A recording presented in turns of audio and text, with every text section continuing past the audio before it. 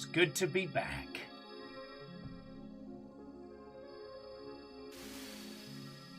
Even if my audio settings are being an arse! Bite Windows with my face.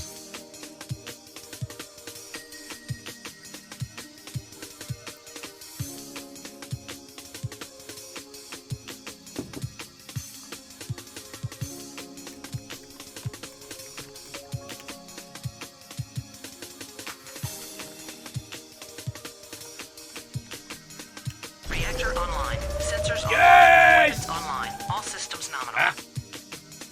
Wolfcrad, how are you feckin' doing? What who indeed? Although the correct ye old English would be what hoopst. Oh god, I got the silly buggers about me. Might have missed you lot. Vanderbeek's head of house order, I say what? Oh, and welcome. Out goes it. Wolfgrad, I am... Oh, shit, actually, I'm on time. I'm on time. Ah. Do let me know how it's sounding for y'alls. I have been, once again, trying to jangle all of the audio settings and having a very bad time. So I'm very sorry about that.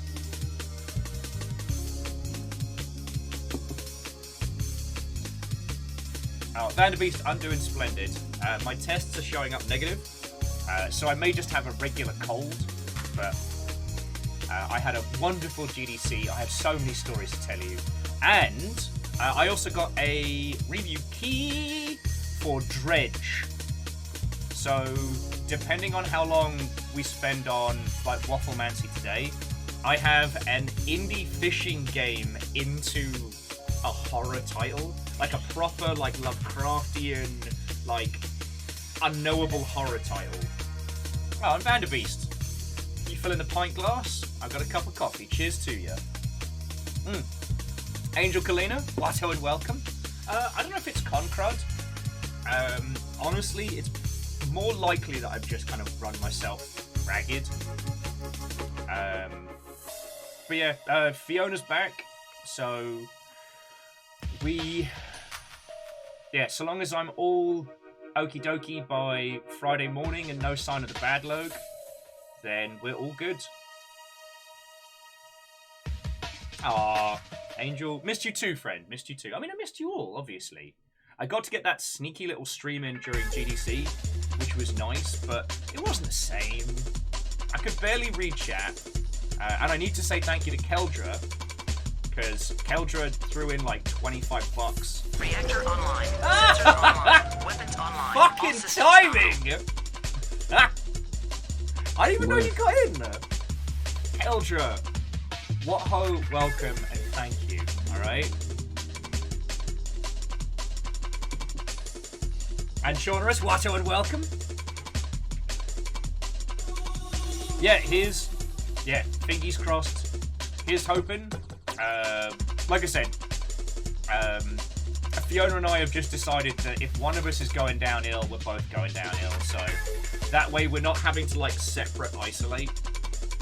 So yeah, we just got to survive the next 3 days and not get the bad load. Wolfgrad, yes, the puppies went absolutely off the chain when we got back.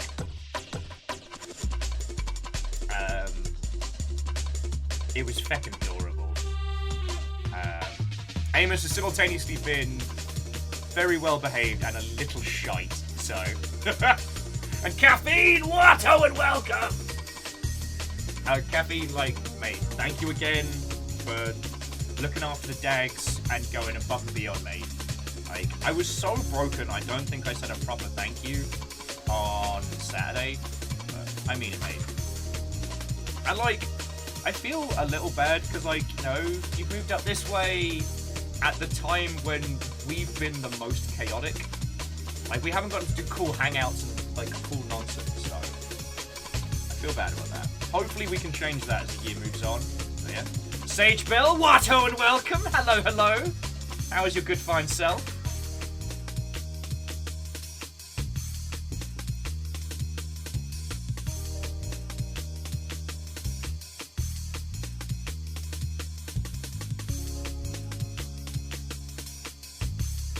Okay, the music is loud. Everyone told me it was fine. And Fearless, welcome, Watto, and welcome.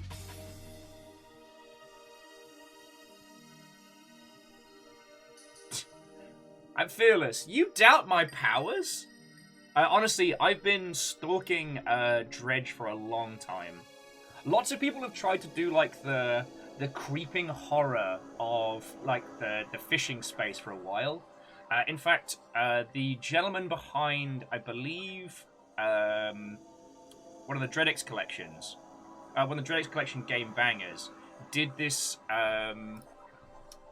like Sega Bass fishing, but it gets more and more like fucked up and Lovecraftian as it goes on. Oh yeah, Angel, I have so many stories. And Sagebell is mad they have deadlines and packing for LAN. Is PDX LAN this weekend? To Unbalanced, I say what? Oh, and welcome! I have a lot of enthusiasm and a lot of GDC stories. So come on in, make yourself at home. I've got tales aplenty, knees weak, arms spaghetti. But honestly, friends, like, I have so many stories to tell you. We may... Hey! Welcome back to insert location here. Glad to see San Fran didn't seduce you to keep you there. It did not. San Francisco in certain places is not doing so well.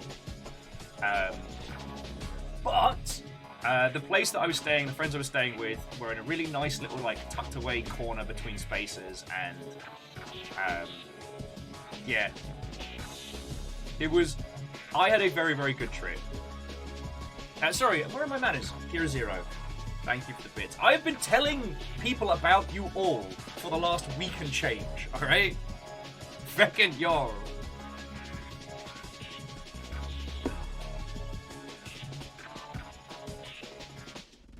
Oh, yeah. San Francisco Airport is arse.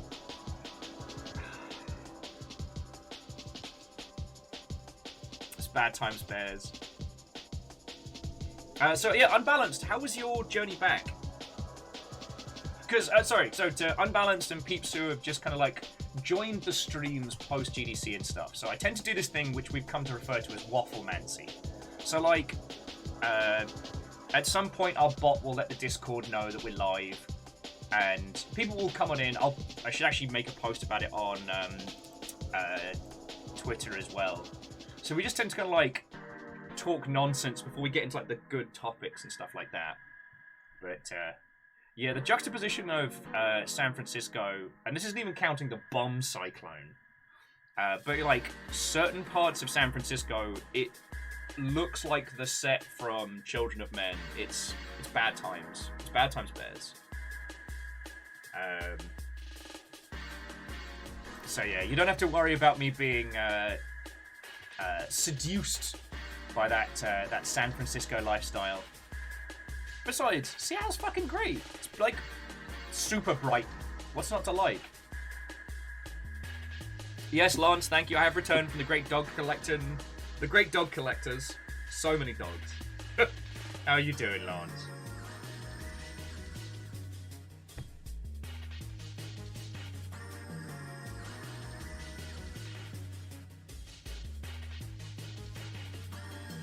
And Fearless, like, that's a very deep topic. We probably won't go into it in large amounts of detail, but no, you shouldn't have walked back to Lone through the Tenderloin. That was a very bad idea. I'm glad you're safe.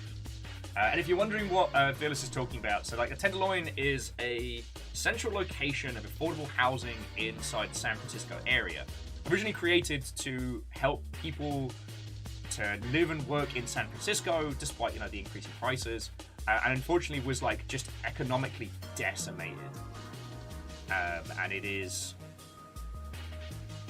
one of those parts of the world where, you know, once we hit the Star Trek future, we will be able to fully help. But as a lone individual, there's nothing you can do, and it's a very dangerous place to walk at night.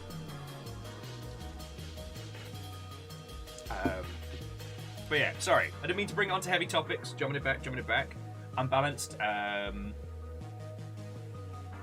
Oh no! Wait, unbalanced. Adam?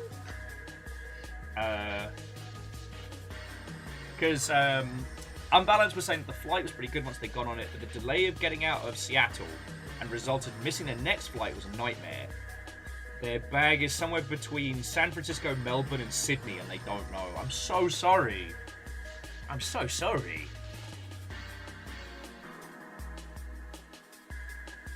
And Catastros, Watto, and welcome! Anyway, we'll keep a hawkeye on Dinobot.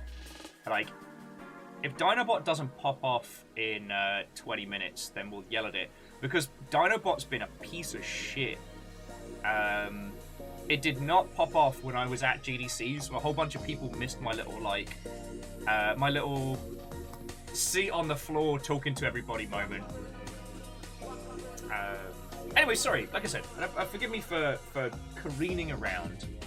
We'll give people a few more minutes before we start getting to stories, but the TLDR is I had a wonderful time.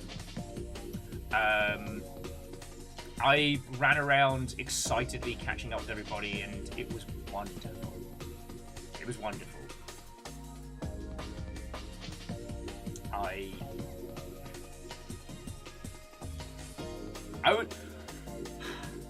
It's a wonderful, inspiring group of people to spend time with, and I'm continuously amazed that, one, people remember me, and two, people are alright with me being around. Like, there are a few industry legends who I've kind of been in proxy to that went, oh shit, Will, it's lovely to see you, that made me go, eeeeee! Audibly. Like, audibly. I have no pretense of being a cool kid at GDC, so like... I got to meet Null, finally, in like a secret post-cyclone hangout. Oh, San Francisco got hit with what's referred to as a bomb cyclone. That was wild. You might have seen the video I put up, but basically, we went into Mel's to get food. We came out, and like, it was raining sideways. Oh, Greybeard, Watto and welcome. Lance, again, it was more like a toddler on sugar. There's less prance. There wasn't an elegance to it. There was just like energy and noise, just going. That was me in the gardens.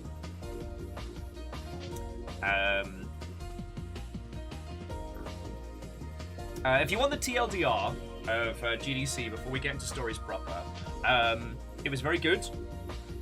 It was exactly like a GDC of old. It was more juniors than anything else. But that was partially because everyone went to PAX East about halfway through the week, so it kind of offset the balance.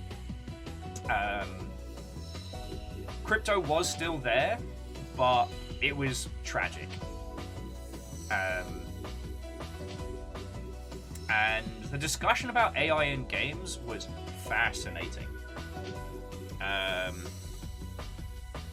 Actually, it turns out that like an old industry friend of mine runs like a YouTube channel about AI in video games, so it was kind of wild, like this person I just know from getting drunk in Horsham, and other people are like, oh shit, do you know this guy? Like, yes!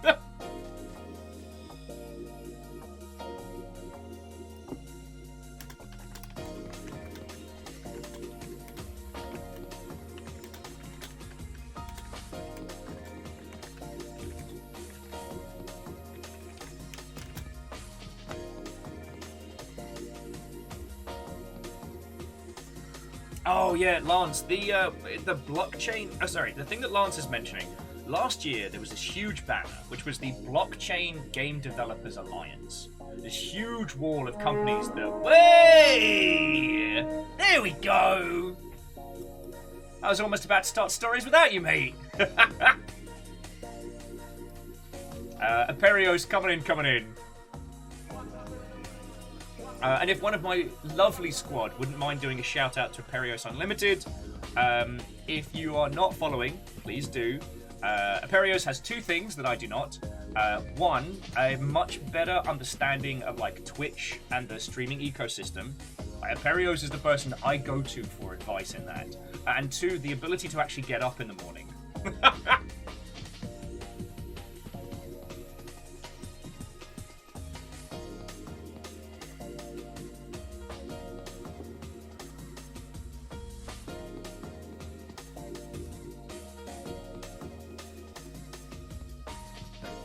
That's Sage, that's fucking wild. That's fucking wild.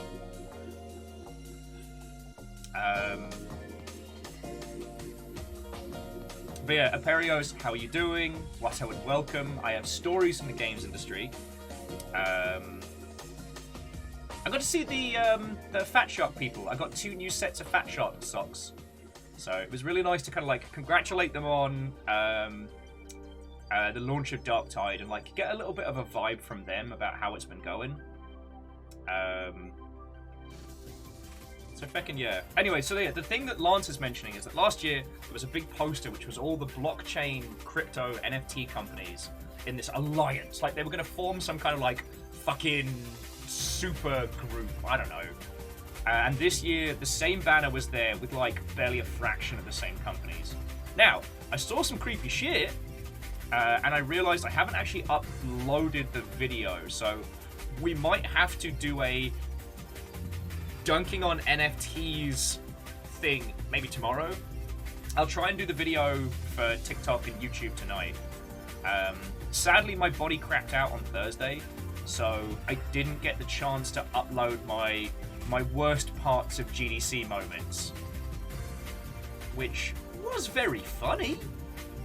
But it was wild because like Thursday night was like the party night, and I just couldn't. Like,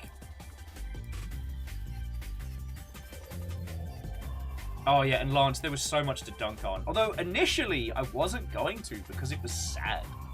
Like, so if you haven't been to GDC, GDC is split up into 3 locations, which are technically 2. So you have North and South Hall of the Moscone, which is technically a big underground area that connects the 2. If you go to North Hall, that gets you down and under into South Hall and vice versa. West Hall is standalone, and that's usually the bit that's open earlier on. So that's where I did my stream from for Day of the Devs. And early on, they had the Web3 Lounge, which was a bunch of companies that were all doing Web3 things.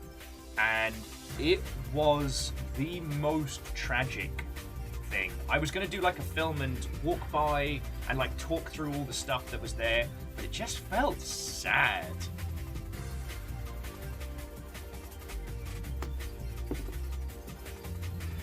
Actually, Phyllis, I haven't had the chance to watch Dan Olsen's new video, so no spoilers. I'm looking forward to that tonight. And I haven't seen Reset the Clock, the Movies with Mikey episode about Nope.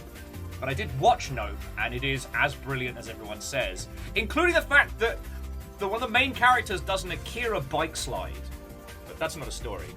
But yeah, so I'll try not to tell too many stories out of sync. But yeah, sadly, on Thursday night, I had to just tap out. Like, my body just went, no. So, a lot of the things that have been posted about in the game news, I was supposed to go to.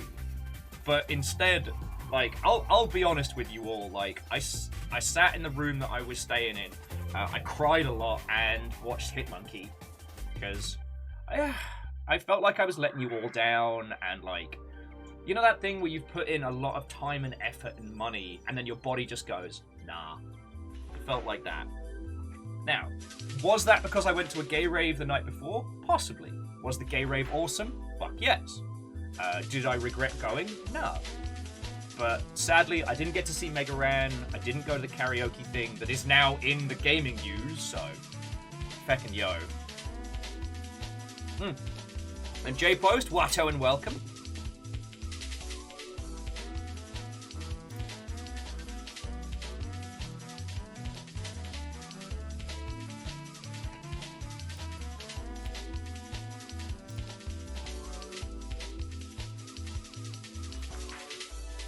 Okay, so I guess we'll give Dinobot like another 10 minutes before we just start telling people to come on over.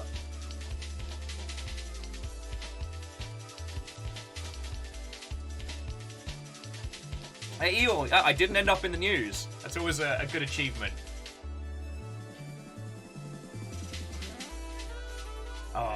Immortal N, missed you too, friend. I'm trying not to just tell you all of the stories all at once. I want to wait for everybody to get in. Damien! Yeah! How are you doing, friend? I take it you made it back okay, yeah?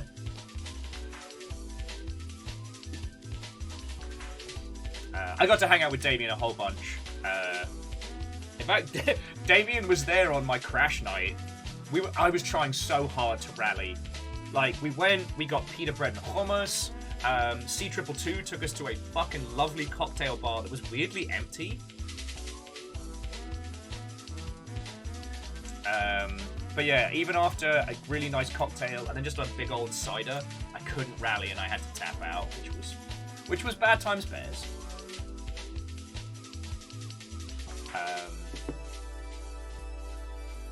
But yeah, we'll get into that. Yeah, Damien, you have survived.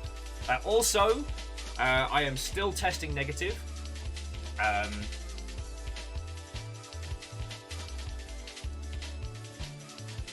Yeah, Fearless, I was sad I missed it, but we'll get into that later. What was I saying? Too many stories all at once! That's the inside of my brain right now. Okay, let's just start with this. I fucking missed you all. GDC is a strange environment because I simultaneously operate as like a lone person and then kind of like bounce between squads, but also have like we had like a Longship and Friends tiny Discord, which will be sunsetted in just a second.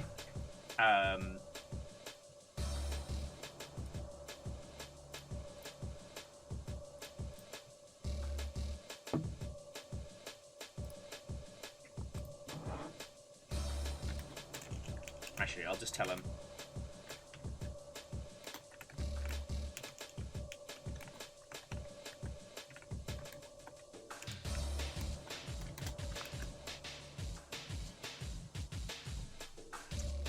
So yeah, sorry. So with GDC, it's a weird one because I simultaneously have a squad of people that I was moving around in, but I was also being like, whee!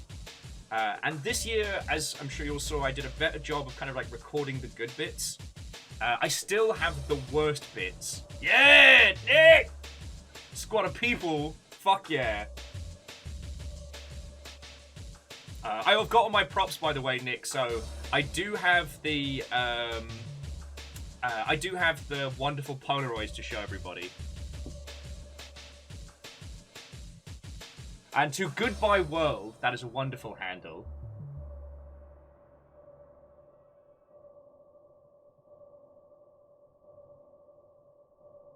No, I didn't get to see that. So, wait. So, Will, are we talking about Will who gave me the 9 of Cups, Will? Apparently, this is a really good tarot card. As I don't know if it's the same Will, but that particular individual didn't have business cards. So they bought a deck of tarot cards, had people draw, and then wrote the details on them. Now, I know Will... Actually, fuck it. I gotta... You know what? There's going to be a lot of VIP stuff handed out. And I don't mean to throw around favoritism. But... So Goodbye World, or Will in chat, was one of the team that worked on Before Your Eyes. The beautiful, incredible experience. So yeah, you get a little props from us. And I was really lucky that myself and Star got to hang out with them like a whole bunch. But yeah, so Will was handing out tarot cards instead of business cards. And I don't know tarot, but apparently the 9 of Cups slaps. Star got the fucking tower. Which I'm told is not good. That while there's no bad cards in tarot, the tower's not good. And that was at the gay rave, which was fucking great.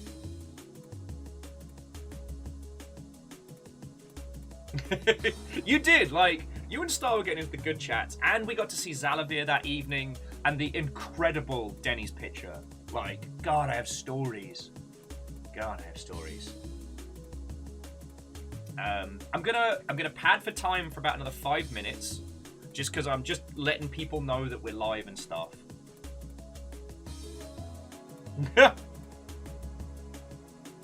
Sage, it was It would have been metal as shit if the gay rave was in a cemetery. But it was not. It was at the DNA Lounge, which is 1 part rave hall, 1 part pizza joint, where there was even free pizza, which was good. It was fucking great. I hate that I keep forgetting the name of the gentleman that organized... Okay, sorry. I keep calling it the gay rave. That's a little bit reductive of me. So it was the GGP party. So it's the Gay Gaming Professionals Party. And the gentleman that organized it knows his EDM stuff. So he picked incredible performers to do some amazing sets. And it was one of those things, like, I walked in and within 2 seconds I have 2 like rainbow glowing sticks. Yes, it's a gay professional rave. Did I tuck them into my hoodie like a samurai with 2 swords on their belt? You better fucking believe I did. But mostly because the coat line queue was an hour and a half long, so I couldn't rave very long without fucking overheating. That's another story. It's a really good night. But yeah, I shouldn't have gone as hard Wednesday as I did, but that's another story. I keep thinking about... Okay, quick show of hands. How many of you all have seen Dirk Gently... The Dirk Gently TV show that's put out? Dirk Gently's Holistic Detective Agency. You know, the premise of a detective who looks at the interconnectivity of all things and then basically solves crimes by following the flow of the universe. Oh no, and hey Will, we're a squad here. Like, it's all of us talking together. Like, this is what I do. Plus, I'm gonna be here for hours, so don't worry about dominating banter.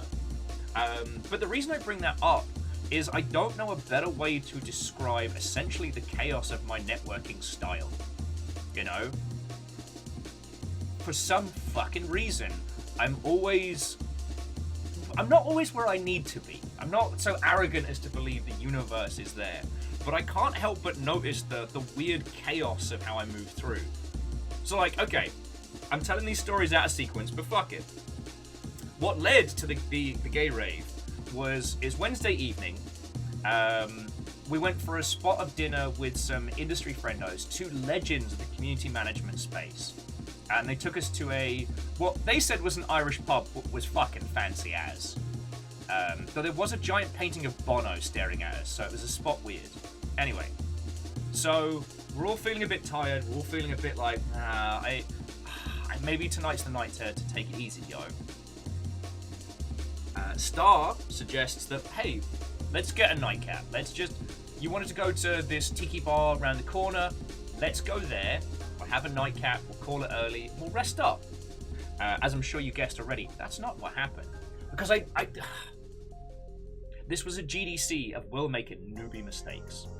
I said, I'll go for 1 drink. You never say that. It's a cursed phrase.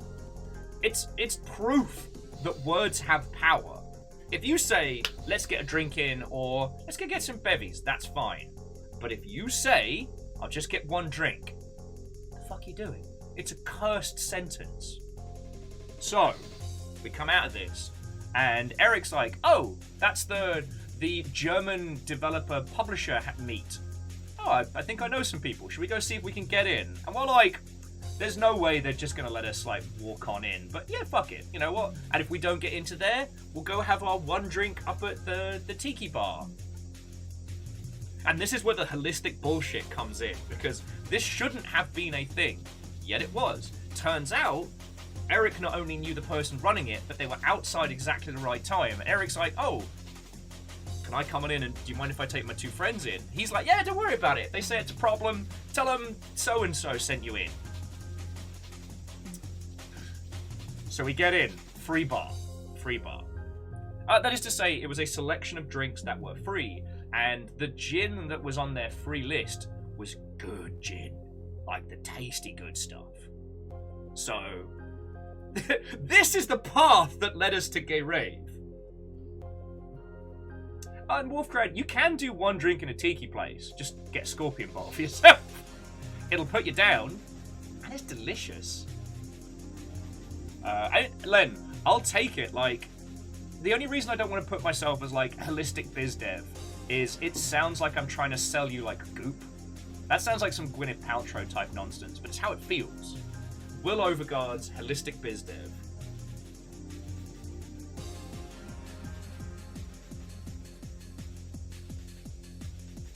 Oh, and Lizzie, how are you doing? It's been 1,000 years. Anyway, so the German party was wonderful. I got to meet the gentleman who runs DevCom, who is also a massive streamer. He streams cooking, and it's fucking great bloke. US gamer and shamanistic indie shill. Oh, I like that. And Immortal End, like, I've met Thor a few times. Thor doesn't see a value in things like GDC and stuff like that. It is definitely where our styles differ. But also, like, Thor doesn't need to do biz dev, so it's a definite disconnect. I mean, Damien, you can absolutely fucking own adversarial existentialism developer. That is a title that you can grasp.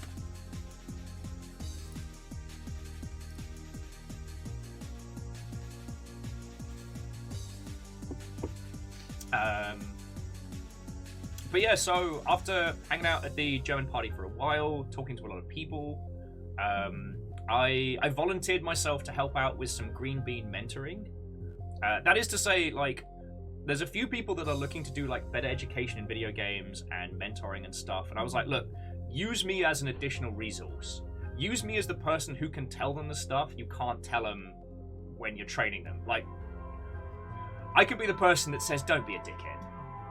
I could be the person that's like, alright, here's the realities of it. And I like that, you know? I've been... And I guess whilst a bunch of you are here, like, to those of you that survived GDC or just know indies that are clueless, send them my way. You know, I like helping people. Thanks to all of you lot, I'm able to pay my bills and stay alive. So fuck it. Like, if we use stream time to help indies succeed, I think we're all okay with that. One, it means I get more stories to tell you lot, and they get basically like free consultancy nonsense. You know, I can use my skills and my knowledge to help them, and I don't have to charge them. And I like that. I like that. But yeah, so from the German publisher party, we we did go to the GGP rave, and it was wonderful. The tunes were great. There was free food. It slapped. I was dual wielding like rainbow glow sticks. Just having the best time. I had a long chat with a gentleman who is trying to change the way in which we do video game award shows. I don't think he was prepared for how enthusiastic I am on that topic. I think he was one of those gentlemen that spent all of GDC talking at people and then being like, oh, cool. Can't wait for you to stop talking about this. And then there's me like, ha-ha! You've activated my trap conversation! Because I genuinely care about how we do video game awards, and, you know, right now we haven't really found a good biting point. BAFTA's the closest, like, away from like the hyper commercialization with actual thought put in. But then again, for BAFTA, you have to put yourself forward, and that limits a lot of like the interesting stuff. But anyway, that's another story.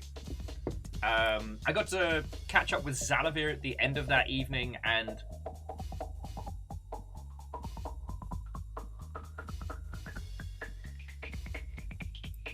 yo! Hey, Will, that's fucking lovely of you. Will, that's absolutely lovely of you. Thank you. Sorry, Will is offering to send us over a few keys for Before Your Eyes. I will make sure they go to peeps that have not had the chance to play it, because that game is so wonderful.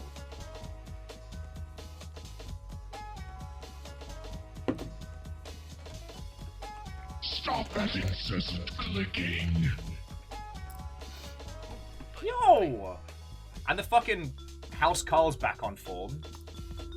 So, Will, you now have the ability to post links as well. We keep it for subs here just to avoid like scrapers and bots and stuff. And apparently the Longship has deemed you worthy. Alright.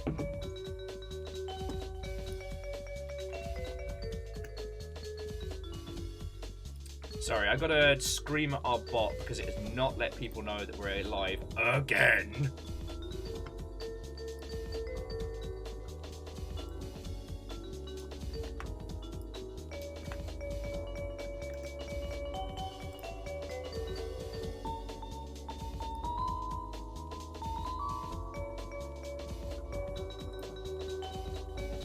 Oh, fuck's sake. Alright. I'm just gonna... apologies, friends, if you get a double ping from Discord. Oh, also, and we do have the Discord link. So if anybody wants to come hang out in Discord, we're past siege mode, so you are all cordially invited.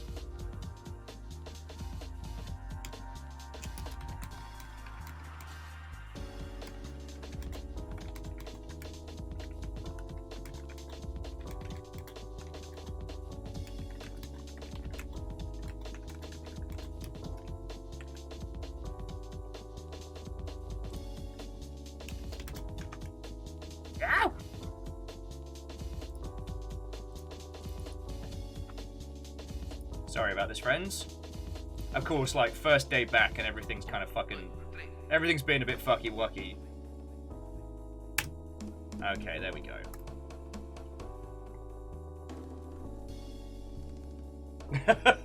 Well, friends, so Will has just dropped a collection of Before Your Eyes keys.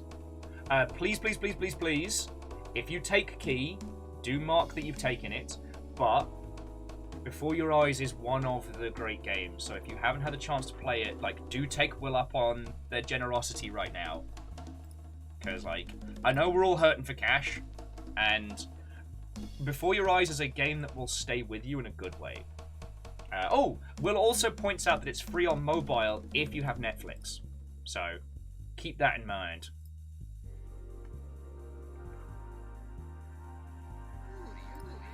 And Square Peg, Watto and welcome. Dalzet, Watto. Sorry about the ping, everybody. Dugadim, Dinobot's just been a piece of shit. It didn't mention my stream when I was at GDC, and it's been half an hour, and it's still not procced.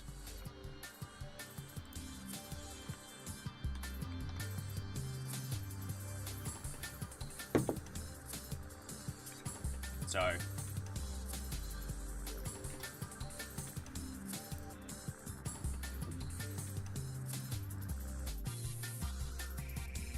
like, Dinobot might have died.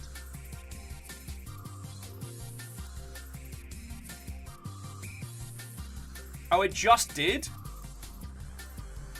No, that was me. I did that manually. Okay, so. Friends, Longshipians, Miscreants, game developers, and GDC survivors, I say, what? Oh, welcome! I am full of energy, I am full of enthusiasm, and I am full of stories to tell you. Welcome all. So, I got a lot of stories. I'll try not to tell them out of... I'll try not to tell them out of sync. But I was already starting to tell some Wednesday stories. Before you ask, yes, Zalavir did get to see my Denny's is just Waffle House of people who don't know how to fight. But, you know what? I'm just going to open with the best Zalavir story. So, myself, Star St. Germain, and Will, who was just sharing the keys there, we got to see Zalavir after the GGP rave, the Gay Gaming Professionals rave, which was fucking great. And I got to see possibly the best bit in terms of Denny's that anyone has done. It would turn out that when Strange Scaffold did their little meet, Strange Scaffold is Zalavir's like indie development company. that they all went to Denny's. Lol, ruffle now, isn't that funny? Part of the bit. Except one of Zalavir's team went to the bathroom and came back with this very confused look on their face, holding a picture frame. And they were like, yo, Zalavir, I saw this in the bathroom and I don't understand. Turns it around and it's the picture from the end of The Shining. But in the front, instead of what's his face, is Zalavir. It's like, and it said something like, you know, Denny's 1976 or something like that. It was inspired. I got to see the actual framed picture. It was brilliantly done. Yeah, instead of Jack Nicholson, it was Zalavir. And I'm just like, that was so good. It was so good.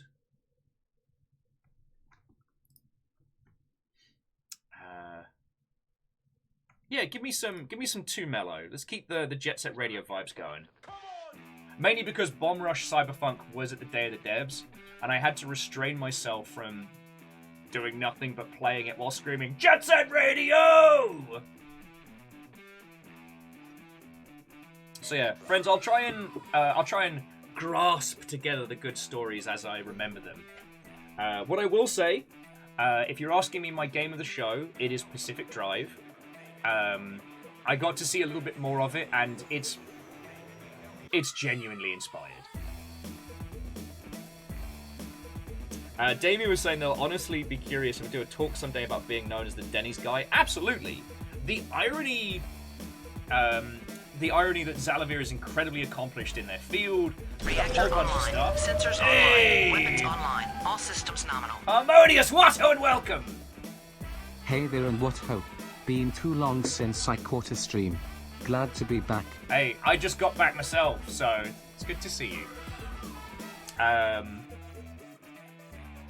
Yes, that Zalavir has this established career and is exceptional in the field, but is becoming known as the Denny's guy, to the point where there was a Denny's joke during the GDC Awards. It's fucking funny as. Okay, so Eriman, I'll do you one NFT story. You all remember the story of the cursed gold from last year, which I'm still obsessed with, and I'm still telling people about. Like, I now understand how cursed gold gets in. It's like a mind worm. Like, you see cursed gold, and if you don't take it, the obsession consumes you. The idea, the gold you could have had that was right in your palm, and you let it slip away. You could have grabbed something great. Even if the gold was cursed, even if it would have stolen all of my money and my pants. I didn't take it, and I must live with that curse. So this year, the same company that put out the cursed gold last year, they had a big stand, but you could tell based on like the quality of merch and stuff that they did not have any fucking budget. So this year, instead of gold coins, they had chocolate coins. So Eric came over and went, got you some cursed gold. You might have seen that I posted that online of the, you best start believing in blockchain, Miss Turner, because you're living in one. But it was a chocolate coin, and I was determined to carry this around. Hell, I left it on the fucking table at Mel's, nearly forgot about it. And as I was waiting, the server came back and showed it to me. It was like, oh, you almost forgot your coin. They'd literally bitten into it to see if it was gold or not. The foil had teeth marks. The numbers! What ho and welcome. Anyway, so we head into West Hall. I think this was during the bomb cyclone. Oh, San Francisco got wiped out during, was it Wednesday? Was it Tuesday? Fucking time has lost all meaning to me. Anyway, so we came from Denny's. It was Tuesday, thank you, Aiden. We nipped on over to the West Hall to like recover from. Damien was hanging out with a friend who was doing game dev tarot readings. Like, they'll tell you your game studio's fortune through tarot, which I thought was fucking brilliant. But I was busting for a slash, so we left like bags and coin, my gold coin with Damien when we nipped to Lou. What I didn't realise is, and this might be a little bit of embellishment, Damien, but the way I imagined it was that you were playing with it like it was a regular coin. Like flicking this chocolate coin up in the air and then grabbing it to the point where it just kind of choco exploded. Like this betrayal which felt like such a wonderful allegory for what happened with the whole Nufta bollocks. Like, you know, they were promising gold, and all along it was just nasty and cheap on the inside.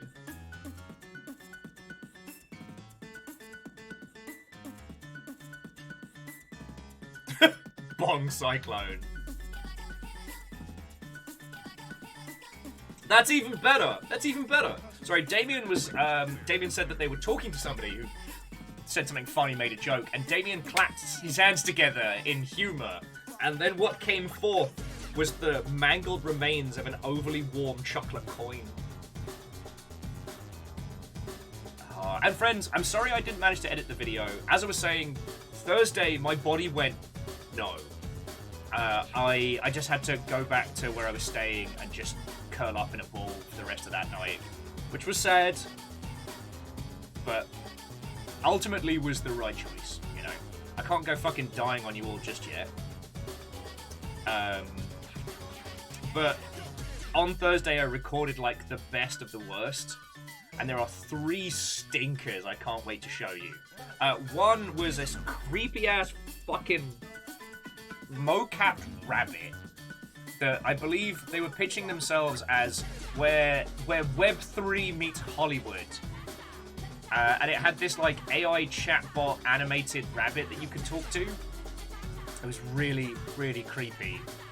Like, it was an overly sexualized rabbit, but as we described to people, on the Jazz Jackrabbit to Jessica Rabbit scale, it was on the Jazz Jackrabbit end of the spectrum, and had the same aesthetic as those awful, like, sexy lady box art from old PC gaming hardware.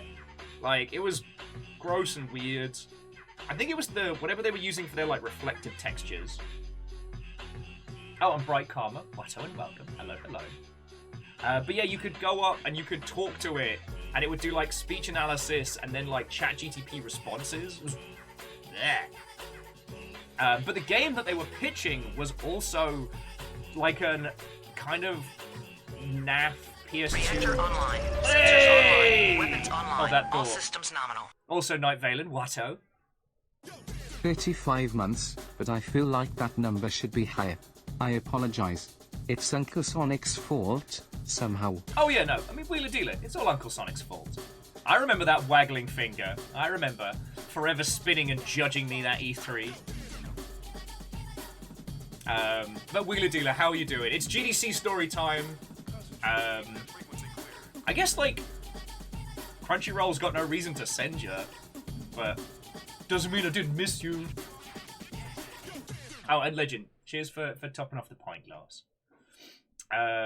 Oh yeah, and Night Valen, I said this to everybody, but just to restate, yes, I did show the shirt to Zalavir, during the whirlwind of everybody seeing each other on Monday, which was lovely. It was so good. Mic check 1 2 1 2. Mic check 1 2 1 2. I got a new flavor coffee. I got an old flavor rap. Equip the A1 tones to make you cool kids relax. We boys sounds. Legend, I think the pint glass is fine. Vanderbeest filled it. Squarepeg says, where can I get that shirt? This is Punk with a Camera. Let me get you the link.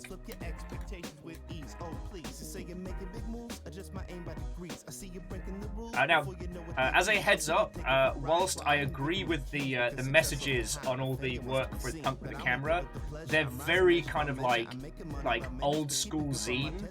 So there's a lot of gore in these shirts. Just letting you know.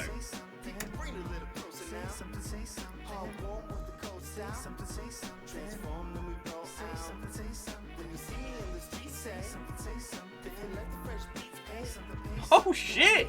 Sorry, I'm just reading Will's comment of the now demolished Denny's by USC in LA was literally entrenched in the ground because there'd been too many drive-by shootings. Oh my fucking life!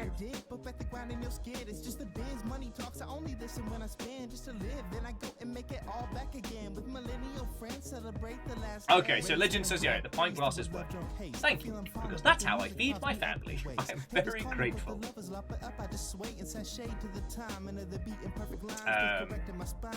Okay, so jumping back. I'm trying to contabulate my my brain power at the same time as retelling you all the stories. But try not to accidentally dox anybody with your cards. To get some gorgeous ones. Well, I'll tell you what. Let me show you some of the cool, fun stuff. I'm not usually a swag type person, but I did get a couple of little things that I'm very proud of. I might have to yell at Fiona to come show you the guinea pig pins that I managed to get for them. As you saw, Will gave me the 9 of cups instead of a business card, which honestly is fucking better. The Peglin team gave me this. Yes, I did take them to my favourite dive bar around GDC, the Tempest. And yes, that was the night before the bomb cyclone hit on Monday. Weapons online. All systems nominal. And Clank, what? Oh, and Will welcome! returns to the land of the living. Yeah. My ability to not die was notable. Came close on Thursday, but... Oh, I don't know. What is it? What happens when the undead expire? There's probably a term for it. And Squarepeg, not to flash, but... I did also get this as well, which is from the Goddard stand. Hell, I got to meet the guy who made Endoparasitic. And honestly, I just kind of talked at him. Like, I'm going to try and invite them onto the show.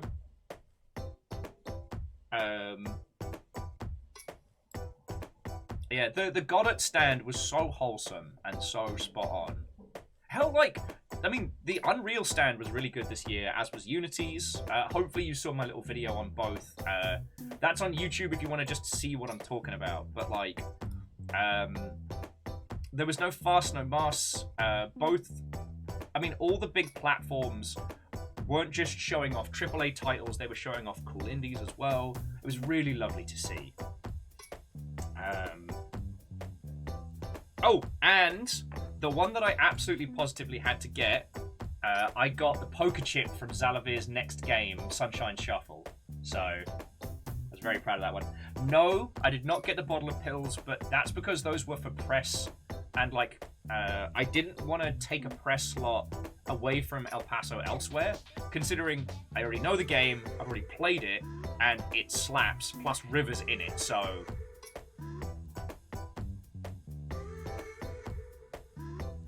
Hey, once again, Will, feel free to stop on by whenever. Like, I'm here 5 days a week telling stories.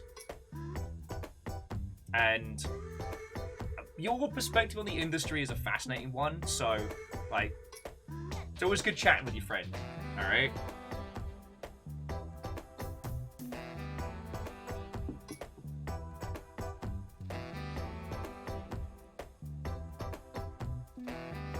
Also, Will, I'll blep at you on Twitter. Do you play Sea of Thieves?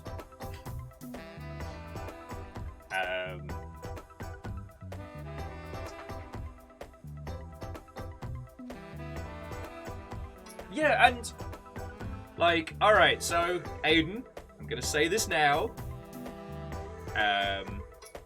You did good. For those who don't know, so Aiden's been part of the Longship off and on for a long time, has released a game, and came for their first GDC, and I threw Aiden in the deep end a whole bunch of times, and they did well. There was a couple of times when you were talking to industry legends going, so what do you do? Which made me go, but you handled it very well. Because Tuesday night was Mead, wasn't it? Yes, Tuesday night was Mead. There's a couple of very, very good industry friendos of mine who I only see at, like, GDC and PAX. Both, like, exceptional programmers and excellent people. And, like, Tuesday night, I saw them at the W. For those who don't know, the W is one of the hotels, like, in the orbiting body of GDC. And after the W closed, they went, hey, do you want to come over to our hotel? We have a shit ton of mead. And I'm like, of course I want to go drink mead. Now, they said mead tasting because they had shitloads of different ones. But yeah, the quest for a bottle opener was wild. But yeah, so we were the only people in their hotel lobby, aside from like staff, in this central big table in the middle, just getting wrecked on mead. It was wonderful. Made new friends, hung out with old friends. It was brilliant.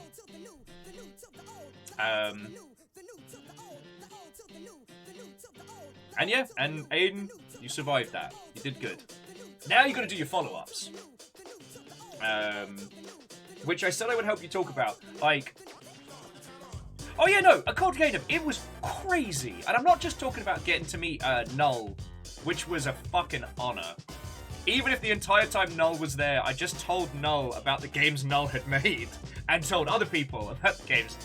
I guess I've been lucky enough to have so many great digital conversations with Null that I didn't really have anything to add, you know? So, yeah, that was real cool. Very quickly though, before we get into more stories. So, Aiden was asking, how do I do GDC follow-ups? Right, so this is my stack of business cards that I have to respond to. There are 3 kinds of responses. There is the easy one, which is just add them on LinkedIn, add them on social media.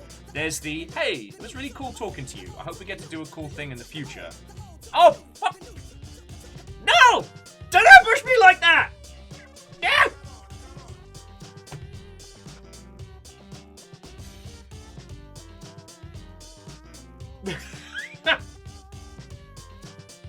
You're like a goddamn ninja! Null just appearing out of the shadows like, you were holding court on accident. Yeah, you're right. I did speak the name. That is the rules. Well, it was lovely to meet you proper. And as we're saying, like, you know, obviously, thank you for the incredible games you've made and the wonderful experiences, but I hope by now you know how I feel about your works. And like, I know you can't tell us anything about what's coming. I didn't mean to draw a crowd, but it is an unfortunate power that I have. Especially in the gardens, even when we've just like survived a bomb cyclone. So, it was really cool getting to meet you.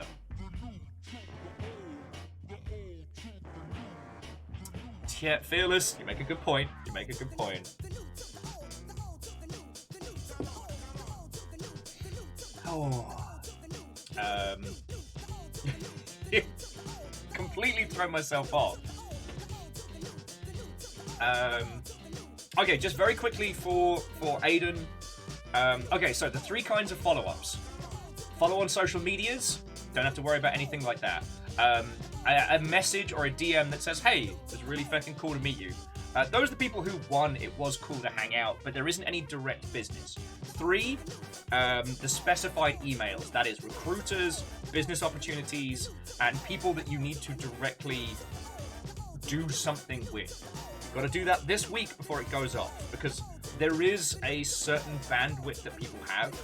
If you wait 3 weeks, people have forgotten you, or they've moved on, or that opportunity might have disappeared.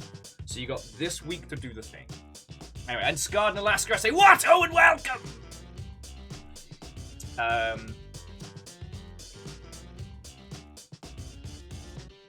Yeah, I mean, Aiden, I'm glad everybody got to meet my vampire friend. I almost ended up staying in his workshop. Though the rest of the vampires couldn't make it down, which is, it happens. They were all doing cool vampire shit.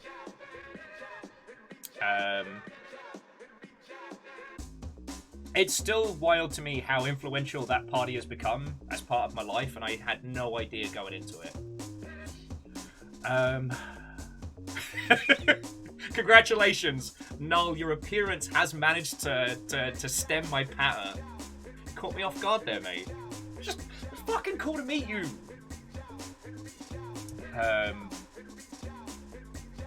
God, I'm just trying to get my funk back. Right.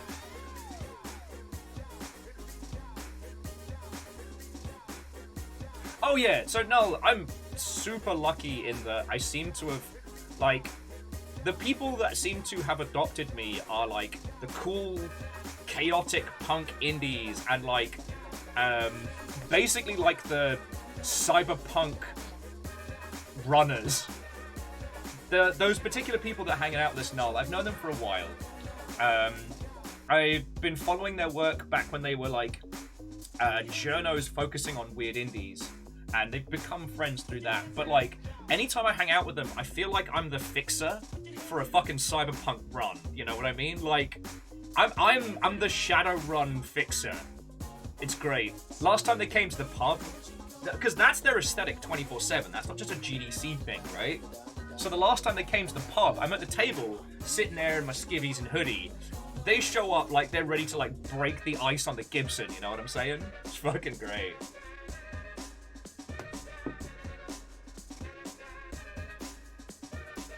Oh yeah, and Aiden, strong. You've got a couple days. And Aiden, don't worry about having a template email for the mid-tier. Just make sure you're writing custom emails for HR, for anyone who might hire you. So yeah.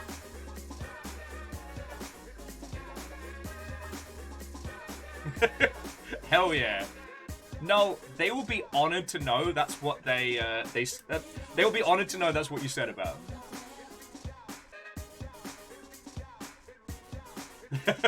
Favor 6, how are you doing? Oh yeah, Damien, like our little blob that moved around GDC really has a Shadowrun vibe. Well, I mean, though, if I was a traditional Shadowrun character, I'd kind of have like a beat-up suit with like one of those pencil ties that's kind of half undone. You know, I'd also be a chain smoker. That's the only way I kind of like my vibe would solidify.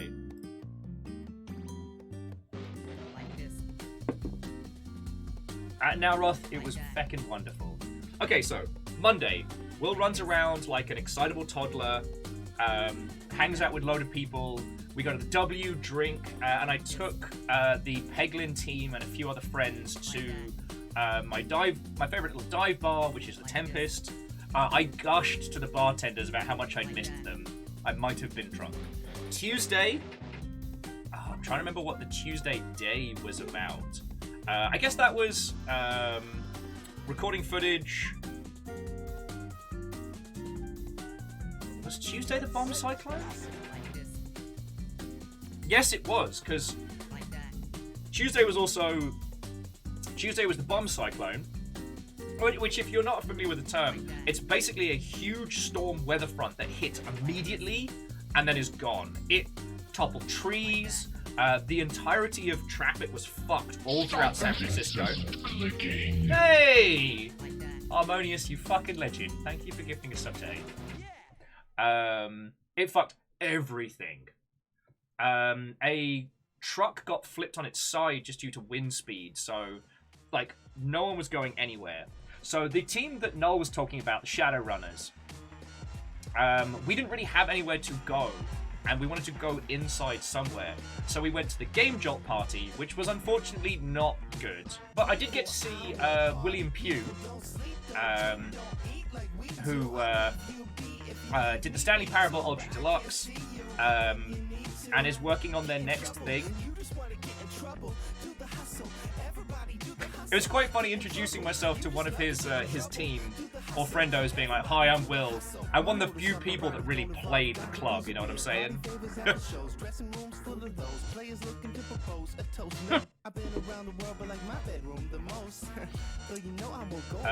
Eraman, I think actually wasn't that Wednesday? When did I do the stream for you all? No, it was Wednesday. Sorry, Eraman was saying, GDC day 1. A poor intern keeps having to tell Tim Schafer that the loud gingers got into them indies again. I'm like weevils.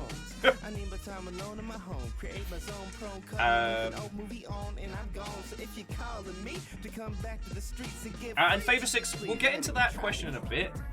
I haven't made my video about the worst of the nerfters, but we'll come back to that one. Where was I? So it was Tuesday. Yeah, Tuesday was the bomb cyclone. We went down to Game Jolt. The tickets were wrong, so we ended up outside Game Jolt in the fucking rain for like an hour. I tried to nice my way into the party early, not because I wanted free shit, but because I wanted to get out of the rain. I ended up doing a fucking stand-up set for a bunch of devs that I'd never met before, and I thought it was pretty funny. This does mean I now have to test my metal against an open mic night, so we'll see how it goes. Yeah, and Fearless, I'm sad I didn't get to meet him. There was a lot of people that I didn't get to hang with, including people that were part of our squad. I briefly got to chat with the people who made Queer Man looking into a rockpool.jpg, who I specifically wanted to have a pint with, but it wasn't to be. But it does mean I'll have an excuse to drink with them again.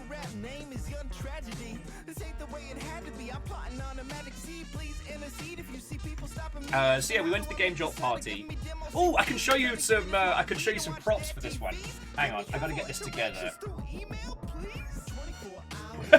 Hey, Fearless, if I ever end up doing testing my metal against open mic, I will let the Seattle crew know.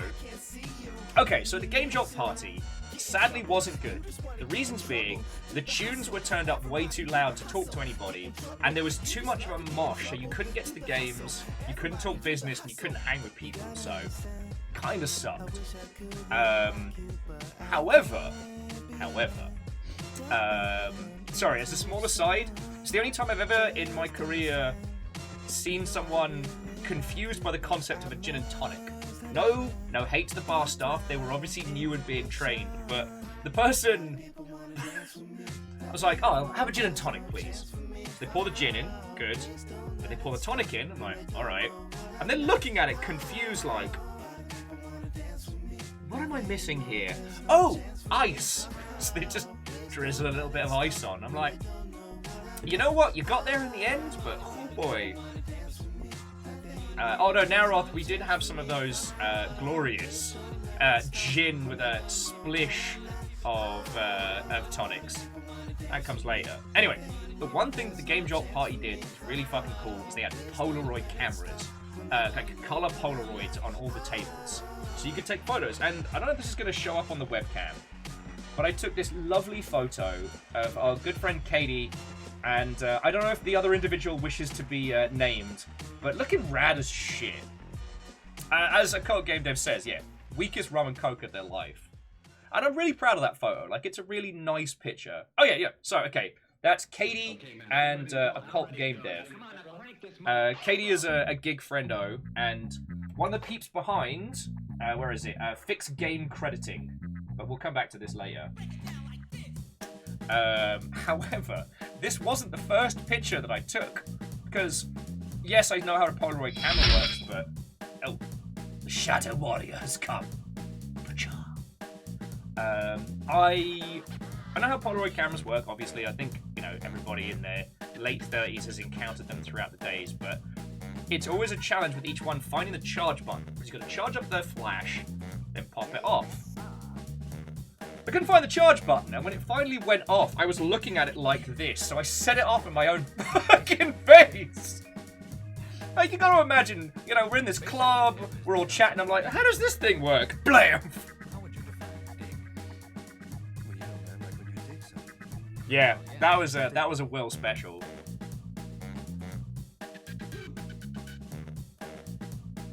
Oh god, okay, so sorry, jumping back to Monday, because I was reminded by the I Survived the Polish Party ribbon, which is earned, by the way, because the Polish Party, which is a combination of Polish and Eastern European developers all coming together like a squad. Oh, did Dino finally do its fucking job? Only an hour 10 late. I apologize for the double ping, everybody. I didn't want you all to miss out on stories.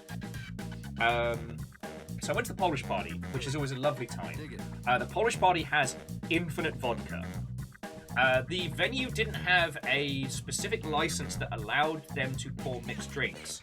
So basically, there was just a bartender overseeing it, but you poured as much vodka as you wanted, and then there was just mixers for you to help yourself to. Infinite vodka. Not even joking. I got fucking beat in, I don't want to call it networking, but in social interactions, I got trounced. So, met a bunch of people at the Polish party, lovely individuals. I'm going to have so many games to share with you, it's going to be wild. But I go outside just to get a little bit of fresh air, and there's two people there, and they're doing that dance when something in your brain procs, I know that person, but gives you no additional information. Like, the facial recognition part procs, but not the, here's the information you need to understand who the fuck that is. So I'm doing this dance, they're doing the dance, and so we just kind of go over and be like, hey, I'm real sorry, like, I recognize you both, but like, my brain's just not connecting it. And the guy is like, yeah, no, we're having the exact same thing. But this particular woman from Argentina, who I think I met before, but we're not sure, dead-eyes me and goes, don't you recognize your own mother? And I was like, all right, I was stunned by that response. I couldn't think of what to say, except for to do my impression of Baby Picard from season 2 of Picard and just go, Memo! It was the only thing I could think of that wasn't heated or innuendo-laden. So that's a noise I made another human being.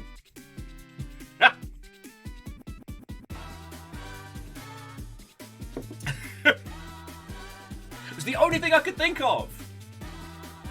Now, I did get a laugh. But it was just, I cannot overstate her deadpan delivery of, don't you recognize your own mother? Fucking yo.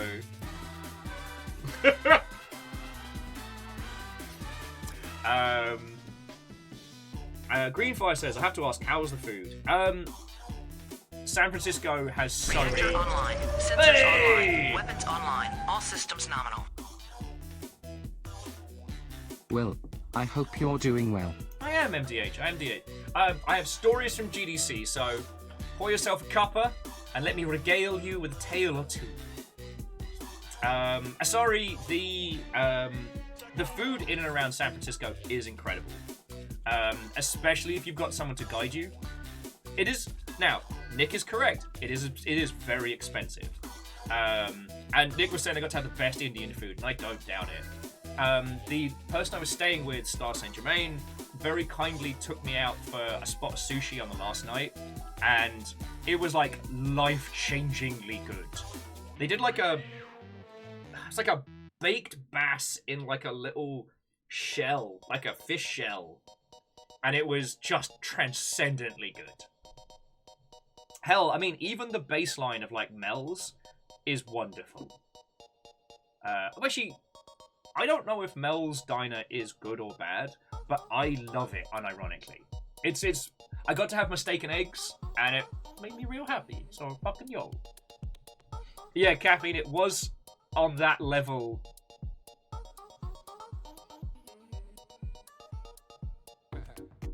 Oh yes, and a bunch of us all did Super Duper Burger, which doesn't stop being brilliant. Super Duper Burger has no right to be as good as it is, being that close to the convention center and that much of kind of like a chain speed in-out kind of thing, but nah, fucking slaps.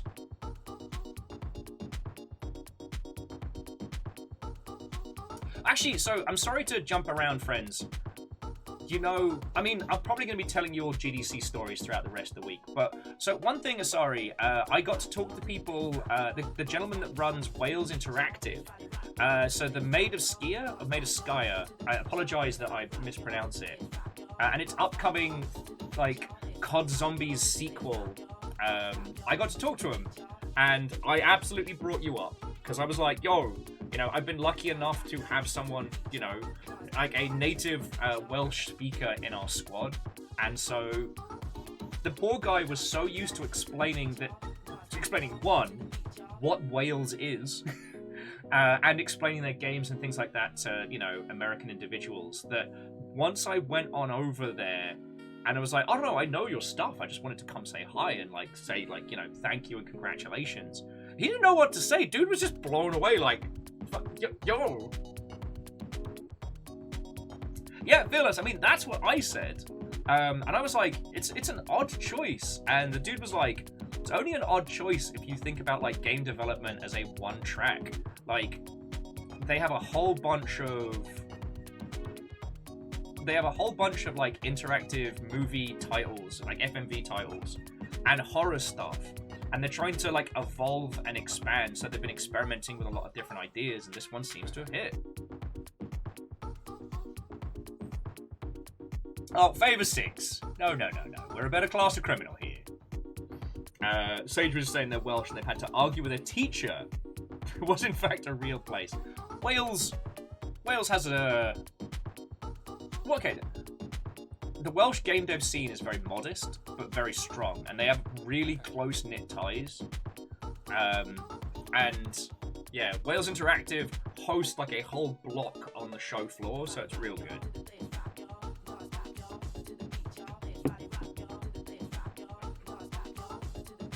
But yeah, sorry, I just wanted to mention that one. So, God, jumping back. Some of the other banging highlights. Oh, there's so much that happened.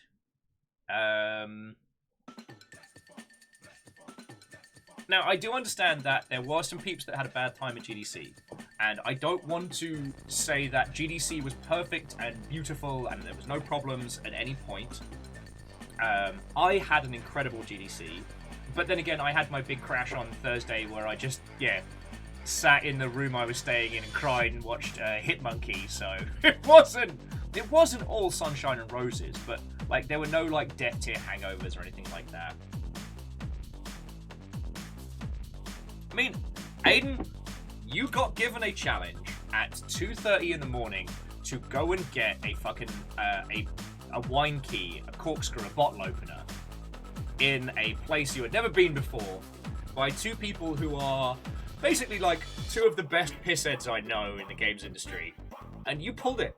In fact, I have a tiny photo of the cork that says, I did the thing, written on the side of it. You did it. You did it.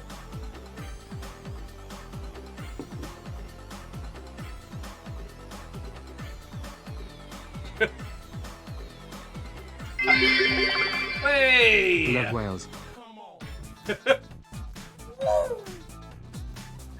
Scott and Alaska, thank you kindly. That's fucking cool of you.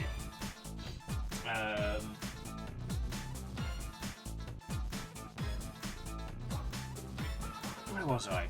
Oh yeah, no, sorry, Sage, I read what you were saying about the map with countries broken down, and it's like the countries that leave New Zealand off the map. Hey! Star Watto and welcome!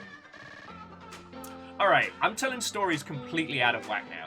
So, I was lucky enough to stay with This Is Star throughout GDC. They were fucking lovely. And sorry, I'm gonna big up. So, friends, not only did I have a gigantic soft comfy bed, but was amazing. On the Sunday evening, I took advantage of their hospitality and I got to have a soak in a gigantic clawfoot bathtub. I was living the fucking life. Because last year when I was at GDC, on the first day, I went too hard. So day 0 last year, I went too hard, I got sunburnt, things got sloppy, messy in the Tempest. It was a whole thing. So this year I was like, you know what? Start slow, start calm. So I went to a nearby dive bar called Molotov's. I made friends with the dogs at the bar. It was great. Some random guy that I met that evening bought pizza, plunked it off on the fucking counter, was like, yeah, have some. I made friends, it was great. And then afterwards, I went back and had a soak in the biggest fucking tub you've ever seen. It was just decadent.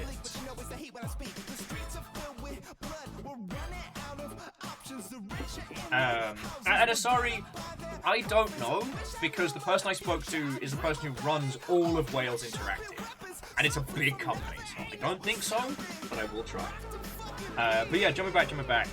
Yeah, that was my Sunday, and it was gorgeous. Star did a talk during GDC, which I believe went very well. But that meant that poor Star was having to do like the pre-prep and organisation and the nonsense that was born of having to do a GDC talk. And so yeah, after Star and Star's partner took me out for the best fucking sushi of all time, we then decided to get a buttload of affordable sake and play Sea of Thieves. Because, like, Friday night into Saturday morning, I was flying at 6 o'clock in the morning. Which meant I had to be kind of like leaving Star's place at about like 4 in the morning. And so Star and Star's partner were like, yo, we tried to get into Sea of Thieves, didn't have a good time. Do you want to like take us through it? And I'm like, fucking yes I do! Do I want to drink sake and help friends play Sea of Thieves? Fuck yes. Also, their setup was fucking amazing. So they have a projector on one big wall and then like a laptop for the second hand.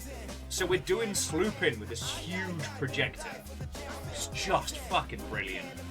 Honestly, yeah, Bright Karma, somehow I survived under these conditions. Somehow I thrived.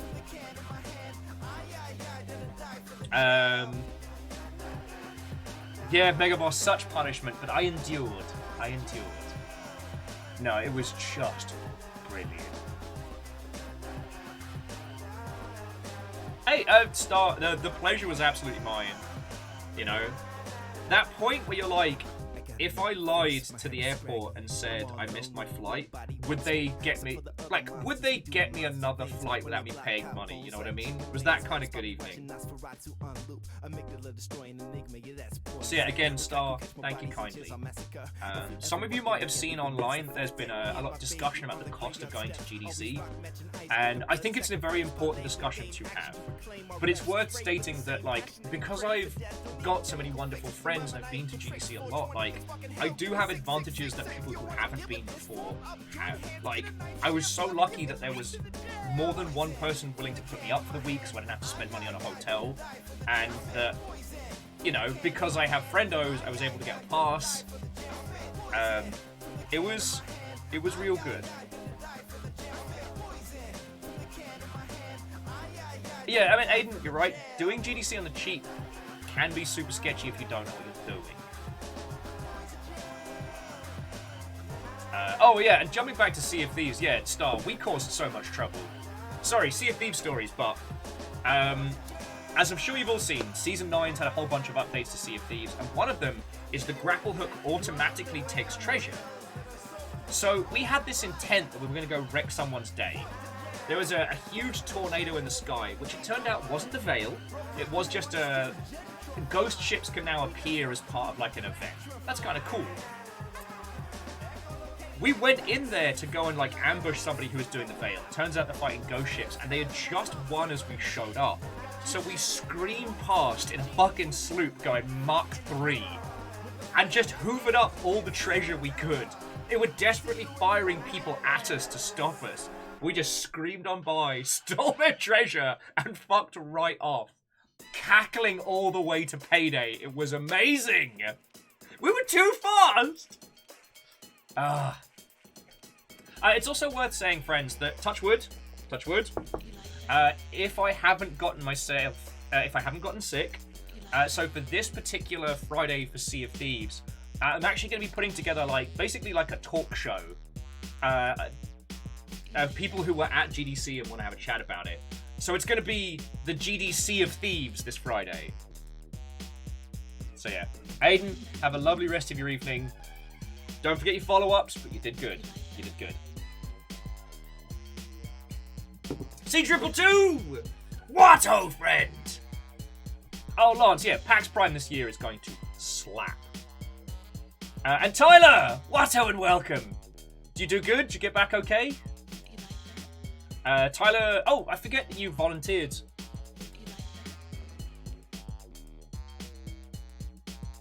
And Tyler makes a good point that there are ways of doing GDC that are more affordable. Like being a CA, I forget what it stands for, but it's basically the GDC equivalent of enforcers. So you get a full ticket, but you also have shifts and times to work. Secretly Robin, one of our squad, has done it before.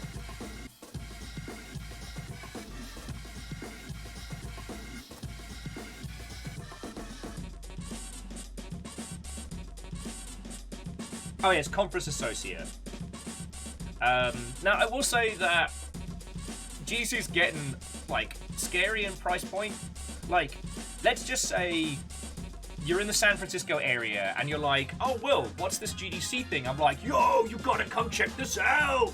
Because that's obviously how I talk, especially with the arms above the head. If you wanted to buy a ticket on the door, it's $300 plus bucks. 300. And that's just for the expo floor. Like, a ticket that lets you go to the tracks could run you $1,000, and like, it was $2.5 grand for like an everything all access pass. Like, shit's wild.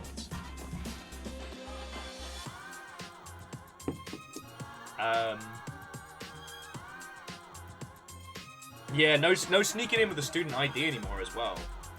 There must have been some student program though, because of the amount of green beans there, which was great. Like, you know, we're always happy here to help the youngins. Now going back in, so Nick was saying that GDC was $3K for them. Worked real hard to keep it slim in price. Yeah, I mean, the big saves that I made was my flights and being able to stay with Star, because I wouldn't have been able to afford it otherwise. Like, I don't want to talk about long shipping money stuff today. I may have to test my metal against some sharks later in the week, but we'll talk about that tomorrow. But yeah, I wouldn't have been able to afford if I'd had to pay for accommodation. And my flights were at fuck you o'clock in the morning, so there and back for me on flights was like 210, 220, which is incredible. But both flights were an agonizing exercise in pain, if I'm even gonna lie.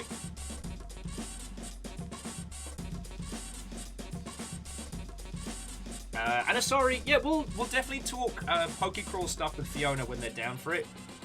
Fiona only got back in like stupid o'clock last night, so they're having a rest. But yes, the Pokecrawl at PAX East did great, yeah,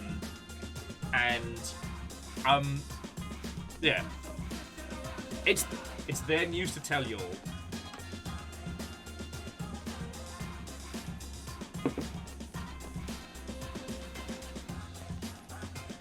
Where was I? Oh yeah, just like cost of attending and stuff. And I do think that conversation's going to be a big one. Do it! And alleged Watto and welcome. Yeah, GDC stories, come on in! Fearless managed to get GDC done for about $1K or so. That's not bad. That's not bad at all. Like, you know, I've been lucky enough in the past I've been able to do GDC. When I first did my GDCs, there was a studio or company paying for me. And I will admit, I used my expense account, I used my budget to help friends and feed indies and keep them drunk.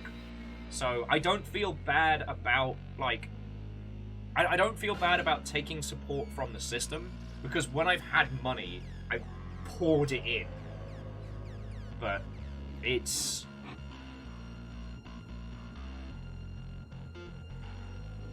yeah.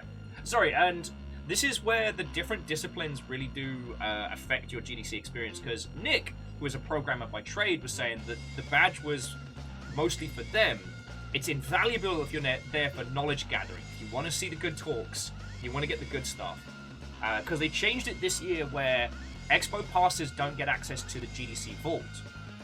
Which, if you're wondering what that is, the GDC Vault is like YouTube for talks. You get them a year before they drop.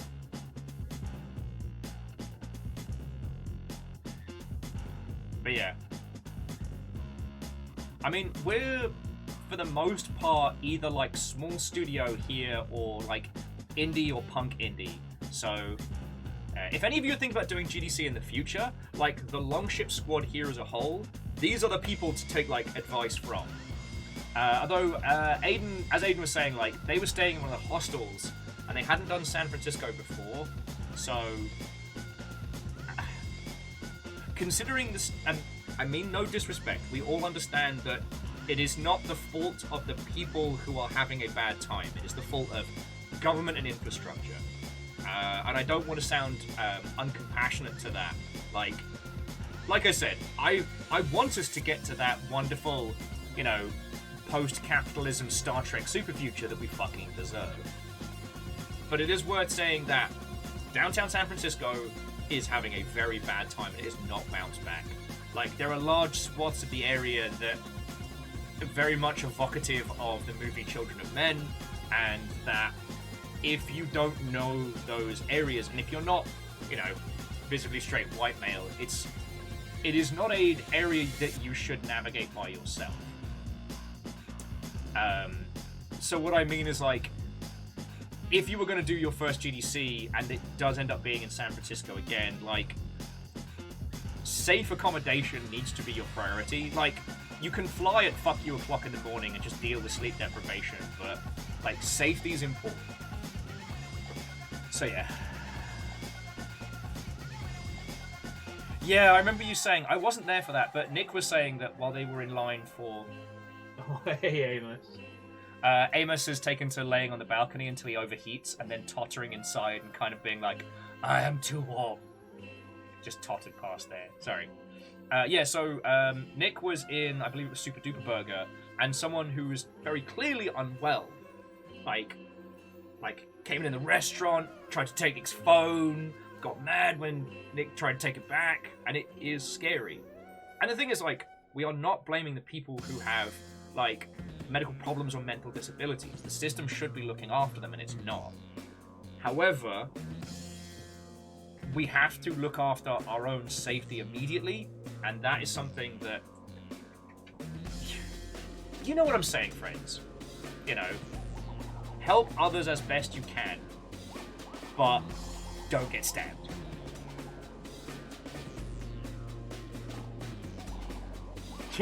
I mean, alleged, as people have said, like, the Longship and Friends crowd kind of... sorry, I don't want to claim people like Damien and, you know, Zoe and Emily and people like that as our lot, because everyone's kind of their own orbiting bodies. But I will say, the clump that we formed did look like a bunch of Shadowrunners. It was real fucking cool. Okay, sorry. I didn't mean to bring onto heavier topics. So, onto happier topics.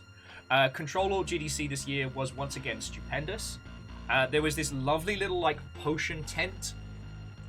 If you're not aware, Control Alt GDC is an exhibition that you sign up for where you submit non-standard controller games. And what was interesting this year is a lot of the repeat people weren't there. So the Sand people weren't there. And I don't mean, like, from from Star Wars. There used to be a regular feature of Control Alt GDC, which was, it's a sand pit, and as you dig it out, it changes the color and where you are, and then that is like topography mapping in real time. It's fascinating. And Hookshot! What ho and welcome! The giant hat was fucking brilliant. Actually, I can just bring up my video and pause it. Friends, would you mind if I bring up some of my little videos as kind of like talking points? Because I did videos throughout GDC, and I'm real proud of that, but I didn't take as many photos as I usually did. I took a lot of selfies.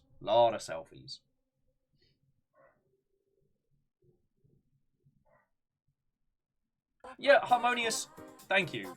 Trying to strike a balance between, like, being a being of pure empathy and not putting yourself in harm's way is a fucking challenge. Okay, yeah. Oh, and also, friends, if you haven't encountered it, the soundtrack that we're listening to is Two Mellows, Memories of Tokyo Toe. It is inspired... Hello, Amos. Are you overheated? Look at his little face. Look at his little face. Amos, you're alright, boy. God, how did I get a fucking camera-shy dog? Yeah. Right. Shush you. Well, shush me. Oh, here we go. GDC, best of the show floor. Also, check me out, not remembering to give my videos any proper naming convention. Yeah, one roasted hot dog. Sorry, you probably all made the hot dog joke at the same time. Hello.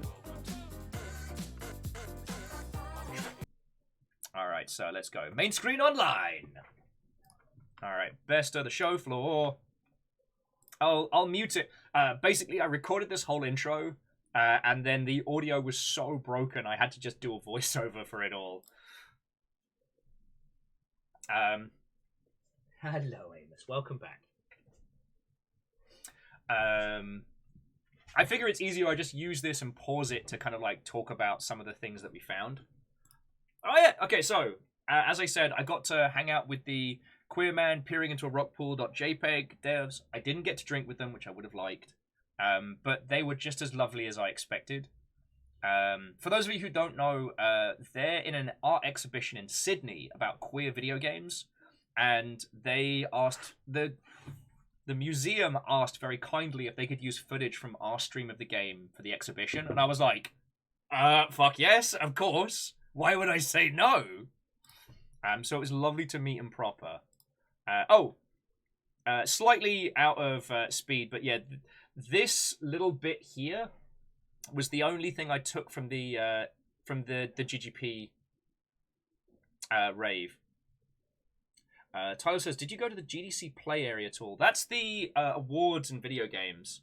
Not to brag. I'm not trying to like flex anybody, but for this year, for the GDC play area, like there wasn't anything in there that I hadn't encountered or didn't know. It's a great way to show businessy people the breadth and depth of video games. Oh, so it's the area for the smaller booths, lots of schools and such. Yeah, I had a look through there. Nothing really jumped out, but nothing was really... none of the stuff from there made it to my lowest or highest. Oh, shit! Well, Tyler, what's the game? We'll absolutely help. Yo! And, Tyler, sorry to make it all about me. If I can ever help any of those green beans, please, please, please send them here. So it's refresh. I wonder if they have that on Steam. Bring it up here. Yeah, so Tyler, you're absolutely allowed to. When it comes to the rule of the land in the longship is that if you or people you know have worked on a game, plug the shit out of it. We're fine. We are the place to do that. When it comes to other stuff, check. Because we're not a great place to help promote a lot of things. But when it comes to video games, and yeah, friends, like, okay, check this out. This is refresh. This is cute as shit. Fuck, this is... Hang on. Why am I not just showing you all? Sorry, here's me being a sketch lord. Back in... Hang on. Bring it back. Look at this. Look how fucking cute this is. And Unholy Gleeds, good to be back. Yeah, wishlist El Paso elsewhere now. This is fucking adorable. Hookshot, get in the bin. Fuck yeah, this is cute. Got this real kind of like Super Mario Sunshine vibe that I'm digging. Like Solar Punk Mario Sunshine.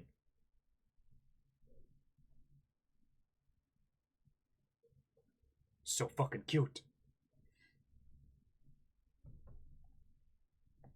No, I mean, Tyler, thank you for telling me about this, because I would have bloody missed it.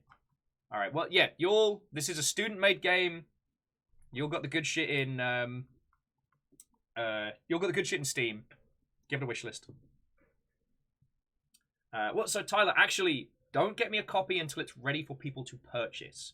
The best time to do streaming promotion for a title is when people can either immediately pick it up or can wishlist it to pick it up later. So closer to release, come knock on my door. I will help them. I will definitely help them out.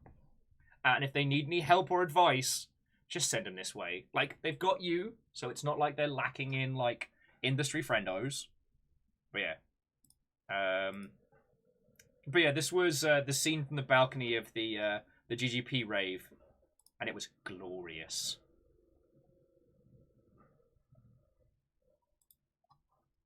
I chatted with the people behind the hard drive. Hopefully I'll do something cool with them in the future, who knows. But the GDC attendee unable to sprint to panel after being over encumbered with business cards kind of hurt me a little bit. There was also what was it? Roguelike developer also starts each day completely. Oh yeah, so this was the Cauldron game, and they made all of this. So everyone had like this little custom controller with how you mixed potions and stuff for Control Alt GDC, and it was beautiful. That's a big hat. It's a big hat. So it's two people working together, kind of like Octodad, but big hat. I don't know what else to tell you. And again, sorry if I didn't make it clear earlier, but that's the whole point of Control Alt GDC is making non-standard controllers for weird custom games, and they are so good. Like, every year, this is the shit that inspires. This was a game which was like a rhythm game, but you're chopping wood. So you use a little plastic axe, and it's like, chop the wood, don't chop the raccoons in half. Now, this one, it was like a flat LCD screen with these two custom little controllers that you spun round. Of this, like, foosball pong type thing that was just fucking inspired. Like, this is the kind of shit that, like, my dumbass brain cannot work out how it comes together. And again, I was a bit sad that the Bric-a-Brac game, I couldn't get it live, because they were repairing it when I was there. But, like, that whole turtle shell there was a controller. Yay! And there's Quidman pairing into Rockpool again. Feckin' love it. And these were all the award games, which I was very proud to say I knew them all. You remember, friends, a while back we did presenter slides. The, like, Pony Island via PowerPoint game. I got to meet the two kids, and they were fucking surprised that anyone had heard of them or had played their game. So you know what? I passed on the good vibes, and I feel pretty proud of that. I feel really proud of that. Oh, so yeah, again, this is just my best bits of the show floor. So, Limited Run are a wonderful company. I've chatted with them for many years, and I've never had a reason to work with them. But, like, the quality of merch they do is absolutely incredible. One day, friends, one day I will work on a project that has the most gorgeous collector's edition you have ever seen, and it will probably be with Limited Run. But Longship Studios isn't currently in development, so far as I know. And and one day,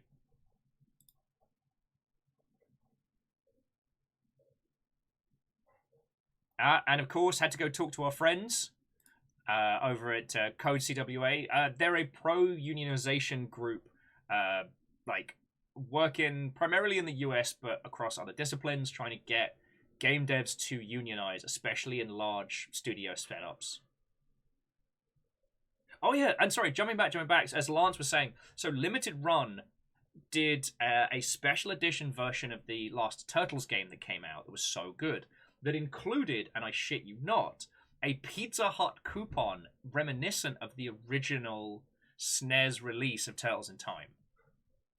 Ah, darn it. Sorry, friends. Amos was just chilling and lying next to me, and I was just about to move the camera so you could see. Of course, he sensed it. Okay. The Unity booth was massive and gorgeous and lovely. Oh, shit, I'm repeating what I said in the setup, but I mean, both Unity and Unreal were doing a great job in both, like, flexing and showing off teeny tiny indie games that would otherwise have just been forgotten. And I cannot understate how fucking massive the Unreal booth is. So, like, this is us at the furthest end. So this was the showcase, there's Pacific Drive, and you see right down the back where the big Unreal sign is, and the big video. We're going to cut to that in a second, but that was this huge stage they had for Micro Talks. And I hate that I keep forgetting that lovely individual's name who's on stage there. They're fucking great. Like, they're an Unreal evangelist, and they host these, like, Micro Talks about super specific technical stuff. It was incredible. But yeah, they have a 2-story booth for meetings, technical expositions, and all sorts. This was the side... Hang on, let me wind that back a couple seconds. Yeah, so here you can see there's the second floor of the Unreal booth. Down here was just showing off the Fortnite creator mode, which, like, like it or hate it or love it, the Unreal in Fortnite combo is going to be a big game changer, and maybe the start of a large number of young green bean developers in like 5 or 10 years. So, as much as the homogenization of the Fortnite multiverse makes me creatively go, no, the idea that they're using this to bring in a lot of people is fascinating. And yes, as Nick's saying, Unreal is currently bankrolling a lot of dream games. So yeah. And yeah, Hookshot, like, anything to get them out of Roblox, like, abso-fucking-lutely. Because the thing is, like, the pipeline from Unreal Fortnite to Unreal to releasing your own game is a pretty clear one. The pipeline in Roblox is a loop that leads you back into fucking Roblox, wasting your life, earning nothing but misery. Hey! I will continue to call him Goddo, and I did to one of their peoples. It was real funny because the guy came over to talk to me and was like, oh, hey, have you heard of this engine? And I'm like, I know this engine. And he kept trying to pitch to me, and I'm like, yo, you don't understand. My peeps get this. And he was like, oh, yeah, but have you heard about the changes in the new one? I'm like, whoa, let me stop you there, mate. I think you severely underestimate the power of my squad, all right? Yeah. Now, obviously, it was, by this point, it was like Wednesday, so they were a bit, obviously, you know, was it Wednesday or Thursday? I forget. Time travel's weird. It could have been Thursday, but it was a lot. But, and there we go. You can't quite see it because it's blurry as fuck, but the gentleman in grey in front of that is the gentleman that made Endoparasitic, which is one of the wildest games for ages.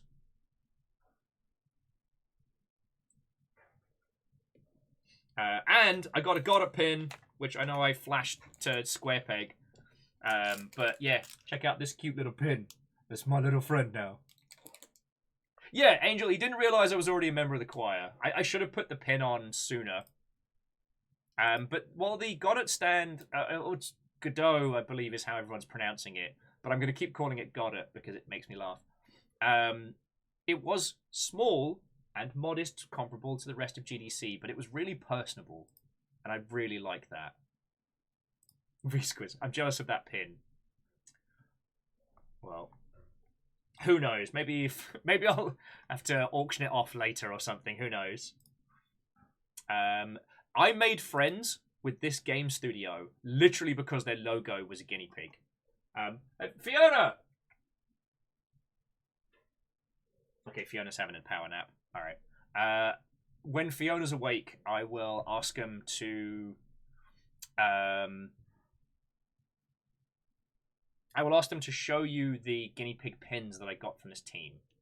But yeah, it was so funny because their HR person looked tired and a little bit hungover and absolutely fucking done with everybody's bullshit at GDC. I was like, look, I'm really sorry. I've just got one question.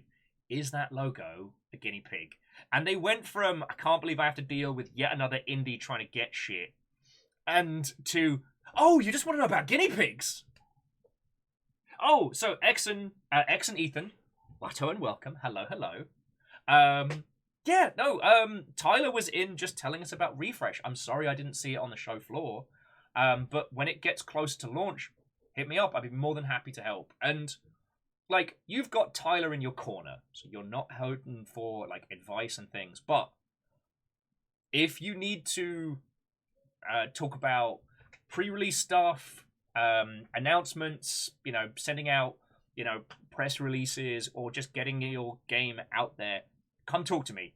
I'm here 5 days a week, and thanks to the long ship keeping me alive, like, yo, I can just, you got questions? I can answer them. So long as it's not anything that needs to be under NDA, just come ask me when I'm streaming. It's what I'm here for, yo.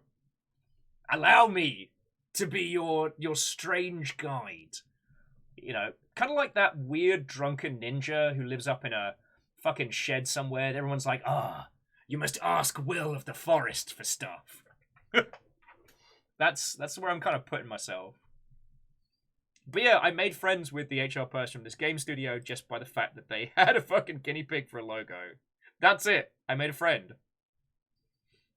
Oh, yes. And the reason why I took a video footage of this next thing is so I don't know how many of you have heard of Perforce. It's a build management and like I forget the other clever terms for what Perforce is, but it is a piece of kit for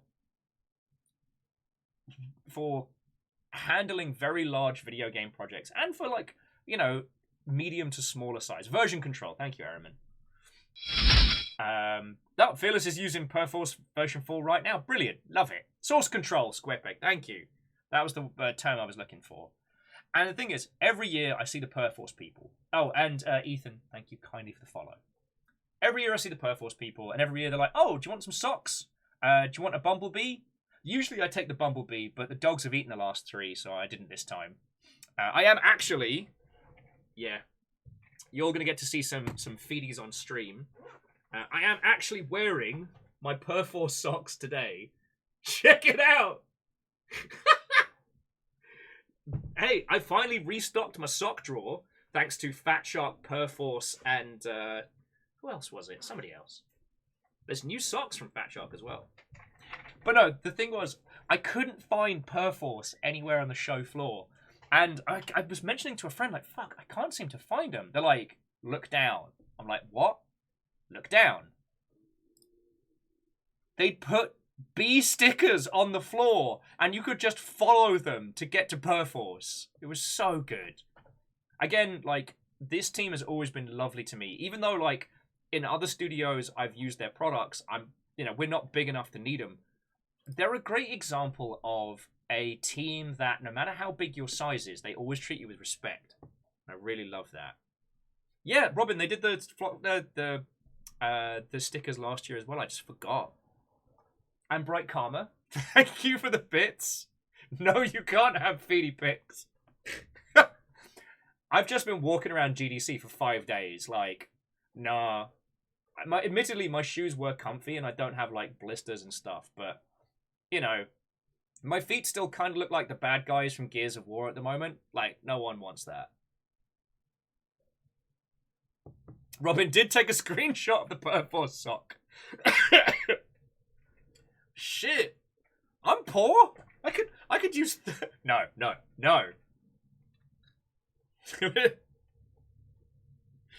We're not starting an only feet, alright? No one wants this. Now, this was just a little cool thing of some live mapping animation stuff. So it's a bunch of skateboarders that all have, mocap suits on, just doing tricks in a half pipe, showing this particular company's like one-to-one. There was a little bit of lag. There was a couple of times where it couldn't handle what was going on. But it was just, there's a small little half pipe just at GDC. It was real cool. It was not EA Skate, sadly. Would have been cool if it was. Sadly, it was not. Yeah. At Lance, it is the game dev lament. All my clothes are swag. And it was a large number of people that hadn't heard the, like, whatever you do, don't wear other people's merch at GDC advice, which is very important.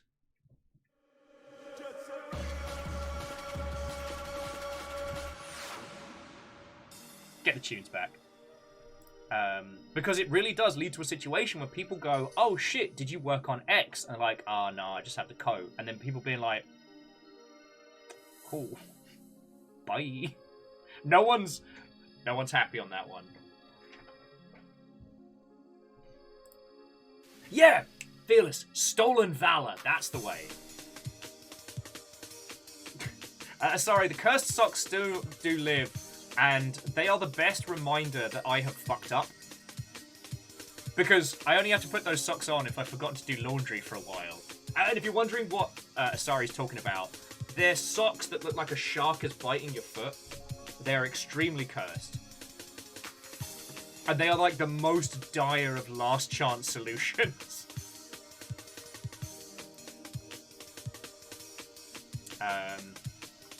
God. The Yenaboina Gardens were lovely this year. If you saw some of my early videos, you would have seen, like, fucking cherry blossoms blowing past while there's a waterfall in the background. It was great.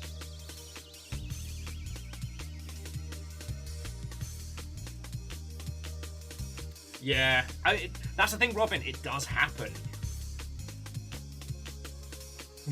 Yeah, and Tyler, I made it through this year. I didn't get set on fire. I'm very proud of this. I got a little bit of the crispy, just there and there, but only a smidgen.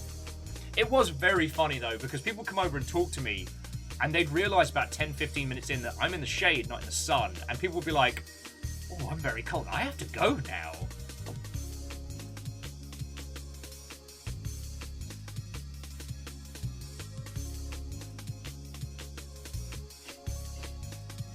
So, Robin, to my knowledge, Zalavier went to Denny's either twice or 3 times. And I know I told everybody this story again, but just in case Robin missed it. The team at Strange Graffold, they went for their team dinner over at Denny's, right? And one of the team went to the bathroom, came back with a photo. It's the photo from the end of The Shining, but instead of Jack Nicholson, it was Zalavier at the front. It was just brilliant. Just brilliant. And I got to see it, and it was, like, in person. It was so well done. Yeah. Yeah, Dustin, I'm very proud of photobombing big giant circles. I mean, Jimmy's fucking great. And again, it's just one of those people that, no matter where I've been in the industry, has always been incredible and lovely to me. So, like, you know, in this house, we stand big giant circles. Okay, so what else was going on? I'm sorry I'm blanking on their name, but one individual used their GDC Awards acceptance speech to talk about how, like, fiscally unaccessible GDC is, which was fucking powerful. And yes, there was a Denny's joke in that award ceremony as well. Yeah, I think I showed you all, like, the best from Day of the Devs. Though, again, Pacific Drive is my game of the show. It is a craft and survival game where you take a piece of shit beat up station wagon and turn it into like a hard sci-fi storm chaser survivor because something is happening. And the hookshot, yeah, no, I absolutely agree. The GDC mood was so good. And again, we're not ignoring the bad stuff that happened, but I also... There were so many different GDCs happening all at once, if you know what I'm saying. And for a larger portion of people that were Longship or Longship adjacent, it was a very good time. Secret Robin Terranil did come out today, but I'm going to have to wait until payday to get it, because... yeah. Oh, no, we're not talking about money today. We're not talking about money today. We're talking about GDC, and once I'm done with GDC stories, we're going to be playing Dredge. And Dredge is a slow burn Lovecraftian horror fishing game. I've been waiting for this for fucking ages. So...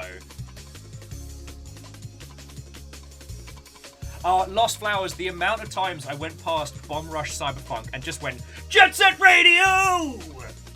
I'm amazed no one punched me in the gob. I deserved it. If someone had punched me after doing that for the 5th time, I deserved to get punched.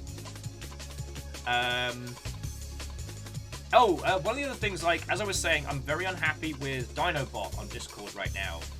Because during the GDC Awards, which I believe is Wednesday, right? Like, that was when it was. So, the GDC Awards, there's 2 kinds of tickets. You can get, like, a seated table. That's where all the fancy, like, suited and booted people go. Or just general admission can sit in the audience. It's cool. I don't tend to do it because either it's not my vibe, you know, I enjoy my punk grungy stylings, or I want to be doing other stuff. But during the GDC Awards, like, everywhere is lovely and empty. So I realized that I could get a clean phone signal from Day of the Devs. So I sat there and did like a little stream. And whilst I was streaming, I managed to spot one of the devs from Pacific Drive, made him come over and sit down with us and have a chat. It was feckin' good. Like, I can't state how excited I am for that. Alright, what else? Shut Up and Sit Down Lounge was back, for those of you that board game. Sadly, neither Matt Lees nor Quinn's were there. I've been a fan of Matt Lees since when he was back as a game journo, so it's always lovely to catch up with him, usually on the last day of GDC.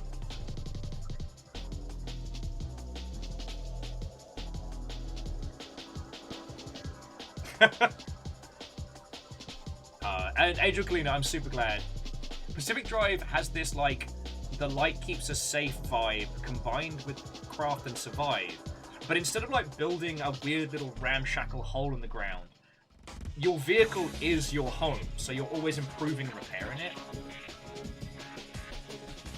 Well, so Numbers, I like board games, but I don't want to call myself a fan because I don't know the lingo, I don't know the space. So, hey! Thank you, Daddy B, for the next sub. Ah, you mean Jazzy Jeffy Bezos? Oh yeah, Dustin, I actually told the devs that you described it as a double shot of the Road 96 with a long dark chaser, and they really liked that. Also, I saw hints of some of the fucked up things that may or may not be happening in Pacific Drive, including this thing that was like a sandworm, but in its wake, it left like salt stone statues of people frozen, like a la Pompeii. So fuck knows what the story is to Pacific Drive, but I cannot wait to find out. Also, they're doing a standalone mini prequel to Road 96 about that one lass you meet at the encampment, which seems wild, but good on them.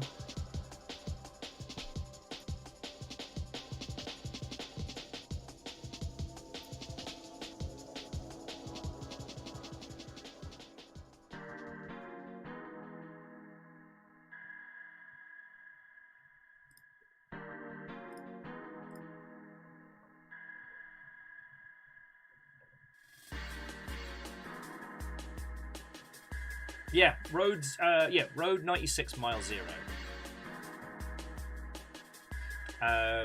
Okay, what have I missed in just like the general sweeping parts? I'm still getting a lot of information about the varying AI stuff. Yes, there are a lot of tech companies that pivoted to AI. However, what was very interesting is that the AI summit and the AI teams were being incredibly guarded about who was and wasn't allowed to talk in the space. Now, again, I am not saying that it is all blanket good, but what's been interesting is that there are a lot of good developers in that space working on stuff. So, I was talking about this with Star Saint Germain, and we need a better title than ethical AI because that implies a lot of stuff, but there needs to be a way to differentiate between... Eagle lives! Watto and welcome! There needs to be a way to differentiate between exploitative and bad AI, as in tech companies using things like ChatGDP and stuff like that, and companies that are actually putting out things that will be good and useful. But like, Alnus, we can't just use AI as a blanket statement. Like... I know, I've been away so long! I was in the land of game developers and weirdness, but I have returned with tales and stories and trinkets and treasure. I don't know why I'm like this today. So what I'm going to try and do is I'm going to reach out to Tommy and see if they'll jump on the show to where we can talk about it. But again, AI is being used as a catch-all for a lot of different things. And we're going to need to start articulating our language to differentiate between these. So, it's going to get real complicated real fast, and I hope that I'll be able to bring some people onto the show who can better explain it than I.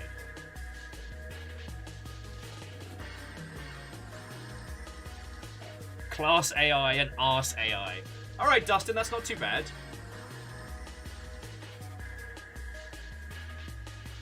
And yeah, Tyler, it's so complex. And when it comes to like the ethical usage, but it's going to be interesting. I mean, I believe it was Square Enix unveiled something, and Nick, you were telling me about this, that it was basically similar to like AI Dungeon and ChatGPT and stuff like that, but it could run on a phone. Ubisoft did a talk, they did. Ubisoft are also in hot water in France right now, so... Yup!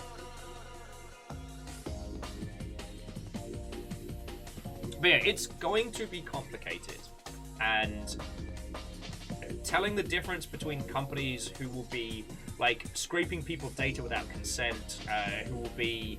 Sorry, scraping people's work without consent, companies who are trying to repackage existing stuff and call it AI to try and get like tech company funding and stuff, plus people are just straight up lying.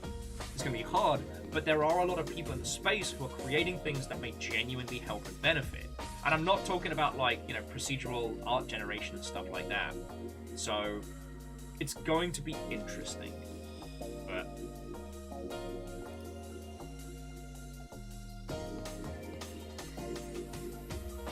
Unholy it broke yesterday, but yeah, the TLDR is that Ubisoft's Paris studio that works on Just Dance have basically been in crunch mode for years now, and it's about to get bad fast.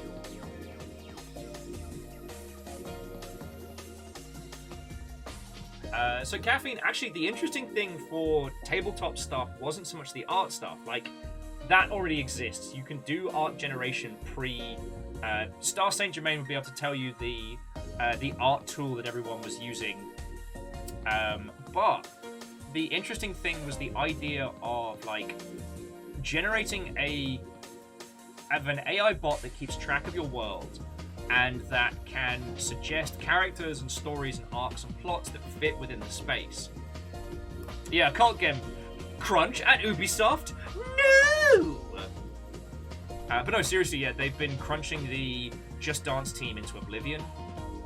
People reportedly working like 13-hour days for years.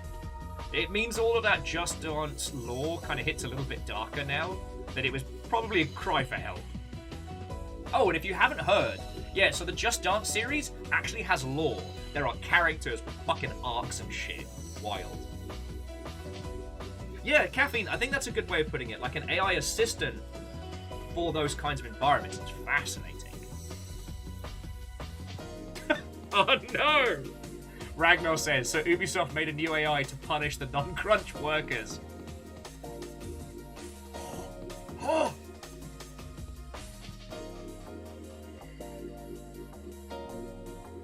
Oh, sorry, Tyler was just adding that the AI ML as an extension of procedural generation is their interest and focus, as long as the tools part ethical guidelines, yes. Because the thing is, we've had procedural generation in games for 1,000 years, you know? So, there were quite a few companies that were trying to market existing procedural generation tech as the future of AI stuff. But again, I'll see if I can get Tommy on the show to talk about it proper, because Tommy runs a YouTube channel called AI in Games and was one of the people curating the AI Summit. And the thing that he said to me is they had to turn away hundreds of bogus bullshit talks. So, it will be interesting to see as these things unfurl. So, it wasn't AI apocalypse on the show floor. And again, friends, I'll do you a video of it so you can see. I'll try and do it for TikTok this evening, but there were 3 NFT stinkers. Because Robin was asking about the Cursed Gold. The Cursed Gold company was back, but they didn't have gold. They had a big stand, but judging by their merch and staff, like, they have nothing. Damien accidentally clapped the chocolate gold cursed coin that Eric gave me from them, and it was funny as heck. But there were 3 big stinkers.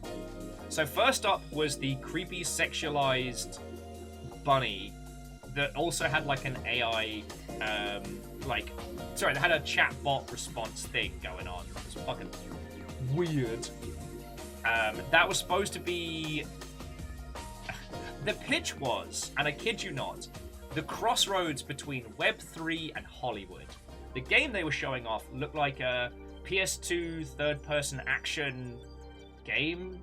You know, those ones that were kind of put together in the post-mascot era, where nothing really kind of made sense, but they started with a character and just started throwing things at the wall. That Zool philosophy, but taken not really anything.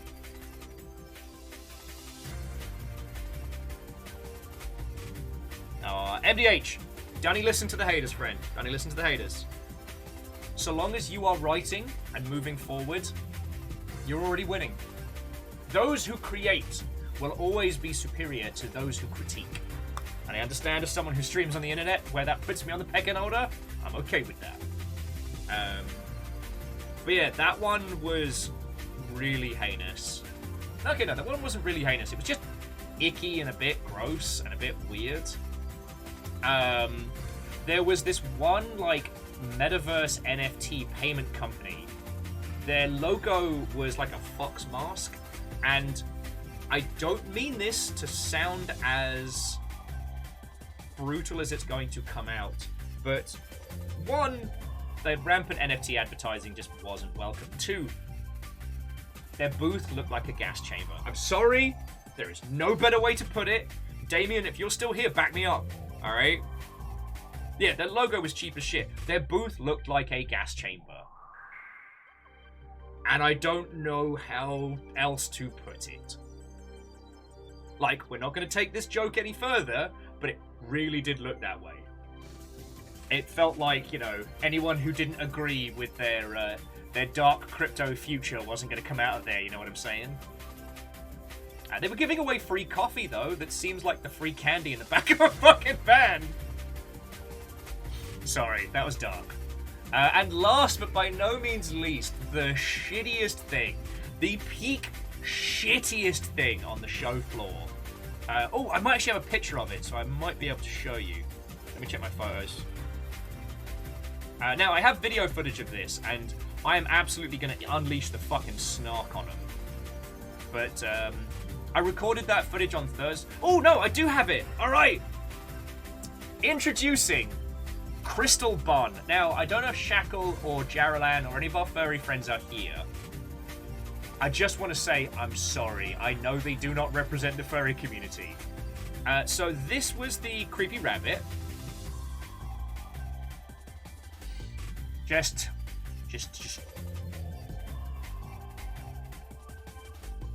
Yeah. So this was a game that has NFT or Web3 integration. And this was the chatting with Crystal Bun, where you could hold the spacebar, talk to him, and then the rabbit would respond to you in real time. It was not good! And this is like bottom 3 on my stuff that creeped me out. Yeah, Immortal N. I tried not to overstate it, but like... Yeah, and as Nick's saying, there was so much money. They had a team of probably like 20 to 40 people rotating and manning the stand.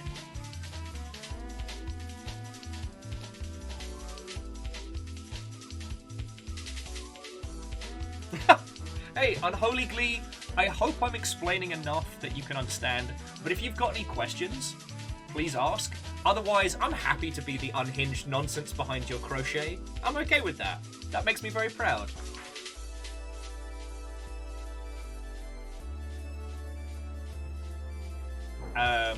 Immortal N, I didn't.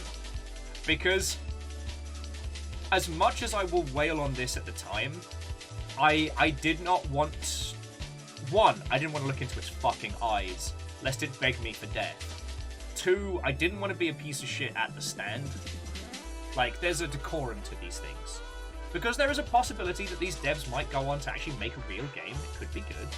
But, like, you see what I mean about the 90s, like, graphics card box art of this?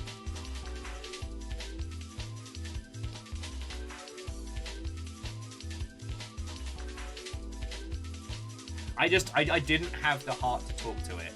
And I can assure you that this wasn't a bad photo, it looks that bad.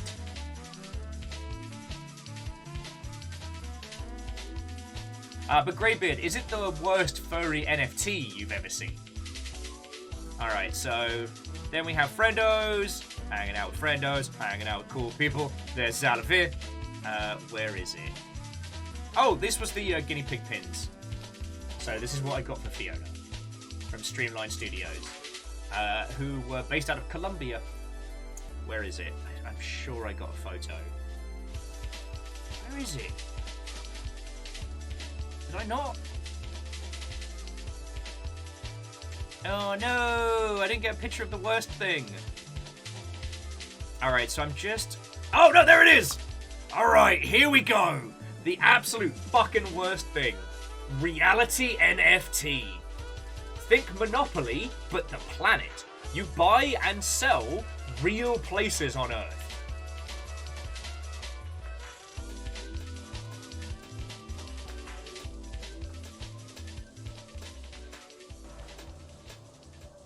Yup. Just drink it in. Drink in that idea. And hang on, I'm just gonna pause the tune for a second because this is a real point and it speaks fucking volumes of how rancid the NFT industry is. How about hear me out? We're just not. We're just not. They were claiming that places like the Eiffel Tower and the Statue of Liberty can be bought and sold for like $60,000. As we said earlier on in the show, like San Francisco's going through a bad time. Like downtown has not recovered from like economic downturn and the fucking plague and all of the bullshit. And yet, here is a company trying to sell nothing for fuckloads of money. Places like Alcatraz and shit like that. Now, to be clear, they are buying and selling things they do not have the rights to.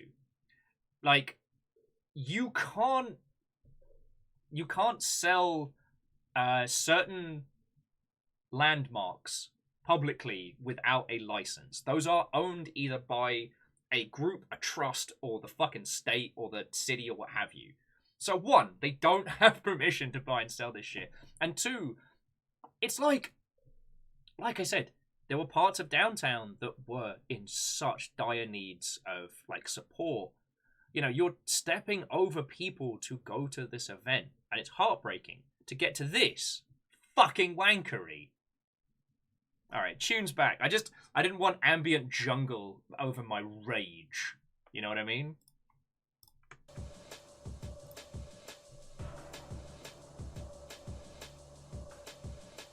So yeah. Oh, interesting. So Wolfcrad says the architect, that often the architect retains the rights to any building they designs. Interesting.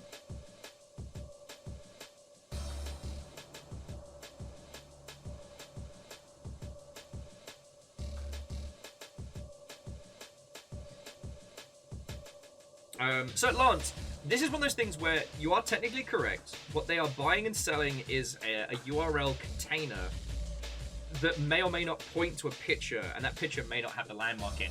Thing is, these people do, like the people that own these landmarks do not care. And if that actually did what it said it did, you could get sued to shit.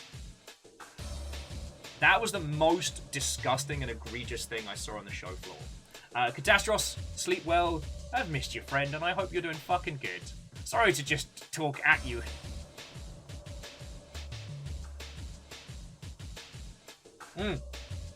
Tyler's great. Like, Niantic did run into that a bunch during the Ingress days. I forget what their solution was, or if they just moved the landmarks.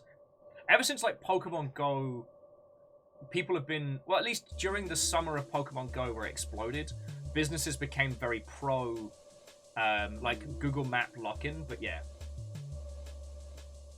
Oh, yes, yeah, during early Ingress, anyone could submit locations. Shit got wild.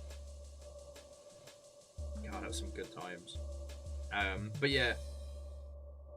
The only thing I can tell you is that the people on the stand look exhausted and miserable, and I hope it's just from people telling them to fuck off. Now, I also hope that any people who weren't on the team and were hired as booth staff, I hope they did not have a bad GDC. I wouldn't wish that on anybody. But yeah.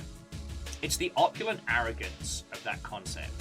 being put forward in that manner that I find just fucking gross. Just the complete tone-deaf lack of understanding. Speaking of scams, I got hired as a feather inspector. It's got me feeling down. I'd love to say I missed you, Puns, and yet. Puns, thank you for the bits. How are you doing? Fucking.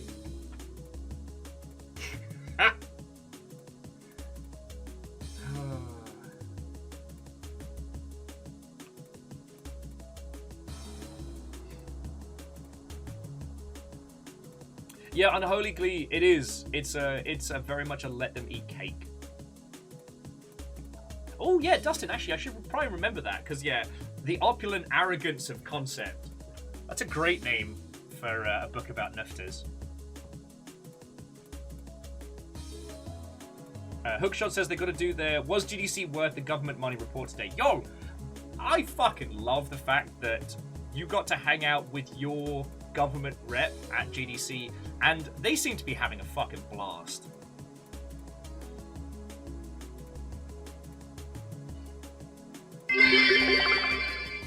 That reminds me, whenever I play Mario Kart, I always play as Toad. Not because he's a lightweight though. I just think he's a foogie. He's a fun guy! Okay! Love the pun! Oh, Wolfcrat, thank you. To those of you that have just been introduced to my little corner of the internet and otherwise, you need to understand something. I am able to live and pay bills because these lovely Mother Hubbards throw in bits and donations. Like, those are the two big uns that allow me to feed my tiny family and stay alive. So when those puns are sent in, even though they find ones that hurt me to my very core, that's the medium by which I survive. It is weaponized support. It is Will's punishment.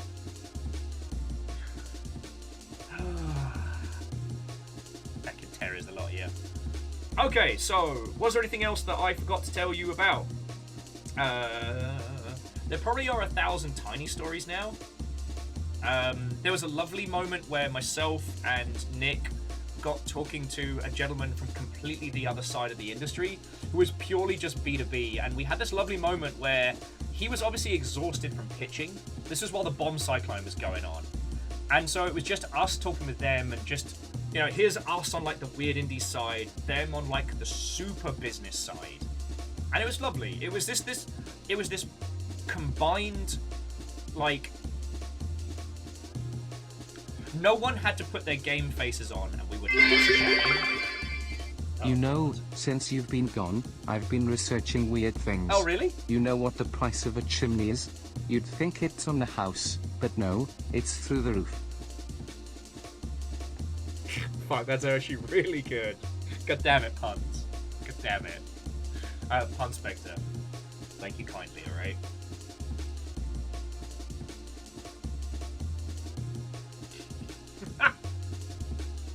No, okay, puns, that is really good. Man cannot live on pan alone, and yet you find a way. I hate the thing that popped into my brain is that we might need to start a puns channel in Discord and call it Punilingus. I hate that that's a term that's now in my brain.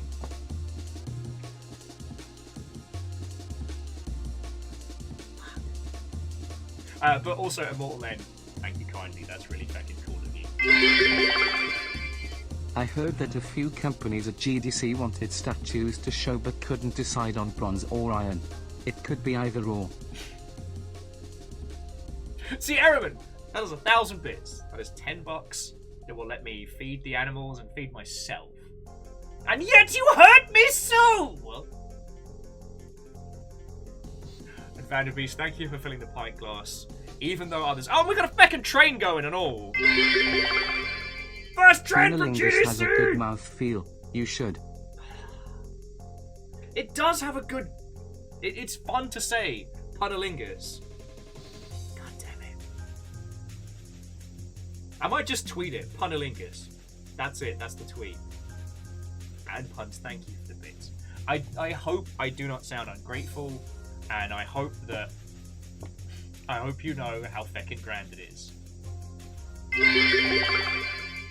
Many jokes have multiple lines, but personally, I prefer panliners. Oh, God damn it.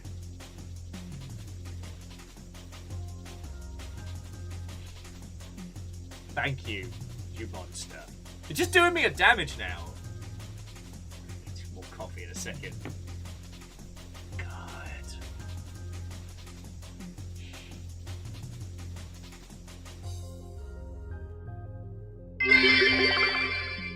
It's because where there is a will, there is a way. Have I offended you all? Is it because I've been gone? Is this like River protesting that I've been away? Do you all feel the need to hurt me directly?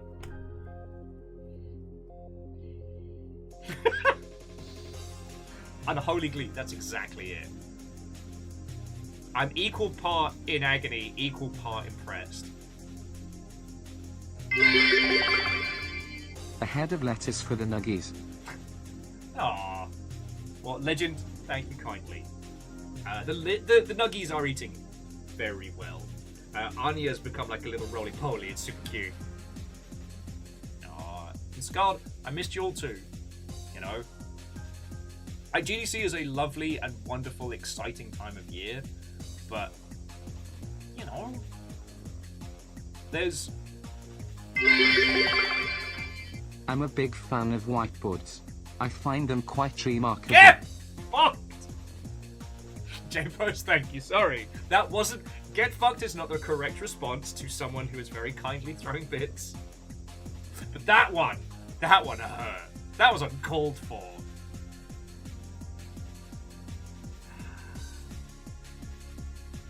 That was uncalled for. Thank you. I tried to play a game about vampires, but it just didn't suck me in. That reminds me, at some point I need to show you all Vampire Raid. There's a wild game that deserves a remake. But no, seriously, all of you, thank you. And like I said, I have missed you all. You know, I've spent the last week talking about you all and not talking to you, and it's. Oh, and Gilmar, that's very kind of you. Thank you. It really does feel like that. You know, I told you like the mech pilot analogy. You know, I only got to go to GDC this year because of you lot. Like I am not an individual as much as I am like, you know, the pilot. You know, the representative of the longship. You know what I mean? Right. And it's still a wild place to be, friends. If you make a Punalingus channel, puns will be going down all over the place. You know what? I think a Punnalingus channel would be too far because that's just going to go right into not safe for work. But, I mean, puns, that's in your arsenal now. You'll be able to use that later.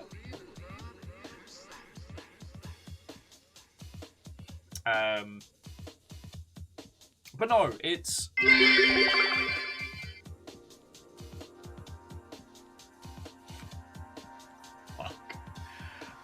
So Tyler said, God damn it, I can't believe you make me read this out. My friend quit his programming job because he didn't get a raise. He didn't get a raise. Why you like this? That's how I'm gonna feed my family. But no, what I was trying to say is that GDC was supposed to have a talk about music Oh, and video really? games. It was cancelled because of theft. The dev was caught taking notes. I wanna hate it. Ehrman, I wanna hate it, but that was actually an exceptional pun. Just...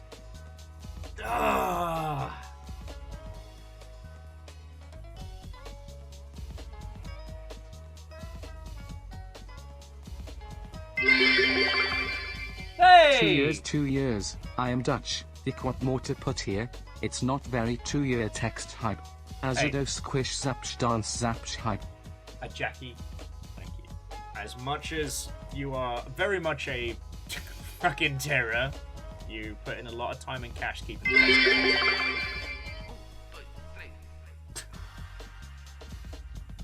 Okay, that one I'm not saying out loud. You can't make me. Absolute terror. Oh, okay.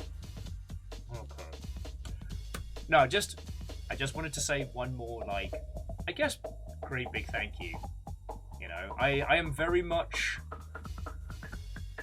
I very much spent GDC talking about you lot. Ah!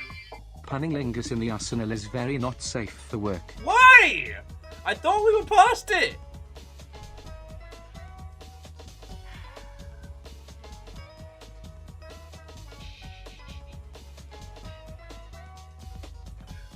Thank you all for the bits, you absolute monsters. Absolute monsters.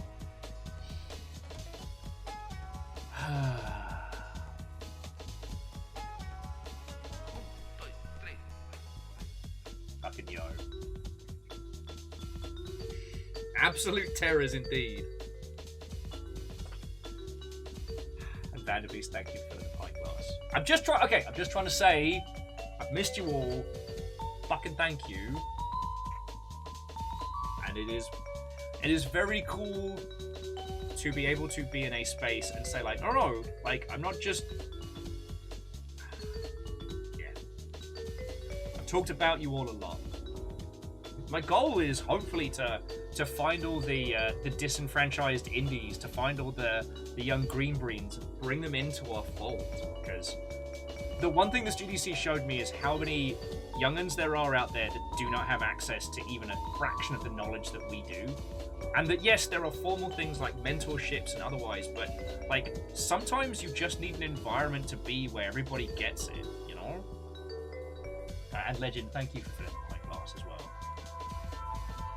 And Scotty! How are you doing, friend? God, 2.5 hours of waffling. Like, I think I've told you all most of the stories. The rest of GDC was just seeing everybody, catching up, having these wonderful conversations. So I think more tales will probably pop into head whilst we're doing. Vernflow GDC was wonderful and lovely. Numbers, I don't believe I did, but I could be wrong, because as I was saying on Monday, I was basically like a toddler jumped up on sugar, just running around and saying hi to everybody. I just didn't stop moving throughout that whole day.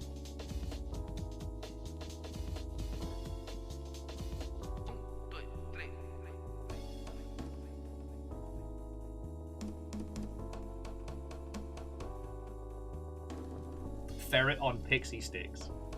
That's not a bad description. And Scald. Nice. No, I just... Obviously... It's not a coal, Ragnar. It's not a coal. But no, I do want to bring more people into this space, and that is my goal. So I'm going to be a bit more shameless in terms of advertising the Longship. If you know anybody who would benefit from being a part of this, invite them in, bring them in. Like, I'm very proud of our little space. I'm honored to be... Fucking yo! No pun, just bits. Fucking yo! Wolfcrad, that was very kind of you, thank you. What a whole ass fucking train kicking ass there. No, seriously. Thank you all, you fucking legends. But no, like, if you know people who would benefit from being in our space, bring them in. Like, let's fucking do this. I am going to become more and more wistful the next, like, week and change, because we are coming up to our big 5th anniversary. As of April 6th, the Longship will have been a fully sustaining entity for 5 years, which means we have outlived Artifact, Stadia, and the entire NFT industry. which I think is something to be proud of. So yeah, forgive me as I'll probably be getting very wistful about this stuff soon. But I am...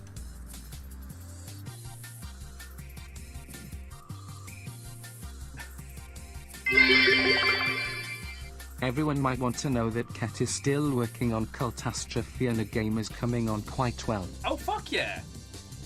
And if you're wondering what in the bloody hell that is... Boosh, exclamation cat. Good friend, OG Longship supporter, without whom we wouldn't be here. Ket started a Patreon for bespoke board games. Click the link for more information.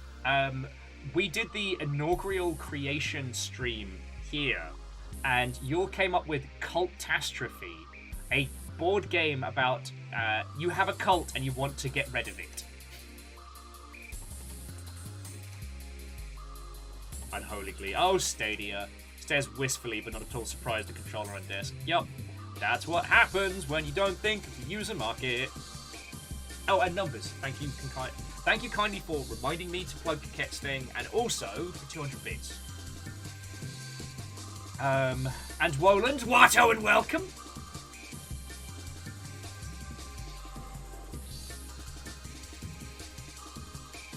Yeah, Ulva Magi, so it's... because it's not a cult, right? You found yourself suddenly with a cult and you need to get rid of it. I did defeat the evil overlords with beans.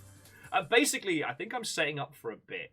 So at the end of GDC, C222 very kindly gave me a tin of Heinz beans, which has kind of been like a running bit between us for some time. But I decided to post it as like...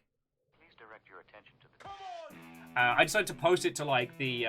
I have once again won the yearly Heinz Beans GDC scavenger hunt.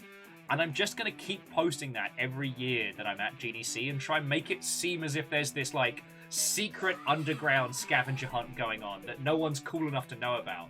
Really, it's just me getting a tin of beans every year. It's gonna... a scavenger hunt! Missed the start due to work. Hopefully I didn't miss much in the way of tales. There's been a lot of tales. I won't lie.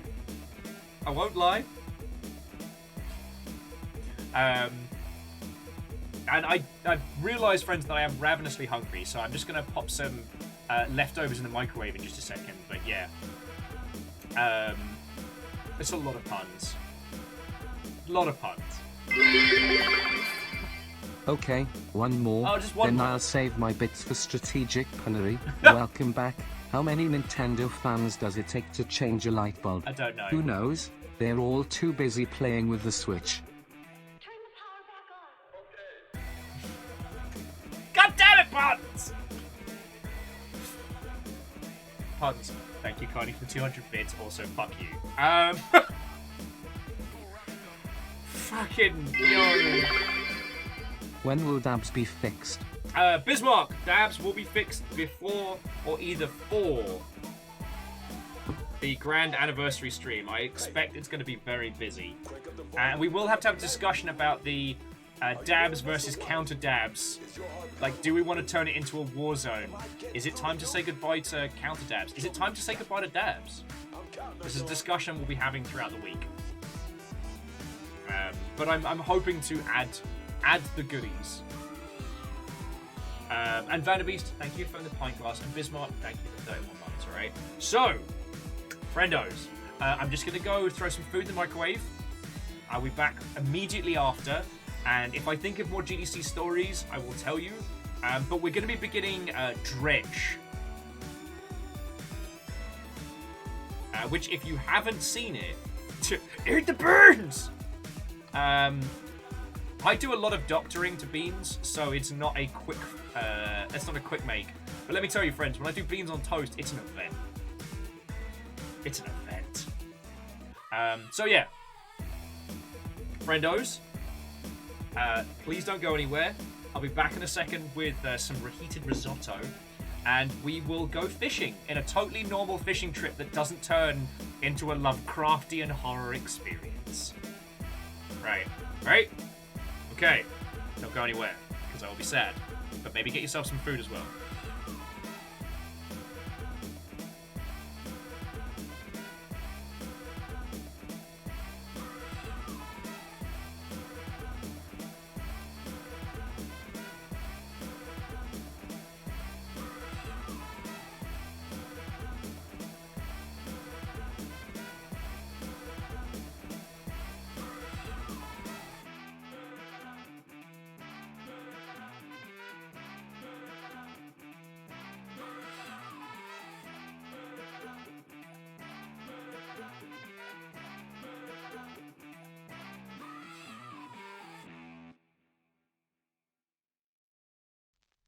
It's a brand new day in Tokyoto.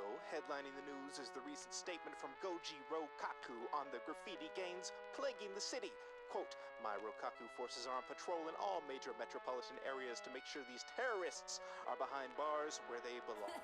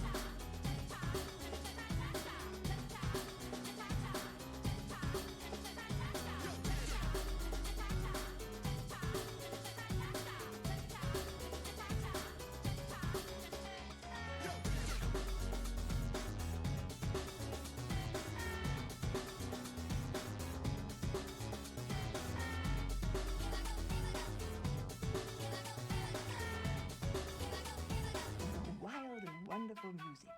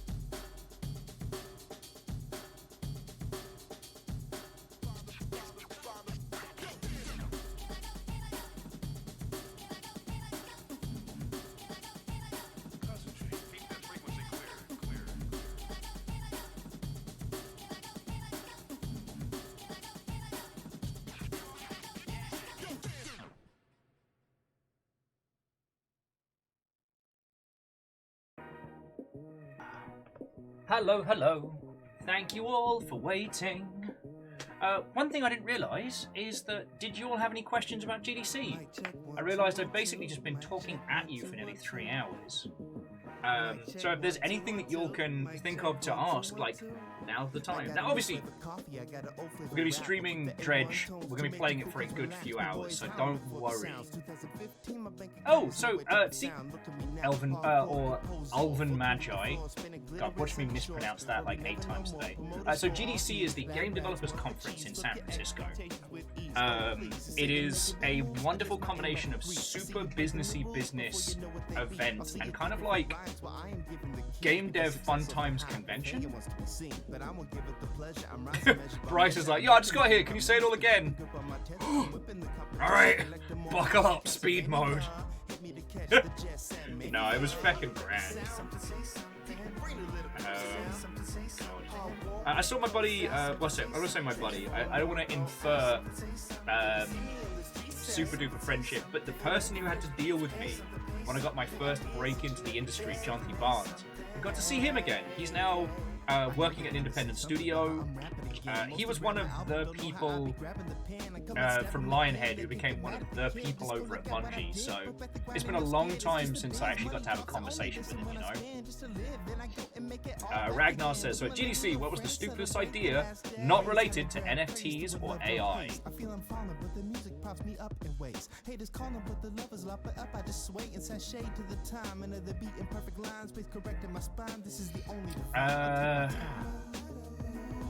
God.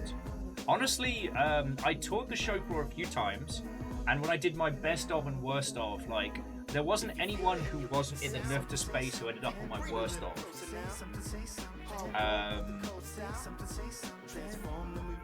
I mean, there was a lot of new VR and AR hardware being launched, which wasn't stupid in the sense that it was a bad idea, but stupid in the sense of, like, we're currently in an economic downturn, and nobody's got shitloads of spare cash to kind of, like, start a new paradigm of gaming.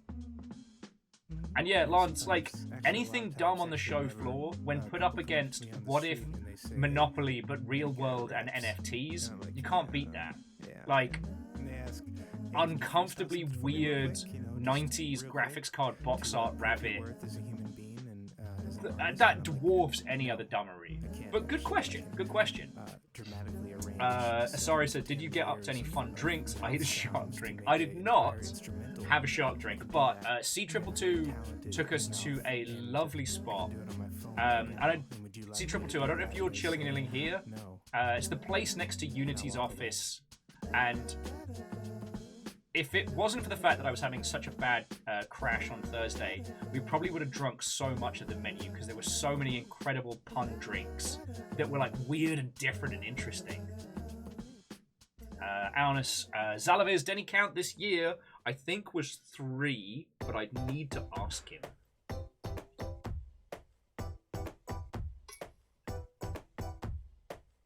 Leftover risotto. I made like enough for 3 days. It was great.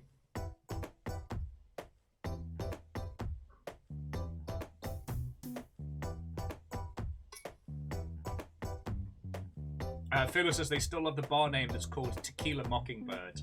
Yeah, there are a lot of good pun names for San Francisco bars.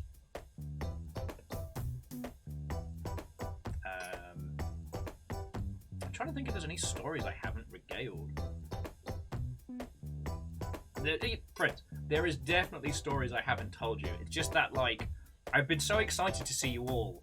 You know, I feel like the kid that just ran home from school is like, and then this happened, and then this happened, and then there's another thing, and then this happened, and then so-and-so did this thing, but this thing happened. Like, that feels like me today. Oh, Magi. So my shirt says, Denny's is just Waffle House for people who don't know how to fight.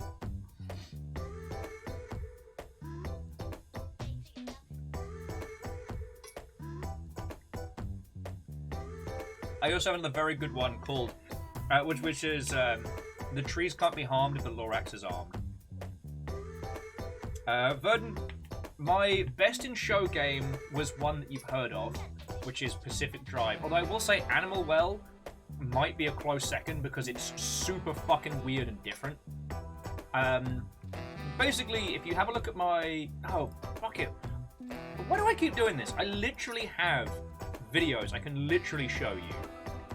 So while I'm Battlestar Snackalacticing.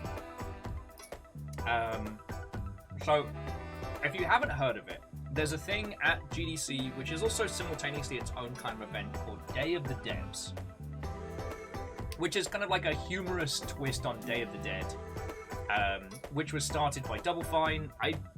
If it's still run by Double Fine, I haven't had a chance to talk to anybody over there, but the event still goes on. And it is a showcase of incredible indie games. It's one of, like, the GDC highlights. So, this was my video of. So, I did, like, a little intro. I decided to leave my audio in as I was talking about the different games going past them, because it's me going, sorry, sorry, sorry, sorry. And it made me chortle. That was my commentary. Bryce, yes, we are states away from Waffle House. But it's the best Denny's themed shirt I found. And Asari, the nearest Cheeky Nando's is Vancouver, Canada. So, it's like 2 hours and a border crossing away. Oh, puns. I know there's no audio, just tunes, but it was much easier me just using this as a visual cue. So obviously, Pacific Drive, that's not good footage of the gameplay there, but also it's kind of avoiding spoilers. Chica there was kind of like an open, like, a Breath of the Wild meets farming game where your character can transmogrify into stuff, including at one point you just change into a machete and beam some guy. Fucking wild.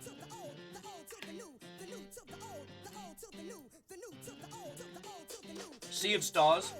Now, I don't know if Some Numbers is still hanging out, but those of you that enjoy a class tier JRPG type experience need Sea of the Stars on your fucking list. Like, to be clear, the Day of the Devs this year was all hits, no misses. Wild and different, but all bangers.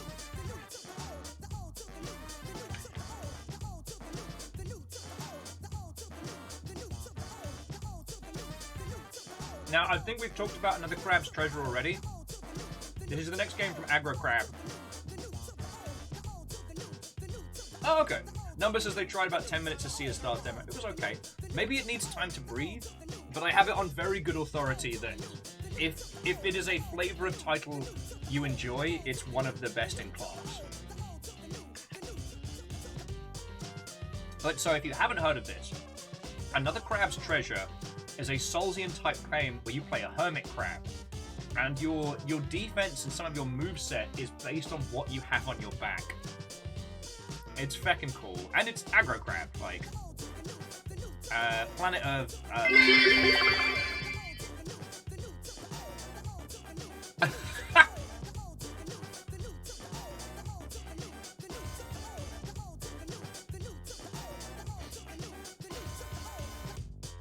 Thank you for the bits, you absolute terror. Can't call them the Luftwaffe. You can't say that! Oh my god! Oh my god. Anyway, Planet of Lana, you'll heard me talk about that after PAX West. The game is so gorgeous, it made me completely forget I was in a convention at all. We are playing that. Ah, no. Hang on. God damn it, shaky hand, Will. Let me down, me. Oh. Hang on, let me see if I can get a frame, because I'm trying to remember the name of this one. Ah! Oh, it's not even letting me do frame by frame. Alright, this particular title was Crit Something, and it had this gorgeous, like, hand-drawn texture sketch artist kind of style.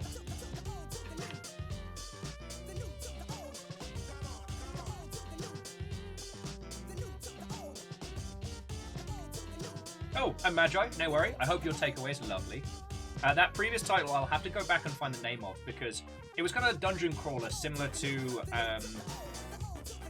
like, old school. You move a block forward, turn left, turn right, etc. But the art style was incredible.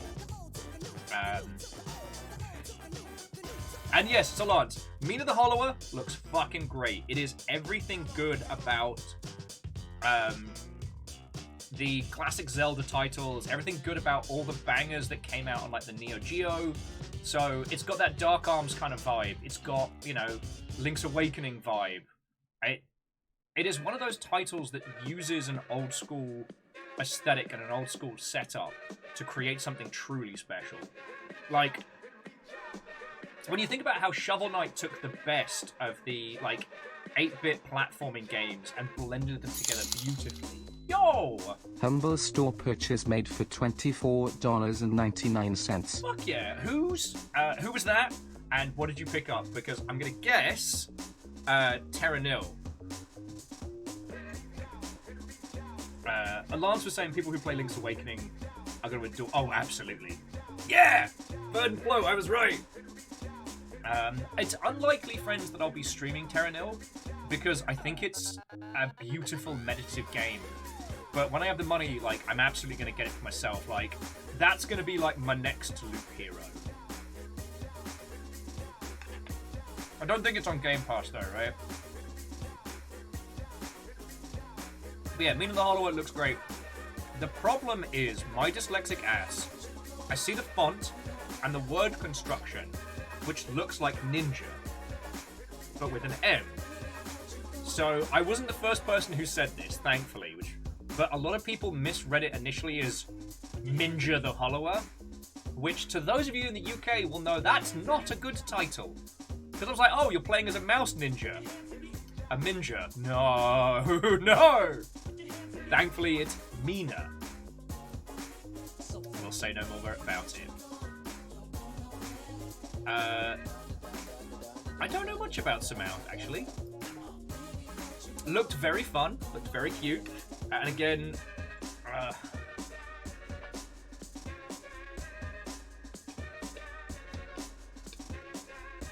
Immortal End, don't worry about it. Sometimes it is better to live in ignorance.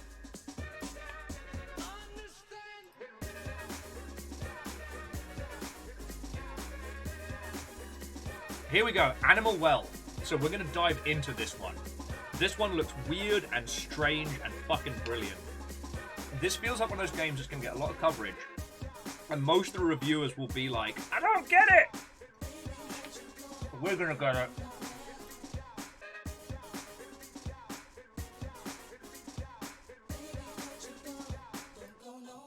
Knuckle Sandwich is another inspired by Earthbound series that just blends a fuckload of weird stuff together. My video does not do it justice. Goodbye Volcano High, we all know. And lovely and sweet and brilliant. And there we go, Jet Set Radio! It is Bomb Rush Cyberpunk, which I cannot fucking wait for. The hook with Bomb Rush Cyberpunk is that you're not just limited to one mode of transportation. You get a real blend of different movement styles. So, you know, skateboard, blades, BMX, what have you. And that makes it feel a little bit more personal. Plus, the graffiti mechanic is very reminiscent of OG Jet Set.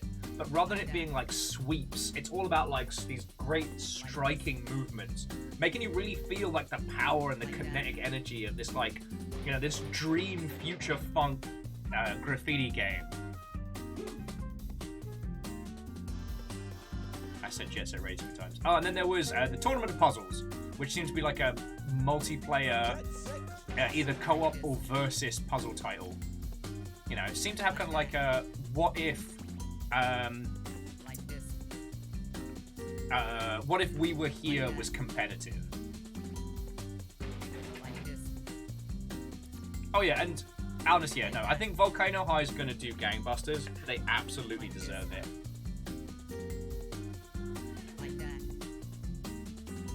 They absolutely deserve it.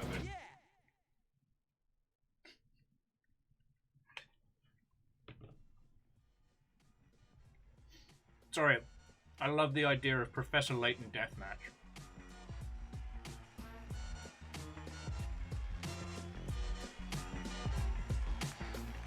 Oh.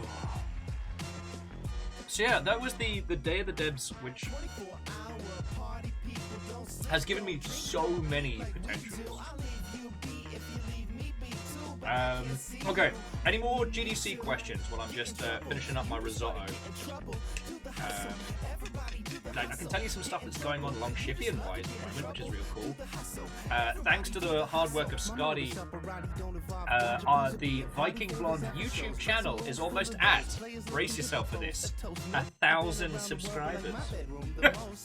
I've had that YouTube channel for as long as I think I got it a few years after getting into the games industry, so I've not actively pushed it or really done anything with it, just my weird little fun times. And so since Scotty came on board and started like actually kicking ass, like I haven't actually read any of Scotty's descriptions or otherwise.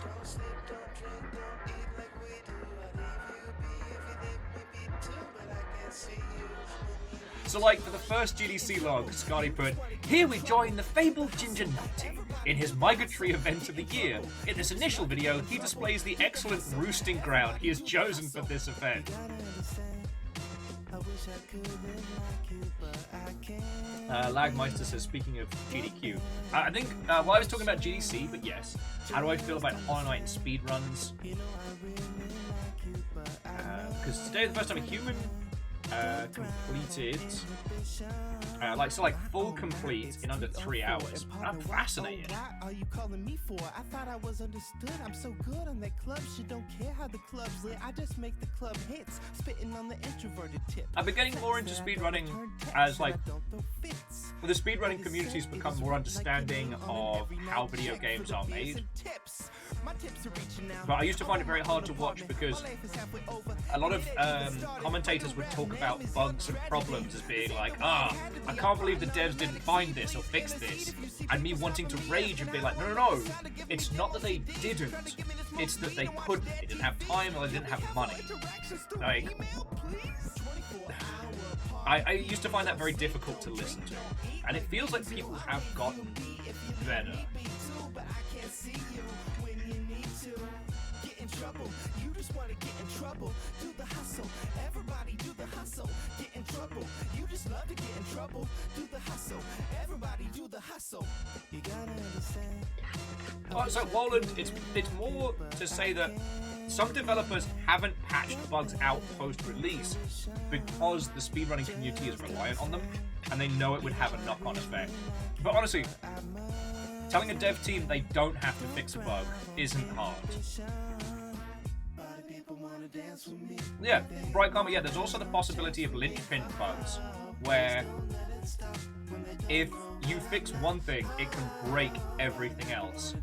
And the amount of time it takes to fix all of the cascading issues from fixing one thing. Like, what was was it the picture of a banana or something that had to be left in a particular game because when it was removed, it broke everything? God, I hate that I'm going...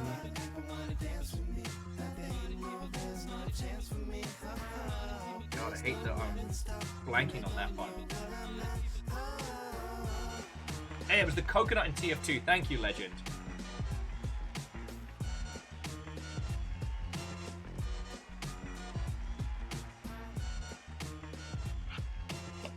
But yeah, no, speedrunning commentary has gotten so much better, and it makes me real happy. But, Okay, man, are you ready to go? I'm ready to go. Now, come on, now crank this motherfucker up.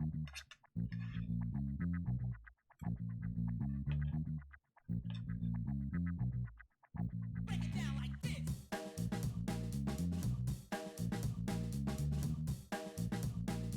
this. Yeah, you'll get it. You'll get it.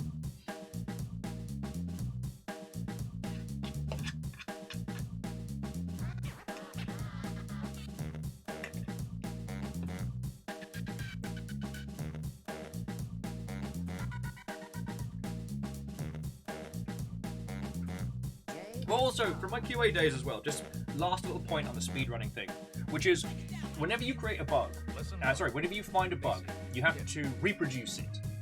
And this is called your repo rate. So let's say there's a situation where you're backing into a specific corner of a specific piece of geometry, and if you jump 15 times and touch your nose whilst, doing a head spin, your character will blink past 50% of the game. If I can't reproduce that bug more than once, then my repo rate is 1 out of 5. And it is very unlikely that a dev will dedicate time to fix that, especially when you consider that it doesn't cause anything that would break the game. It breaks the flow of the game, but the game isn't bricked, your save doesn't get deleted, it doesn't crash. So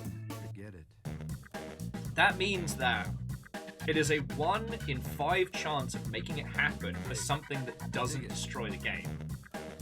And when you compare that to all the seas of bugs that might, delete someone's computer, hard drive, and like their firstborn son, like that's where you need to prioritize the time.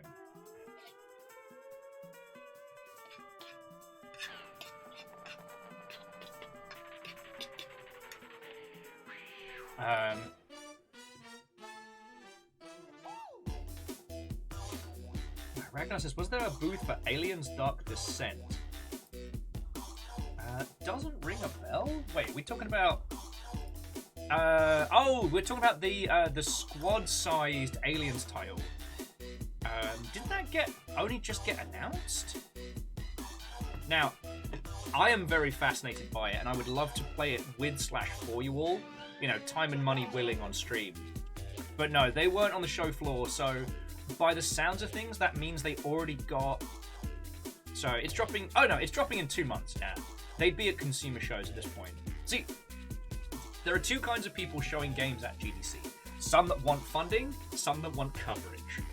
And so the reason why you have all like the fresh and weird indies is because of the showcases. And a lot of those teams, they're in those because they want coverage. They want people to know about the game and people to see it. Games on the show floor at GDC are often looking for investment or funding or a publisher or something like that.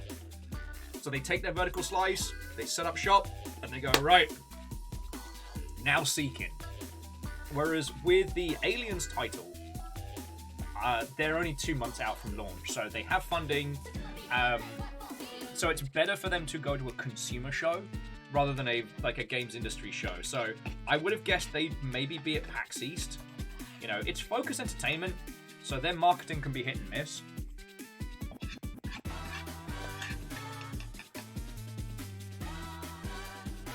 Well, I hesitate to call it a top-down RTS because it's kind of, you have one squad, so it's much more evocative of Dawn of War 2 and that one company of heroes.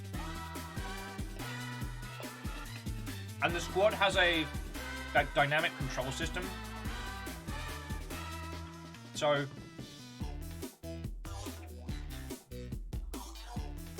currently, yeah, it feels closer to like a Dawn of War 2 setup. Yeah, so it's definitely a small unit tactics game. Oh yeah, no, and it sounds interesting. I'm not saying it's bad, I want to make sure we're representing it correctly. Because remember, as a wee green bean, I was initially put off Dawn of War 2 because I was expecting a sequel to Dawn of War. And while yes, it is, in terms of like mechanically and gameplay wise, it's a small squad tactics game. It's not a grand strategy RTS or anything like that. Which Dawn of War 1, depending on the mode and the campaign, very much was.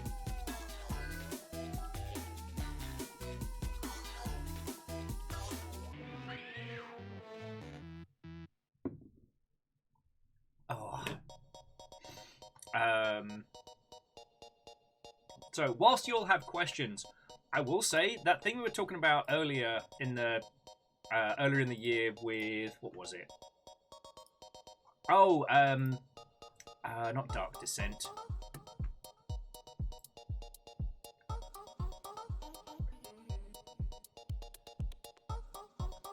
It was... I think I posted about it earlier in the week because they had a really bad time.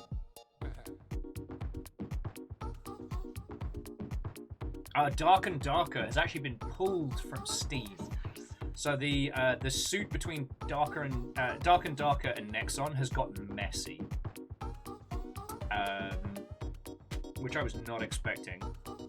Also, the Animu dating game that does your taxes got pulled from Steam, and I hate to I understand why. Any game that asks you to input your real social security number to do US taxes is not going to hit publishing. But it would have allowed you to actually do your taxes without spending money on things like TurboTax and stuff like that, which is fucking wild. So Unholy Glee, it was called Tax Haven 3000, and it was an like Animu-esque dating game that actually had you go through your taxes and prepare them.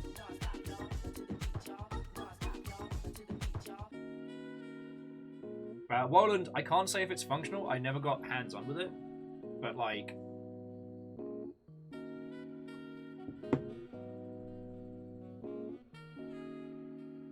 however, like,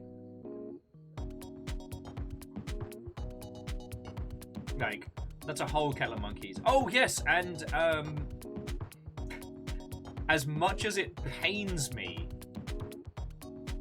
Oh, for Dark and Darker. Okay, so Nexon are claiming that the team behind Dark and Darker actually stole assets and code that was developed whilst they were at Nexon to make Dark and Darker, and it's gotten real. Like, they've been pulled from Steam, and it may go to legals. So,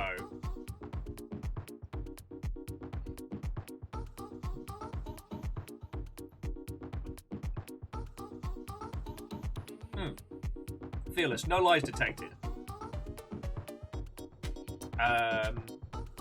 Someone added a simple add multiplayer button for Unity, which is fucking wild. Now, before we all start yelling at each other, basically it adds synchronicity to gameplay that just lets you know where the other person is.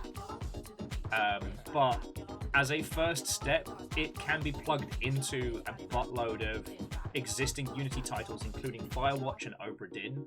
So while it's not truly multiplayer in the sense, it is a shared world experience, and you can see where the other person is.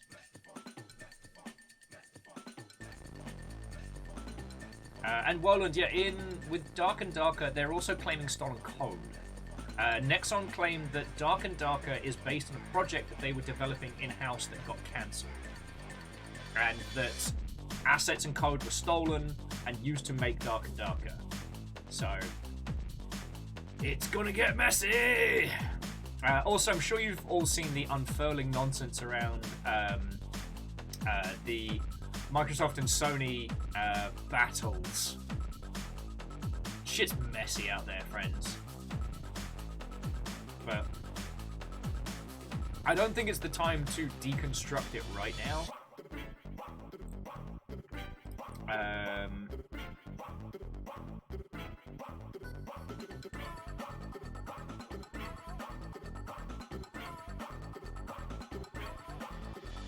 I think that's the long and short of it, friends. Like, in terms of games industry news, that and like Ubisoft being in bad news, I can't even think about it.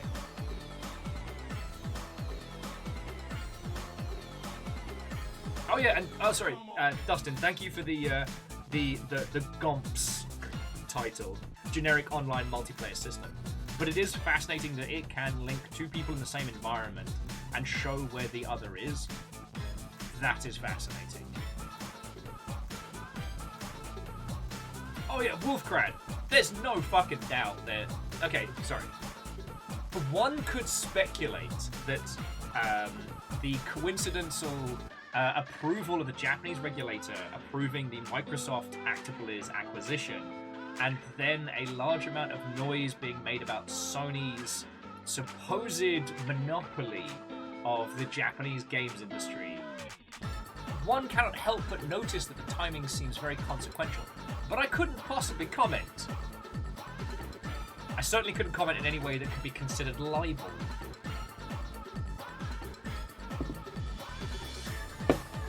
But reading the fucking bones of it is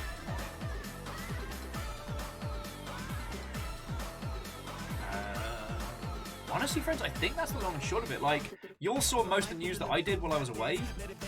Nothing leapt out at me like, we must talk about this. And Lena, Watto, and welcome. Hello, hello.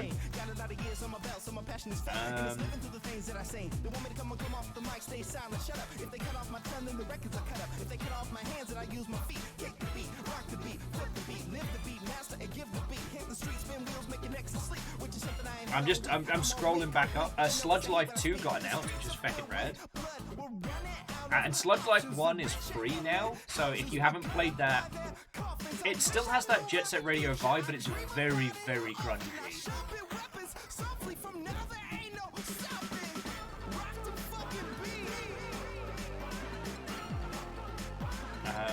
I'm just scrolling back up in the games industry news to see if there's... Oh shit, we didn't talk about the big one! Oh, fuck, I almost missed this. So, do you remember Night Dive Studios, right? We had their once owner on our show 1,000 years ago. Night Dive Studio is famous for taking long-forgotten PC games, getting the IP, dusting them off, giving them a little pat on the back, and re-releasing them. Their next big title they got coming out is the full remake of System Shock 1. It was announced either just before or during GDC that Atari has bought them outright for only 10 mil. Which has everyone going, nani the fuck? Like, one, where does Atari still have money? Two, Night Dive is worth so much more than that, so what the fuck is going on? Like...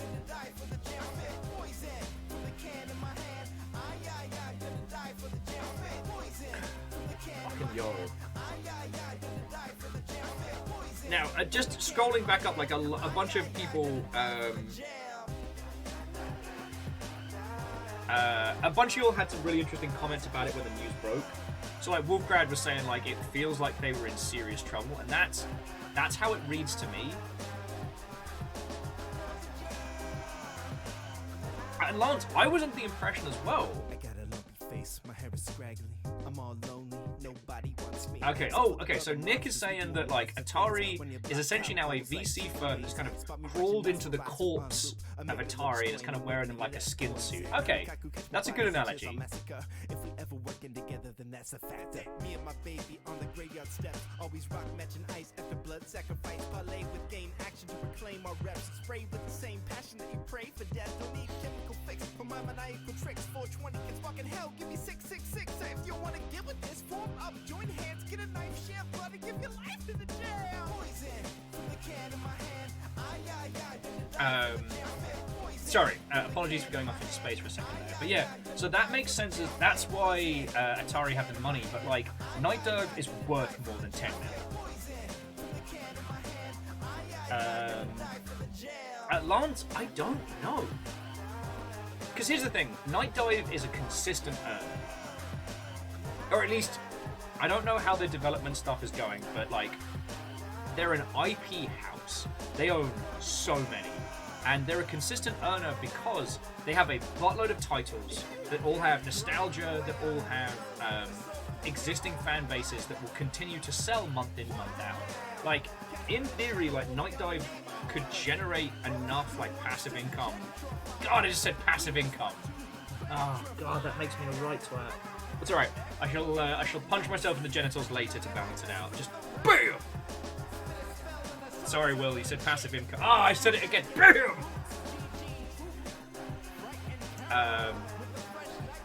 Night Dive have what's called like a long tail. Their games will continue to sell. So for someone like Atari, what's the value? Well, you buy a bunch of IPs that you could flip and sell, or it would be a strong background radiation of sales to kind of like keep moving forward. But and yeah, they were given incentives, so it was like 10 mil. So they bought for 10 mil, and they get an additional 10 mil if they hit certain milestones. But like, that's the kind of shit you put in place when you're buying a studio that's not doing so great, or if you're kind of like, you're playing business ball with. So all I can assume is that the fuckery with System Shock 3 combined with System Shock 1 reboot taking a lot longer than intended might have put them in the hole. And Atari's basically been like, we'll give you fuck all and a little bit more of fuck all if you complete these increasingly difficult tasks. And like, the guy who owned Night Dive said that it was a very good deal, but he's also not going to say if it was a bad one. I don't know. As soon as I saw the price point, like, my bullshit DAR went off. Unless it is the case that Night Dive's been having a very, very hard time and the games aren't selling, which is possible. But it doesn't seem...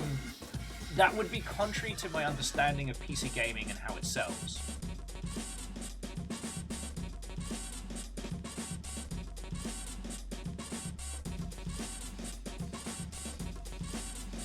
Wolfgrad, that's a very good point. A good deal is always a good deal considering the circumstances. You know, it's just... Yeah, it's fucking wild.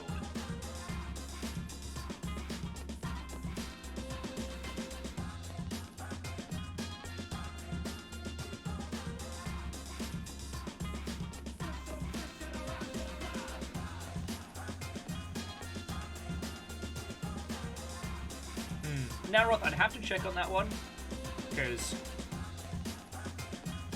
like,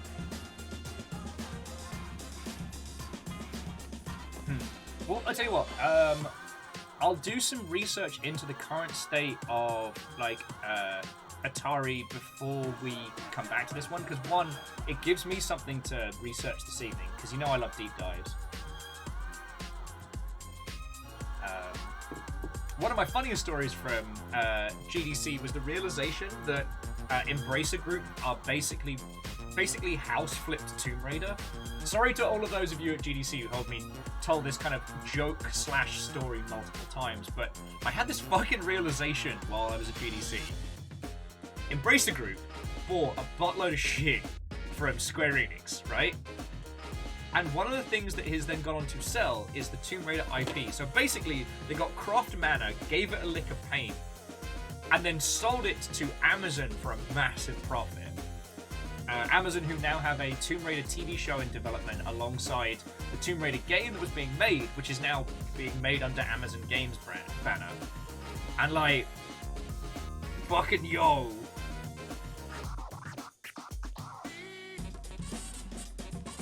Like, Tomb Raider got house flipped. That is continuing to make me smile.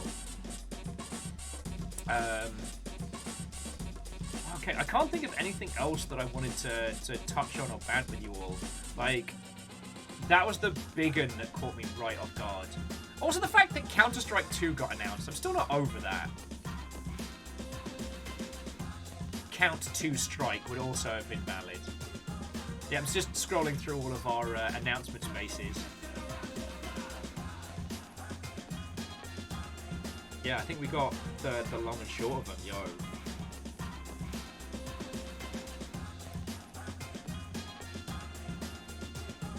Yeah, Ragnar, Counter-Strike 2 has been announced. It will be the follow-on to Counter-Strike Global Offensive, which, if you think about it, should actually be called Counter-Strike 3, but Valve. Valve be Valve.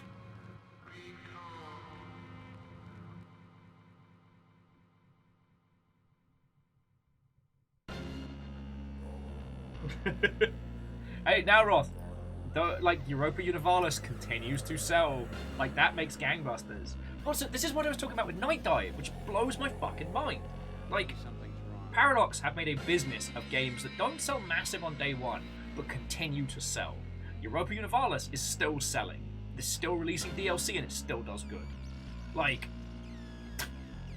Counter-Strike 2.5, Counter-Strike Alex. Fucking yo. That'll be the next one. Part of me will probably give it a try when it drops, but, you know, if I was going to get back into anything like that, it'd be probably Valorant first. But that's another story. Counter-Strike 2, Episode 2. CSGO 2.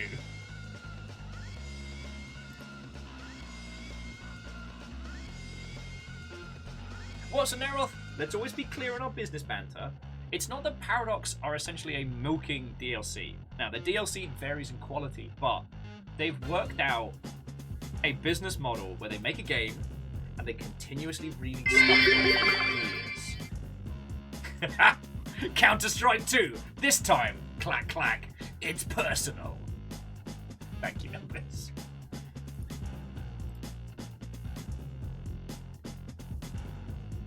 I mean, Naroth also true on top of Season Pass, microtransactions, etc. Whereas, because like, Stellaris is still in development. Stellaris still has content coming out for it. Stellaris was released in 2016. So if you consider Stellaris took, let's just guess and say 3 years to develop before release. So Stellaris began its life in 2013. Like, that's how long the dev cycle is on that. Yeah. Oh yeah, Naroth. And I didn't mean to point and poke. It was more just like, there are companies that are absolutely... Being Counter-Strike, this time, it's personnel. I hate that my brain immediately went to Mr. Bean. And Averick, it's good to be back, friend. It's good to be back. I fucking missed you all. And Eagle Lives, that's a very, very good point. Like, Counter-Strike was... Counter-Strike is still one of the biggest shooters on the planet, and they are gonna make it bigger.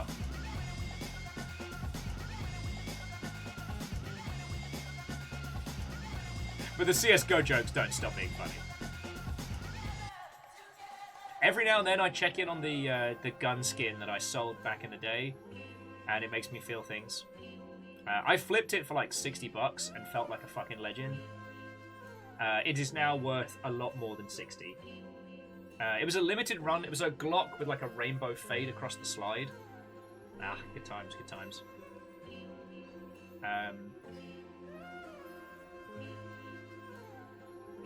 Sorry, we had this conversation over dinner with some industry friendos of people who were asking, like, why would you ever use NFTs or blockchain technology? Why wouldn't you just use Steam inventory? And the answer is, no one's got a good answer for that. Like, no one has a good answer for why you wouldn't just use the existing systems that Valve offers you, and why you'd make one with less control.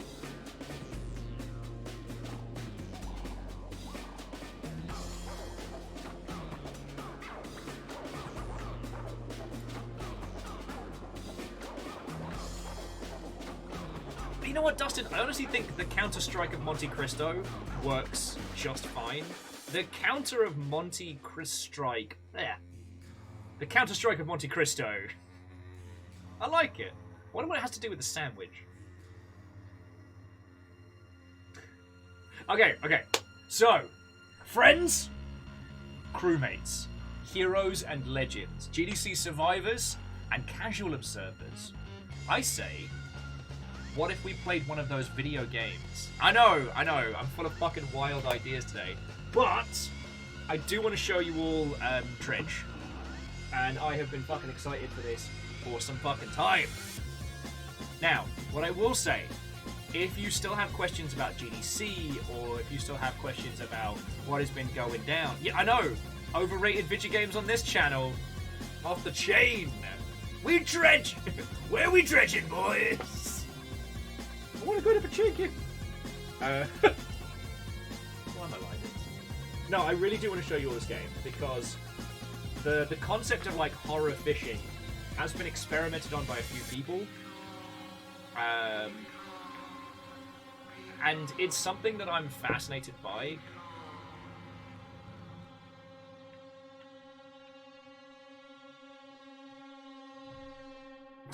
Yeah, playing a video game. It's overrated. It's all done. So, Sadlin, how are you doing? Sadlin, were you one of the peeps I got to hang out with Ems while I was away? Still salty about that. Ems stopped in at Seattle for like a day. Literally the day that I flew out. So I'm still grumpy. I'm still grumpy!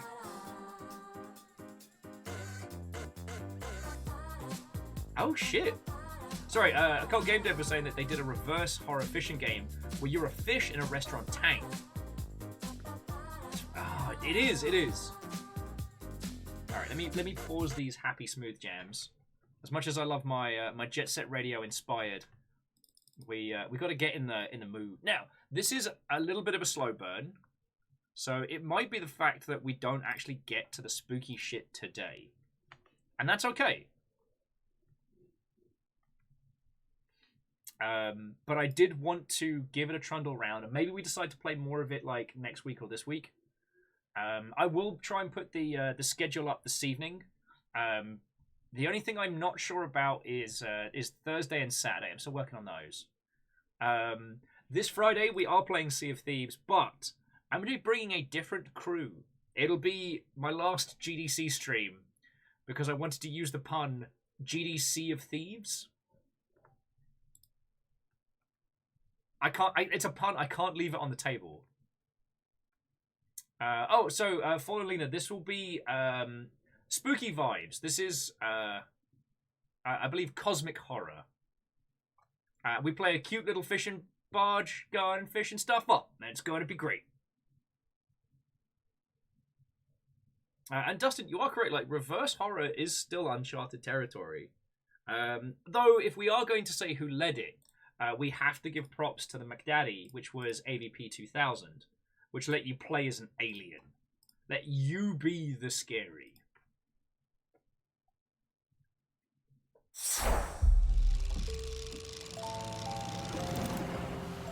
See? Everything's fine. Yay! Oh. I'm going to move my pen so I can see the prompts there. I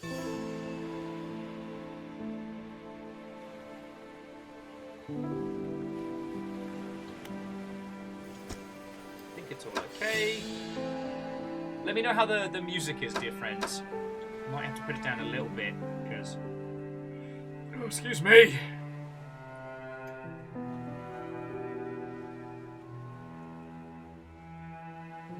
There we go. That should be spot on. I'll natter for a little bit and you can let me know how it is. But yeah, if it ends up getting too loud, just let me know.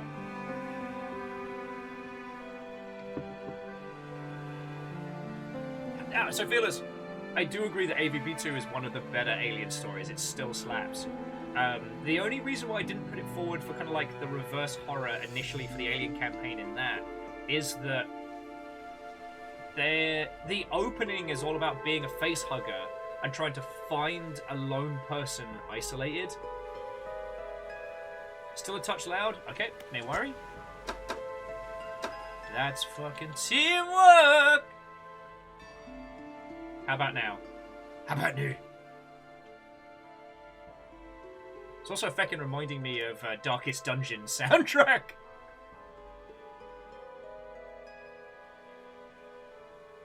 There we go. And again, friends, I don't know what it is that keeps janking my microphone sensitivity here. It's driving me up the bloody wall, I tell ya.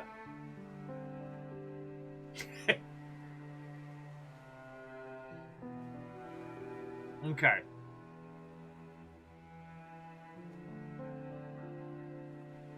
Oh yeah. And the only reason I don't put forward AVP2 as kind of like a good reverse horror is that they found ways to kind of challenge the alien player. So you aren't really the horror in the shadows as much as you become kind of like a stealth assassin. And that's not bad. It's a great game. It's just AVP 2000, you start off and you are an alien. You have woken up from like one of those strange researched tombs and unfurled. And you just tear your way through people. Especially in the early levels as well. It's not even so much about, like, you know, the stealth of the shadows and whatnot. It's how badly you want to maul people.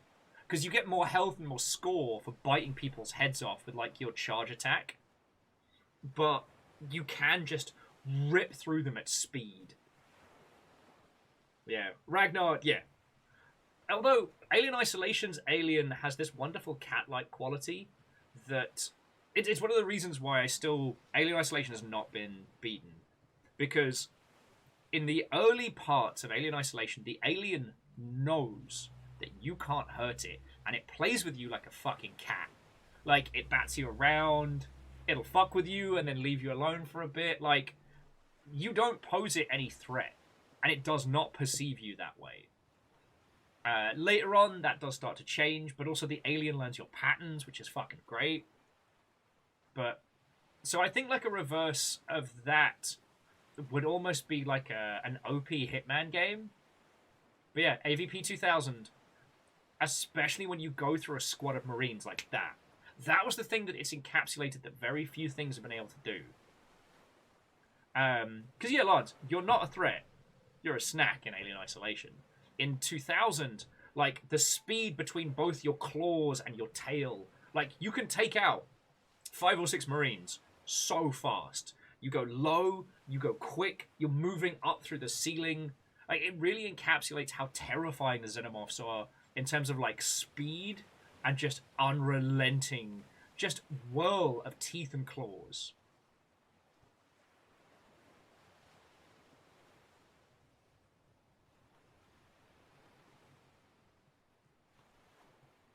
Fearless was saying, I think that's what the more recent AVP did wrong.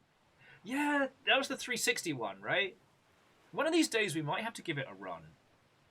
Just as a kind of, yet another one of those, like, 360 era titles. But yeah, they made the alien into like a speedy tank with some specific parts. But yeah, the real horror is hiding in the corner. Like, I don't know if this was ever confirmed, but the urban myth in AVP 2000 was that terrified humans gave you more health. And so the thing is that once you killed someone's guard, you could fucking loom over a scientist and hiss in its face. And it would go, "Aah!" And then just clonk. Fucking great. Oh yes, and Vanderbeest, yeah, it was Carrion, or Karen. It's fucking spot on. Now the interesting things with AVP 2000 is it added the problems for aliens were synthetic humans because they don't smell like anything. So you can't tell where they are. And turrets. So a lot of the time, the Alien campaign was more about working your way through the ducts into places the humans wouldn't expect. So Ragnar, 4v1 is so complicated to balance when both sides are combative. There is a Predator game that's tried to do that, and to my knowledge, it hasn't really done well. Oh yes, and Bryce, you are correct. The androids carry like shotguns and like close range stuff, so they can jump up on you, which I thought was fascinating. And yeah, Kaiish, the real horror was the friends we ate along the way. Alright, let's get this started. Friends, crewmates, game developers, welcome to Dredge.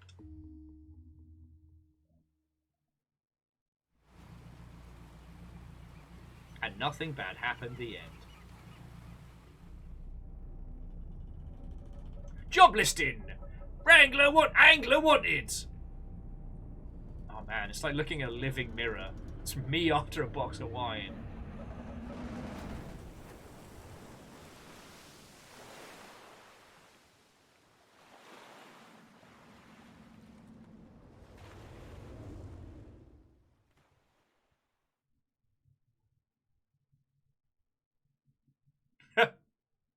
Or several boats.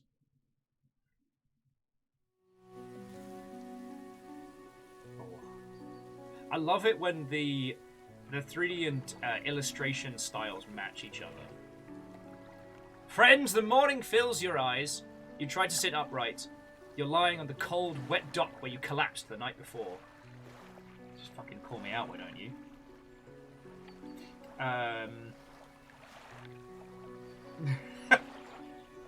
Sorry, Lance with Day 256. I continue my search for more indie games. Perhaps the sea wasn't the best place to look. Turns out, there are no indie games at sea. I mean, we've already got one kind of semi-reverse horror game where you play a shark in Maneater. Yeah. That game unlocked something dark inside me that I still fear to this day. It was the point where I ate I ate everybody in a 4-person pedalo, except for one guy, and just fucking left him.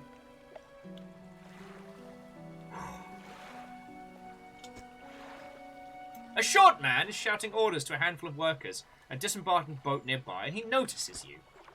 Well, alright. Welcome to Great Marrow. Poor, must say, quite a dramatic first impression. I see you've already been introduced yourself to the jagged rocks along the bay. Did you not see the lighthouse? It was shining right at you. Ah, well, I'm glad to see our new fisherman upright and breathing. Your boat was hopelessly damaged. But had a few locals move your things on one of our old vessels. We'll catch up later to discuss more details.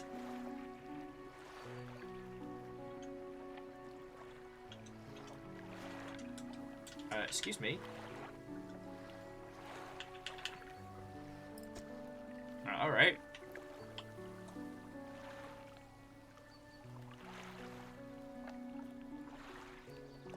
Just as I'll let you get out there, catch some fish. You can fill your cargo while you're bearing the light. Finally, I don't seem to say this, but get back by sundown before the fog rolls in. Keep an eye on the time. Really creep up on you. Oh wow, the darkest dungeon influences are very easy to spot. Oh yeah, the Mortal End, that guy's super intimate right there.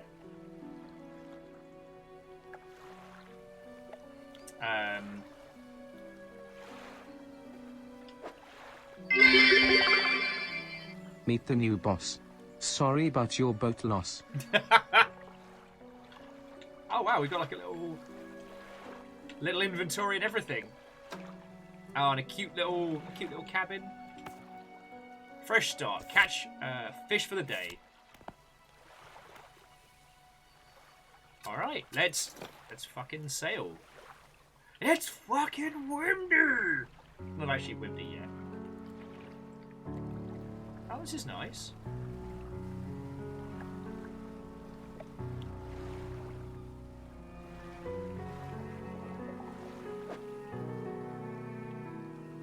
Disturbed water. Stock high. Coastal. Start fishing. Got some blue mackerel. Love it. Trophy mackerel. Love to fucking see it.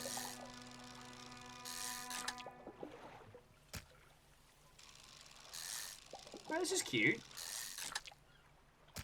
As a quick question, I did... Oh, sorry. And Vanderbeest, thank you so much for the bits. I do want to ask, how many of you had the chance to get stuck into the... Oh, that's disturbed and depleted. How many of you had the chance to get stuck into the Resi 4 remake?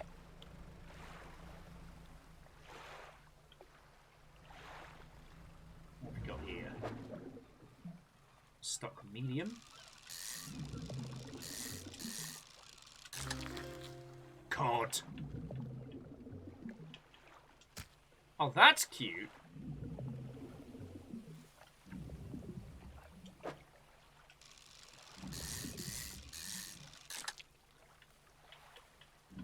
So it's got this like Tetris fit-in. It's got this like Tetris slot in.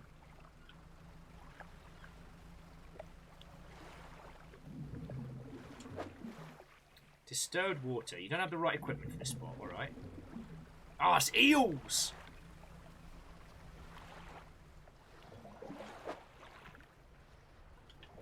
What's that? Those look like some big fish.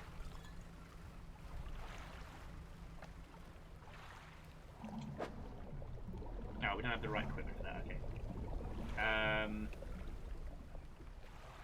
Well, no, I was more interested if anyone's actually had the chance to play it themselves.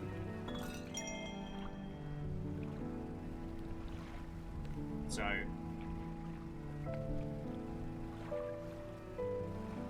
Okay, so no one's had the chance to get hands-on with it yet. Okay.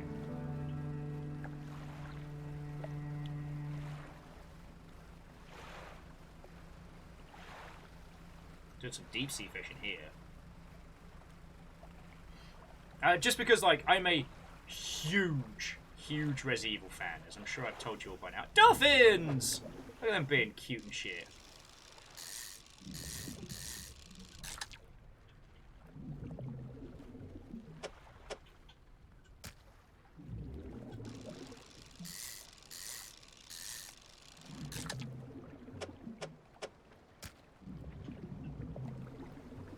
Oh shit, it's 5 o'clock already. Yeah, alright, let's get back.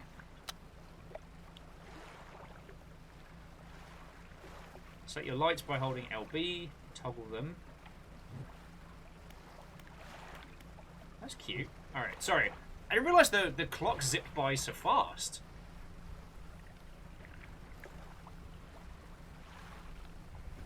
Yeah, there goes the fucking day. Alright, back we go. Eye looks very, very fucking sinister. Alright, we're good, we're good. The fuck is that? No, it's fine, don't worry about it. Don't worry about it. Oh shit, notice there's like... There's sparklies in there trying to lure us towards the rocks. Fuck, that's no joke.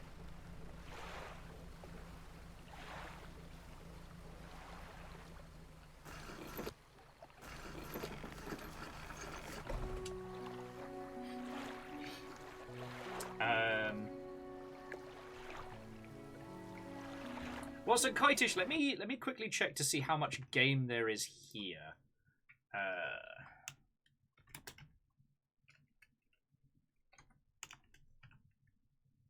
Let me check how much game there is here.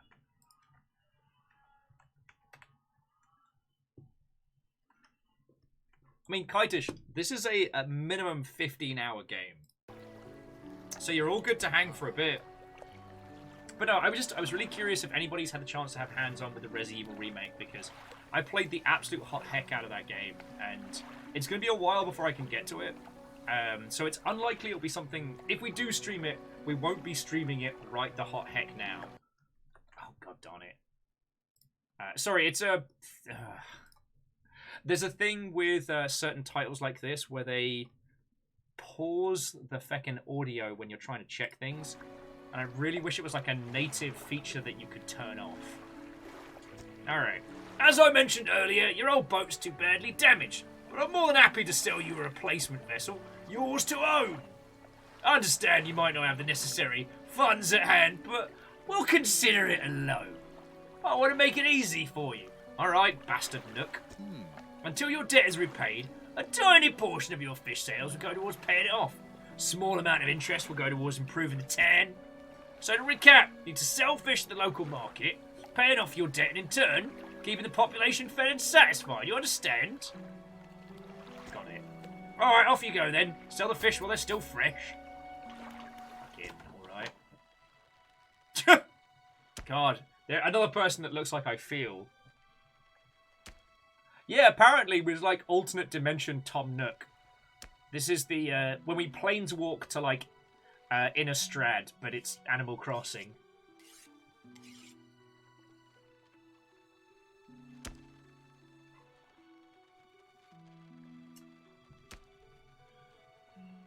Yeah, selling fish at 10 o'clock at night. Absolutely normal behaviour. Oh, you're the new fisherman, eh? Surprised they found a new one so fast. Excuse me, what? What fucking happened to the other one? He, It takes a certain type of person to last out here. It's not life for everyone. Anyway, it's business. I'll pay you for your fish. Bigger, fresher means more money. Some species are just worth more too. Other towns and other islands might pay you different, but while you've got a debt outstanding here, it's just you work on paying it off first. Let's see what you got. Alright. Sell all fish. So that's 104. 15 deducted.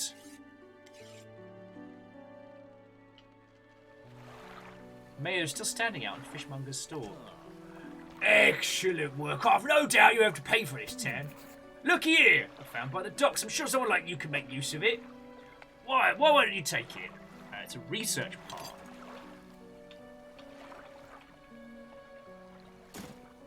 Oh, one last thing. Local shipwright mentioned she might be able to make modifications, so you should pay her a visit.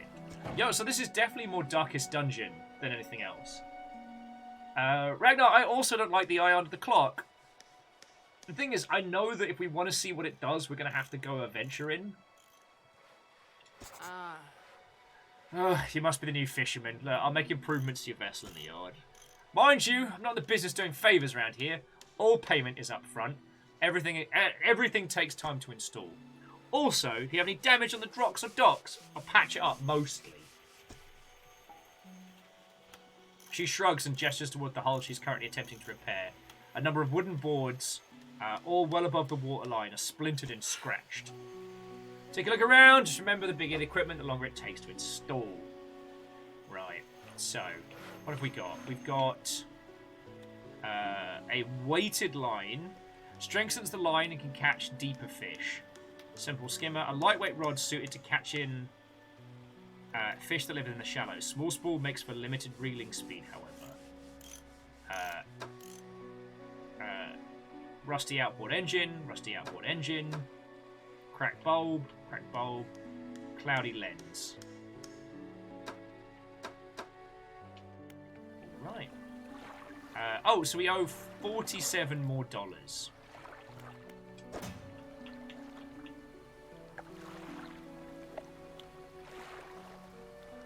Alright, we'll store the research part and go from there. Yeah, deep sea dungeon.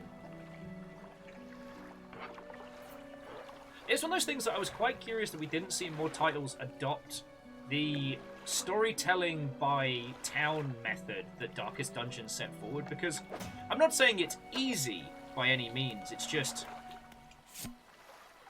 oh, and we found a message in a bottle. Morning of the second day of our honeymoon! And our first proper day. So today, we are sailing around the islands and inlets of the Great Marrow. God, I love the rocks here, the layers and colouring. Oh, so striking. Furthermore, the fishing is relatively poor in these shallows. So I know he will keep his hands on the wheel instead of the rods. Lol, ruffle now. He renamed the boat last night to Jubilee. He did fancy renaming ceremony and everything. I think he took it more seriously than the wedding.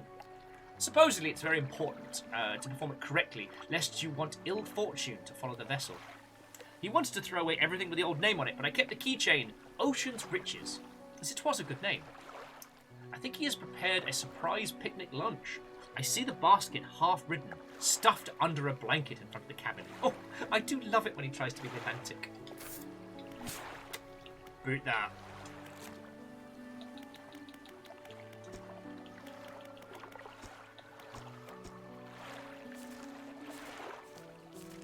Alright, so there's a lot of fish to be catching. Alright. Okay, so we've got research. So, mechanically assisted reels allow for catching of significantly larger species. A hybrid design for more flexible fishing style. Onboard engine. Raise my engine on a budget. We can't research nets yet. Alright, so bigger fish means more cash, right? Alright, let's have a nap. Now, so alleged, it's fascinating. There is actually a horror game out there. Oh, hang on. What's that? Oh, okay. There is actually a horror game out there that's basically What If Sega Bass Fishing, but a horror game. And that one is like the things you catch get more increasingly unhinged, which I do find fascinating. Ah!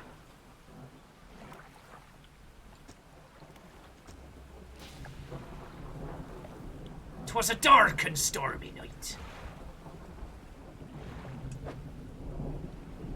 Disturbed. Shallow. Come on. Got the good shit. Okay, and Magi, thank you for the reminder. So it took about 3 hours to to get back. So give us a... Here we go.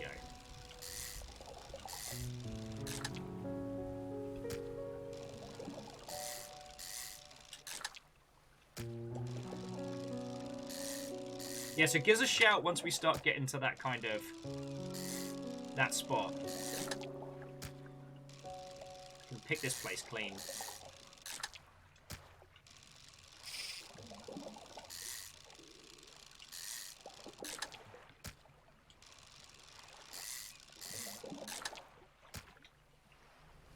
Yeah, give us a shout once we start getting to the later times. Verdant says, is there horror in Animal Crossing? I mean, the horror, I guess, is capitalism.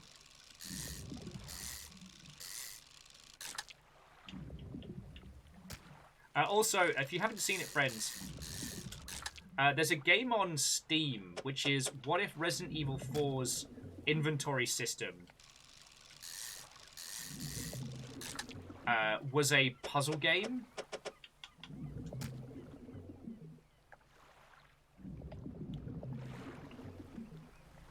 And it is absolutely fascinating.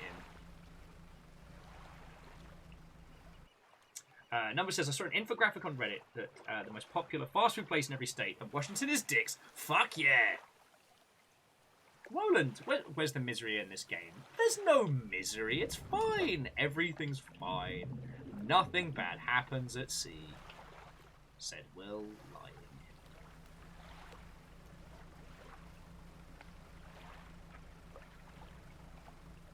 Now, what is that? Seems like just some leftover shapes in the water, alright. So yeah, later on, I guess we'll get the tools to get bigger and bigger fishies and stuff like that.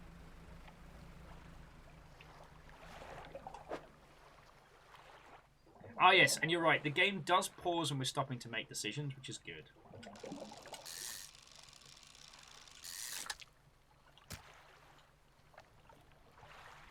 Is this place fucking clean?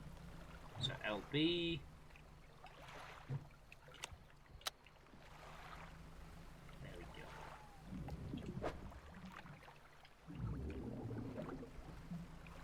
I think we picked this place clean as well. Oh yes, Lance, and thank you for the reminder. Yes, the game I was talking about was called Safe Room.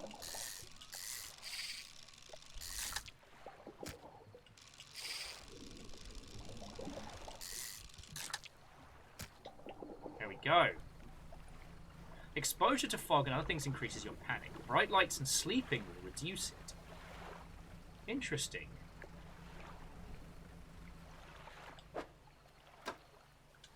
Okay.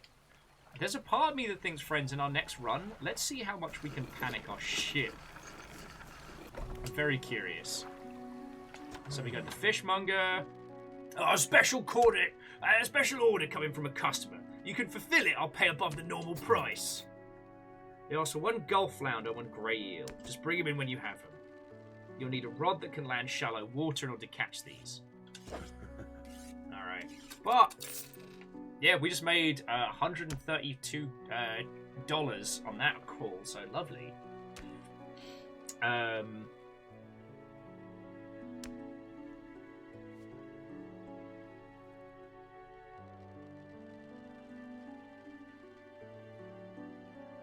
Well, so Fearless, I believe in Sunless Seas, it's not without light. In fact, it's actually the sun drives people mad.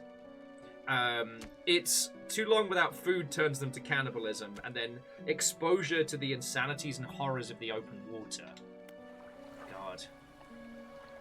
$10 remaining. Jobs are good. Fuck it. Let's just go out. Let's go see what happens if we do night fishing.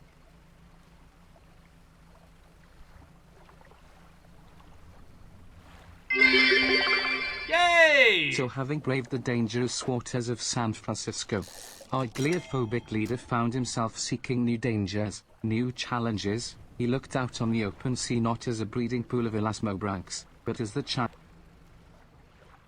Oh god! We can't see rocks. Oh, that is not fucking good. Quasi, thank you for like $5 and bits, you legend. Galeophobic leader found himself seeking new dangers, new challenges. He looked out the open sea, not as a breeding pool of... I can't pronounce that. But it's the chance of a new start. You know, Will, at some point you'll have to catch a shark. It's something you have to come to terms with. Why are you like this?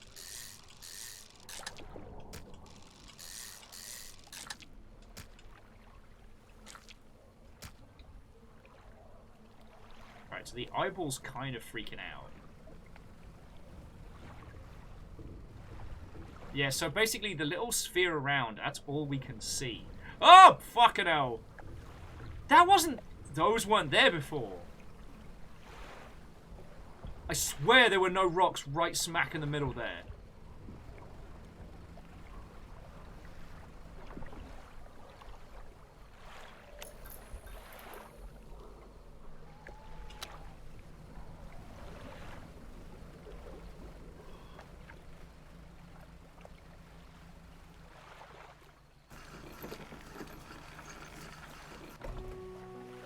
Oh, a hunchwoman approaches you from the steps of the lighthouse.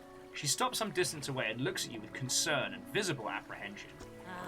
Why are you here? I've come to fish. There's nothing here for someone like you anymore.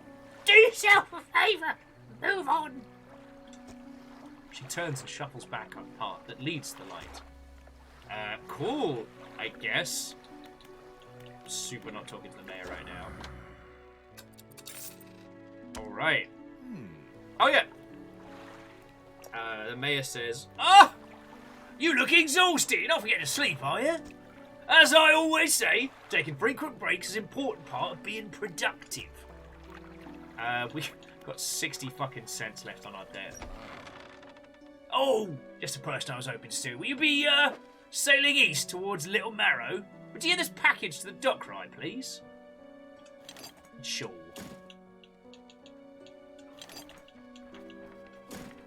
The mayor hands you a small, damp package bound in string. It's dripping slightly. The dock workers will pay you upon delivery. Please be quick about it. I don't want it to spoil. And don't forget to check your compass and your map if you get lost. Alright, I'm going to let our character sleep, though. One founder, one eel. Deliver the package. Alright. Oh, no.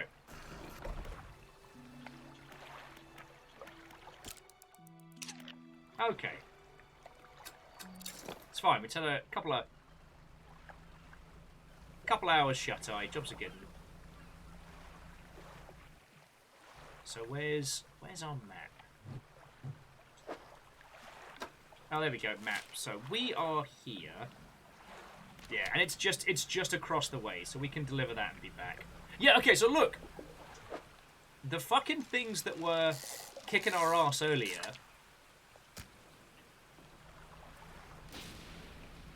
Like, those rocks weren't there before. It's like the... I don't know... What would the nautical version of topography be?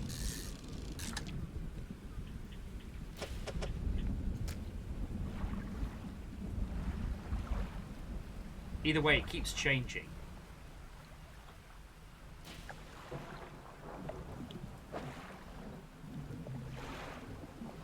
Oh, God. That's a storm.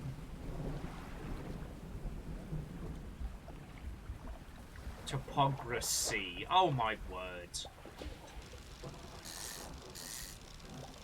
What did I do to deserve you lot, eh? Puns inflicting the... well, puns.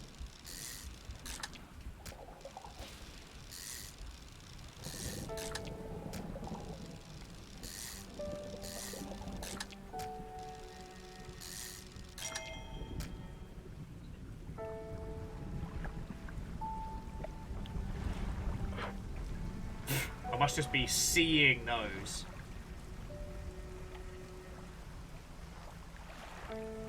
Deadliest catch, Will Edition. The thing is, I'm the thing they're trying to catch. Oh. Can't catch flounders? that Bloodborne music and all. Oh, what's that? It's a delivery? Oh, let's see here. He tears a small hole in the paper and peeks inside. You can't say for sure, but it feels as though he's shielding it from your view. Yeah, it's nice and fresh, will do nicely. I'm pay you, I suppose. He hands you some money, $25. I was given this book a few weeks back. Didn't make much sense of it. You'll surely get more use out of it, yeah? He pulls out a crumpled book from his back pocket and hands it to you. A number of pages are folded over. Keep it in your cabin. Alright, keep it in your cabin. You can just read it while you're on the water. Start a chat any time. I know how lonely it can be. You enter a brightly lit shop packed with antiques and shelves full of jewellery and other baubles. An old man peers at you over silver spectacles. Ah, hello! Is that... No, I don't believe we've met, sorry. My eyes aren't what they used to be. I specialise in antiques, jewellery, and also rare Yu-Gi-Oh cards. I'll purchase any special trinkets you happen to have. You got anything nice with you today, perhaps? Nope.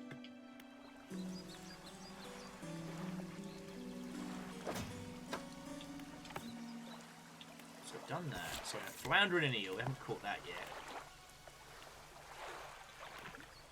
Okay, so we have to read the books out on the water. All right. I mean, we'll back it on up and go sell the fishies, but like, yo.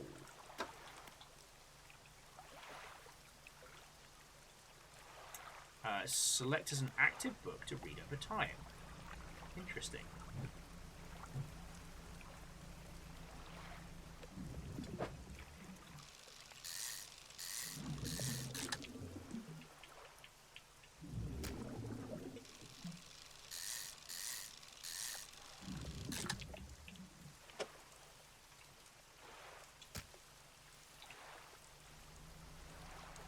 Doodle doodle doot doot.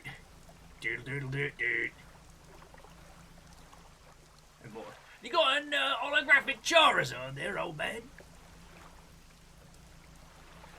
Oh, that's actually... Sorry, I didn't notice that until you pointed out, Ragnar. But yeah, no. He wasn't writing regular people letters. Those are runes.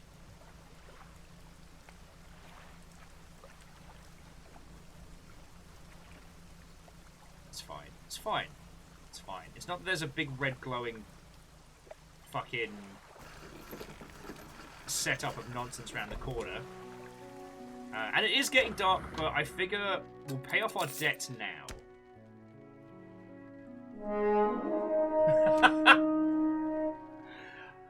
It's just the fact that I said we'll pay off our debts now, and Noxki's like, yo! How's it going, friend? Watto and welcome! Guess who went to GDC and survived? It's me! Well, okay, survived is a strong word. I went to GDC and came back still able to... Hey! Fucking hell, we've got a pincer attack there. One raid from the north, another from the south. The hammer and anvil. I don't know what I'm saying. Noski, how are you doing? To the annoying goldfish. I mean, firstly... Watto and welcome, hello. Secondly, I feel a bit bad that you joined in as we have a beheaded fish on the table here. Well, on the one hand, Noski, I'm sad you didn't go to GDC, this was a good one. On the other, like, I'd be sad if you went and I missed you, so it's good to see you. But both of you, thank you for bringing raids in. So, how were you doing? Tell me your tales, what were you streaming? And whilst you were doing that, so to those of you who've joined us, Watto and welcome, we are playing Dredge. This is... What if Darkest Dungeon was a fishing game? Oh, Noski was on Tunic. And the annoying goldfish is like, Bill! That was my cousin! Bill! No! I can't believe you've done this! Oh, I still haven't had the chance to do Tunic. I'm very much looking forward to streaming it, but it's everything happens so much. Rain World's currently my long play, so actually, so sorry, I don't know. I might have a cool guest for Thursday, but also I've still got a few more days until I'm definitely clear of the bad lurg. All my tests have been coming back negative, so I'm doing good. But I will know for sure if I got the bad lurg by, well, I guess Thursday night, Friday morning.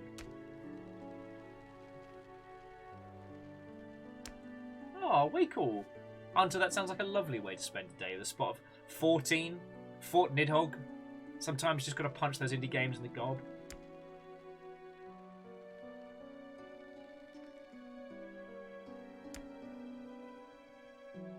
Oh shit! So Noski, is Wasard this weekend, or is it happened?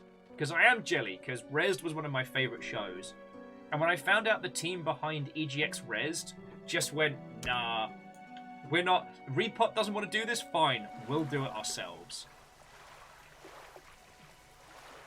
Nidhogg knows what he did. Floppy poo style, ender of friendships. Floppy poo style is a style of playing OG Nidhogg that is chaotic and infuriating. I remember, friends, never ever chase.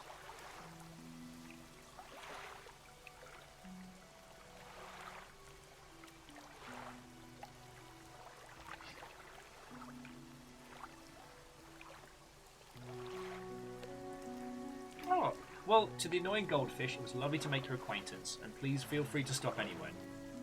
Okay, so Noski saying, so this week, Wasard is...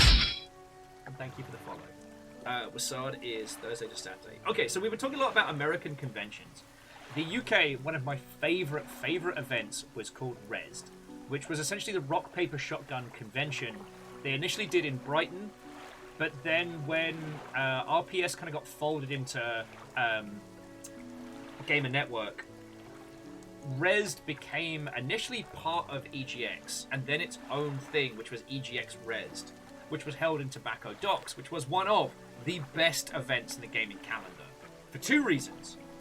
One, it was still focused on weird and different and strange indie games and PC games. So it carried that like PC gaming focus through, which was great. Secondly, if you've never been, Tobacco Docks is just that. It used to be a dock area where tobacco ships would come, unload their wares, and then move on, right? The infrastructure's still there, but it's been updated and modernized and whatnot. Now, here's where it gets fucking cool, right? Instead of getting like a booth, you get a room. There's a door opening in and out of it. So it stops the convention becoming incredibly loud. You can just have a calm conversation with someone. You don't lose your voice. It doesn't suck. It's amazing. It's just absolutely amazing. Oh, shit! Noski, I had no idea. I was pretty sure that's where we... I know we hung out there, but, like, my brain's jello these days, you know what I mean? Oh, sorry, the mayor was saying, thanks to your efforts, the town is growing. In fact, we'll have people here any day. I've granted consent for the shipwright to expand her facilities. The old dry dock is operational again. Also located some money to improve the fishmonger's services. Might have something to talk to you about soon. Yeah, okay, it was when we first met. Sorry, like I said, my brain is jello these days. Back at 2013-14. 2013 was a big year for me. Anyway, Mayor says, keep up the good work. We're glad to have chosen you on this one. Alright, so the dry dock is up. We can make significant improvements. Extra space, superior hulls. Alright, how do I get materials? Alright. So 2 rod spaces, 2 net spaces, 2 engine spaces, and 1 light space. Alright! So that's really fucking cool.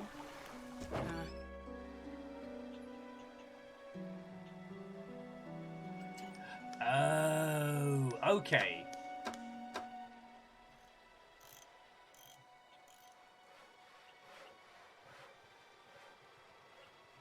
Alright, I get it now.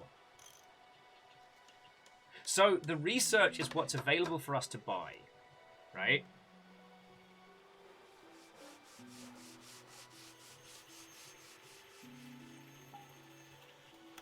Now, do we want to get a weighted line or a skimmer line?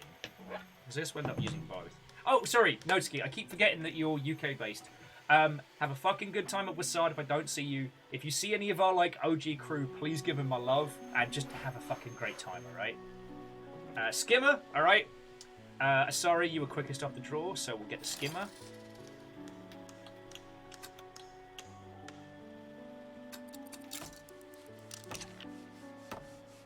Oh, okay. So this is fascinating. So, no, we don't need repair mode.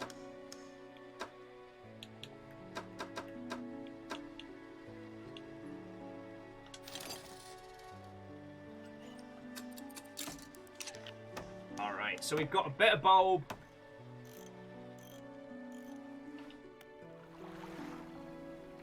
Give our little person a chance to... Yeah. So we got the hydraulic rod. We now have to install that. So we don't get anything just like automatically. So like we need to find more research parts. But that's cool.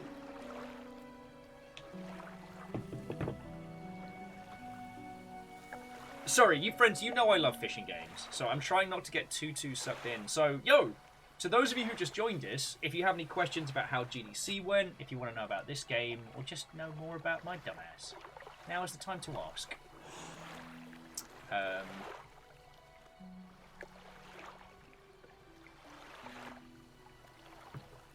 And Biggs, Watto and welcome. Hello, hello.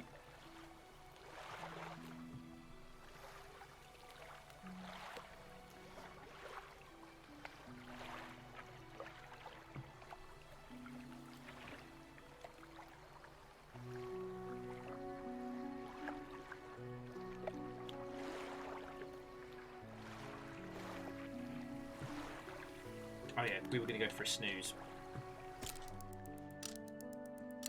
And Biggs, I'm doing bloody marvellously. How are you doing, friend?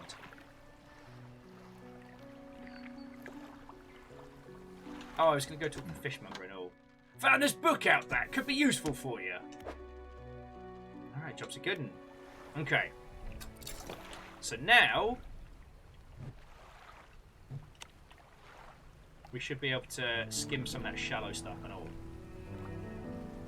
The well overgone US Turnip Gamer. The thing I still don't know how to respond to though is people saying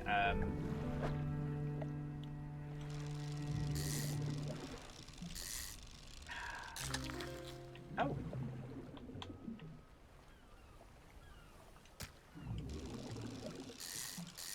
Lander.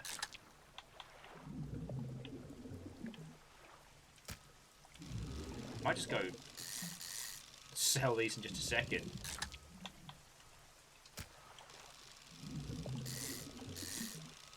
It doesn't cost us anything. Just deplete this, trundle back to shore. Actually good. No, sorry, so something happened during GDC and I still don't know how to feel about this. And I wondered if, I don't know, I would appreciate your counsel on this, dear friends. So, as you know, I made a video a while back saying, hey, don't play the wizard game, which was more intended to people who weren't chronically online as I am. And as you know, it pissed off the worst kind of people, and that's fine, I ain't too mad about, they ain't the kind of people that really matter in the long ship, you know what I'm saying? Ooh, sustainable fishing. Whilst we were at the GGP rave, someone came by and was actually like, hey, yo, I saw your video, and thank you for doing that, and gave me a fist bump, and I'm just like, I don't know how to take that compliment. I think what I said was yo, it's the literal least I can do, but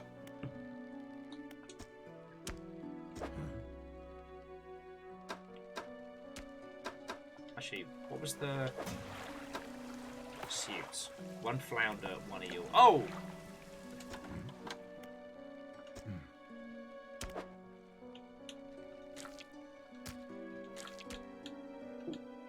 There we go.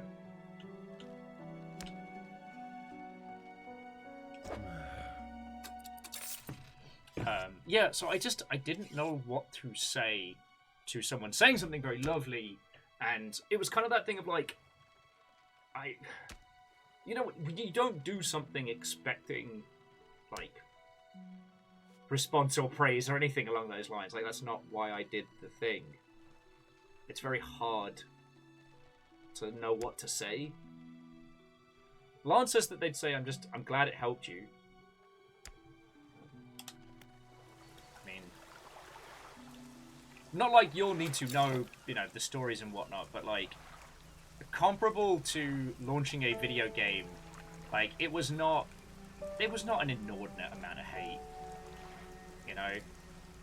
I've got fucking visible white guy privilege, so when it comes to things like streaming and things like talking about social issues, there isn't really a lot peeps can do to... Oh, we have to learn how to dredge things, okay. There isn't a lot that people can say to me that I haven't heard already, you know what I mean?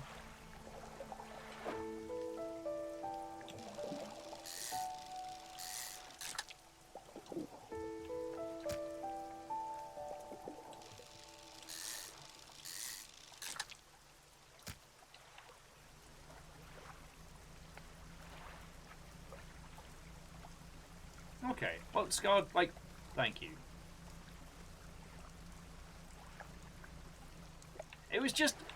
It wasn't like it was embarrassing, but you know what I'm saying, right? Like...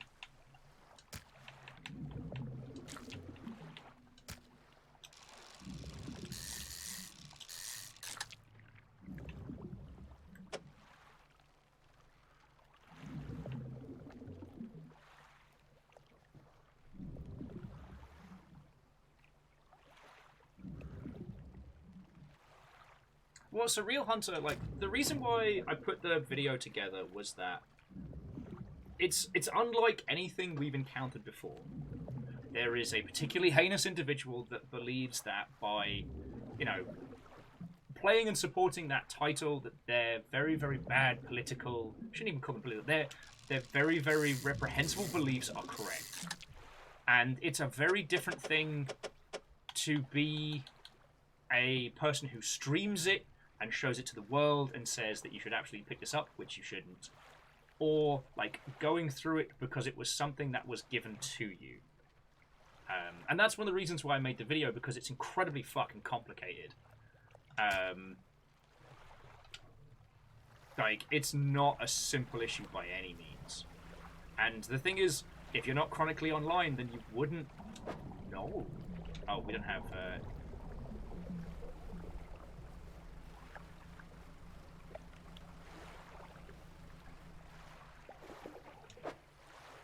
Oh. Woohoo!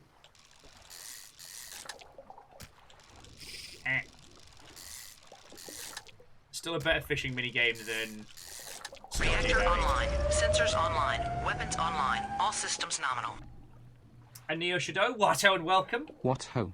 Hope you had a good time at GDC. Oh, I had a fucking marvellous time. Like... Oh, I have fucked up. Alright, let's see if I can get us back without killing us all.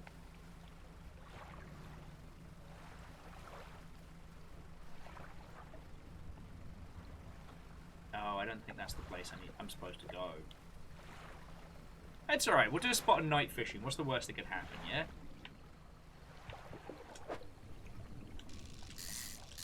Who wants calamari?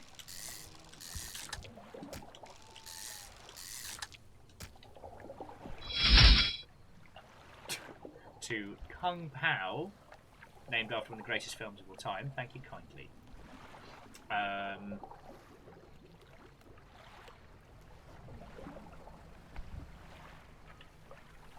I'll be real fucking careful getting us back. Oh!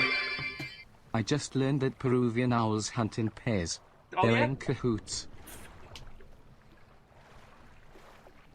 Not only did you scare me, Ehrman, you scared me with a terrible fucking pun. Ooh, we finished reading about sustainable fishing. Check cabin for bonuses. 10% chance to not reduce fish stocks when catching with a rod. Oh, that's cool. So that's What's the worst that could happen? get fucking jumped by a rock at sea. Here's the thing. That is glowing red. We've got it.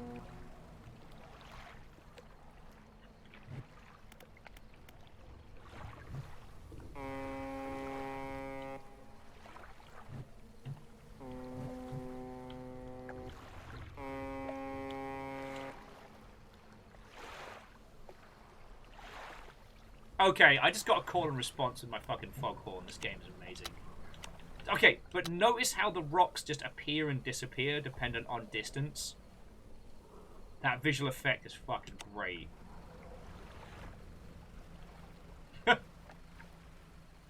Averick, I might have a small little heart attack. I think I'm gonna be a coward.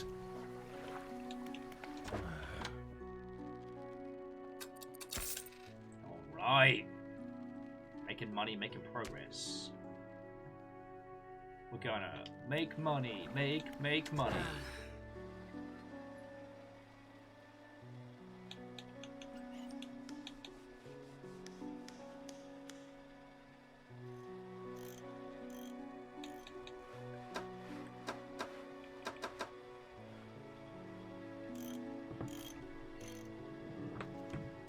But no, but seriously, Ehrman and Skull, thank you kindly.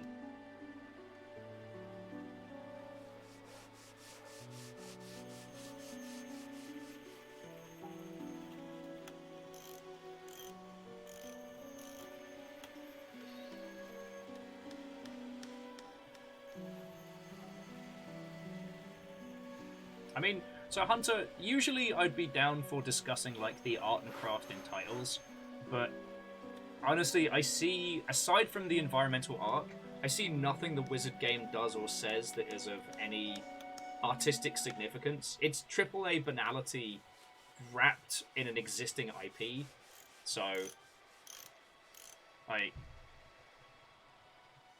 it's systematic of the banality that the largest of titles force feeds. Yeah.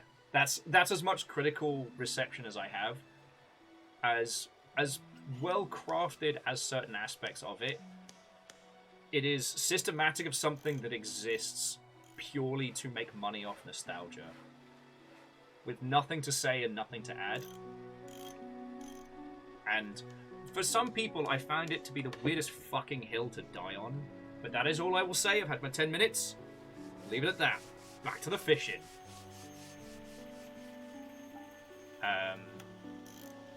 Okay.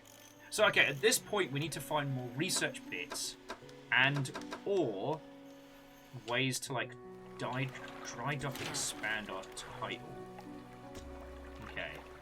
The dry dock requires resources. We don't have a way to dredge yet. So if we go to research, what do we need to learn how to dredge? Abyssal fishing.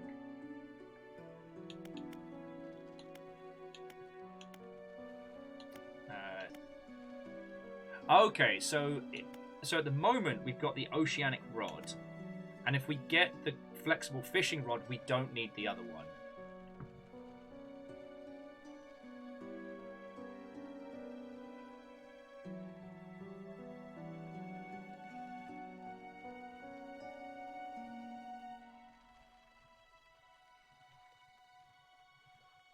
Well, so Bacon, how is that disagreeing with me? Like, the God of War series is an exceptional AAA experience, much like how Deathloop is very much a AAA game. Sea of Thieves is a AAA game, and it's feckin' brilliant. Alright, no, you know what? Calling Wizard fucking veto on this. So, we're not talking about the piece of shit Wizard game. From this clap, from this clap. Next person to bring it up gets shushed for 5 minutes. Done. Okay.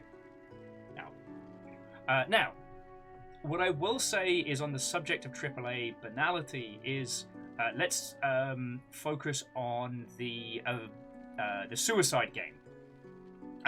Oh my, so sorry. The Suicide Squad game, which has received a lot of pushback from users and critics for its inclusion, for having like gear score and elements like that. But Sadlin's like, how do you really feel about Magicka? Yo! Magicka is the best example of a game that is at its absolute pinnacle when no one knows what the fuck they're doing.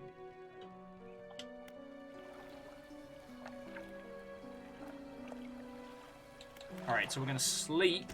I'm going to try and find a research point. Like, that's... Right now, we've got cash. There's nothing we can spend it on, so it's time to go exploring. Big's like, I'm really glad we're talking about Magic the Gathering. Terrors the lot of you. But yeah, so the Suicide Squad game, which is big IP, is being dragged up coals for things like gear score and, you know, season pass type elements and a lot of the looter shootering.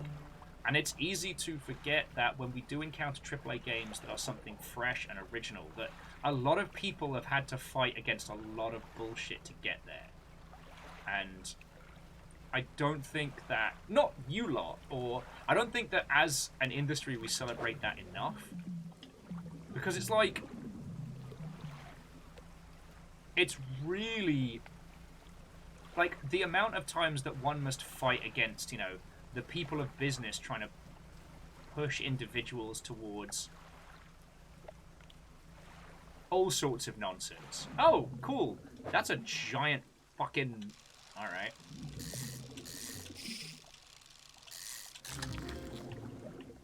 Heels up inside you. Finding an entrance where they can. Oh, we can complete that. Yeah, anytime you encounter a game that is genuinely fresh at a AAA price point,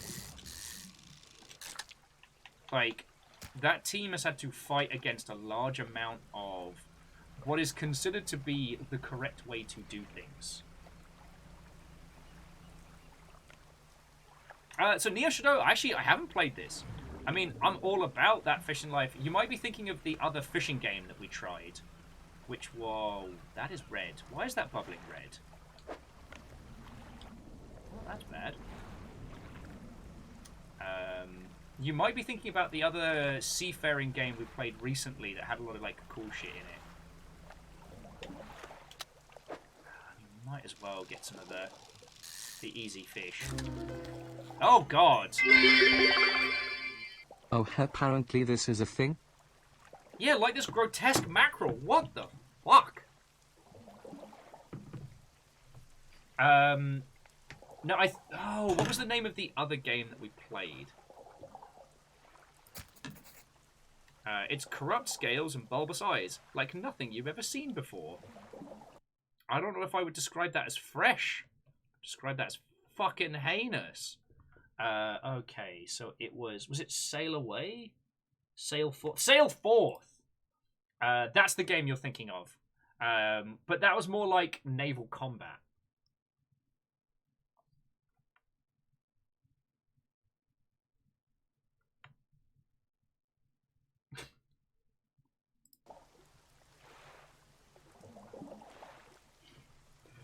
Yeah, this is fine. I don't know if these are worth anything, but let's keep fishing. Oh, okay.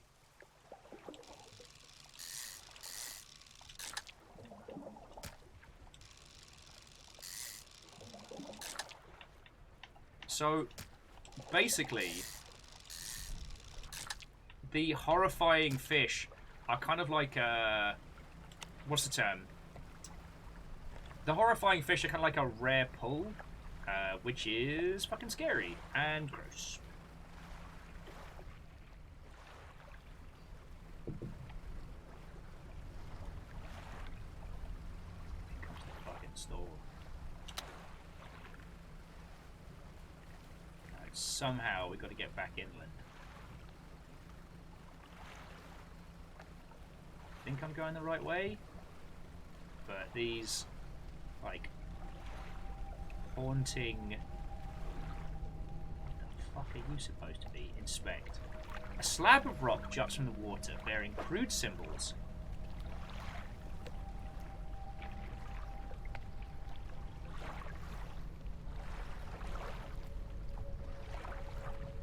At its base, a rough shape has been carved away.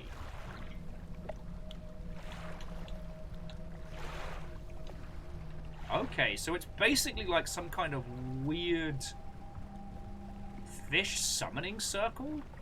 Alright, I do not like that. Sorry, I've got to pay attention here, because I know that there's a lot of rocks. Ah! Like fucking that one.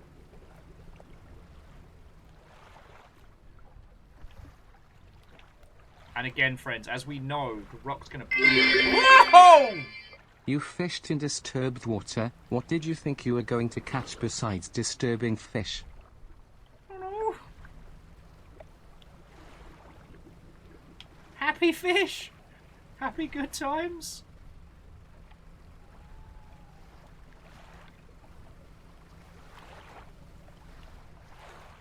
Yeah, like, what is that red thing going up into the sky? What was the shrine we just encountered? What is this fucking place? But sorry, Bacon, thank you very much for the bits. But yeah, no, sorry, the point I was scratching around there is I do think that we should definitely celebrate whenever AAA games do something really fresh or interesting. Like, it's still wild to me that one of my favorite games right now is Sea of Thieves, which is a huge old school studio owned wholly by Microsoft. Like, you don't get more AAA than that. I guess owned by Tencent, but that's another joke.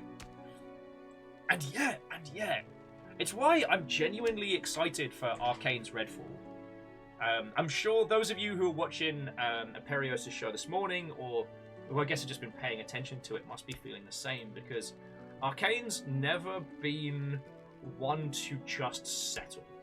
And they are confident in presenting a concept that seems bland or boring that ends up being something special. He would catch fish that are doing the best they can in this time of everything, waves wildly into the air. Happening right now. Live on Twitch.television, this idiot. So Nick, so Redfall is actually going to be dropping on Game Pass, so I don't have to worry about breaking the bank to get it. But yeah, so that is Arcane's next title. It is a 4-person co-op open world-ish shooter where you choose one of 4 characters and you go around hunting vampires. Now, usually AAA co-op shooter hunting vampires, you'd be like, meh. And I wouldn't blame you for being meh.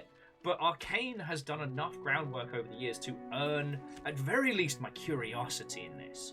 Because, you know, with Deathloop, I was like, oh, well, I love the art style, but I'm sure it's just going to be AAA banality.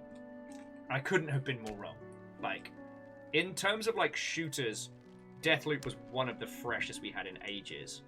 And such a wonderful evolution on that, like, OG... like, do it your way, looking glass philosophy. Now, Arthur, we talking about Deathloop? Because it's brilliant.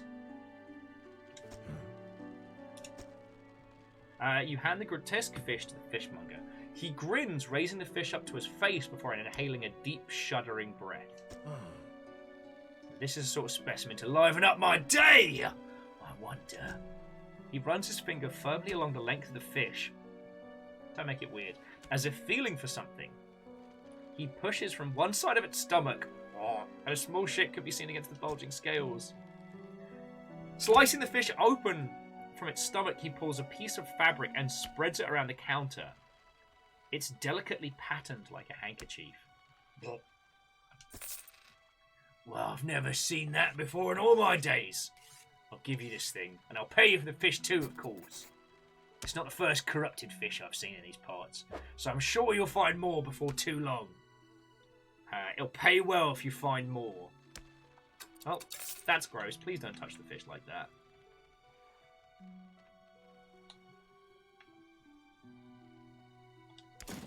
I sent the beautiful handkerchief to storage. A man's looking at you through a cabin window. His face is mostly in shadow. Oh, cool.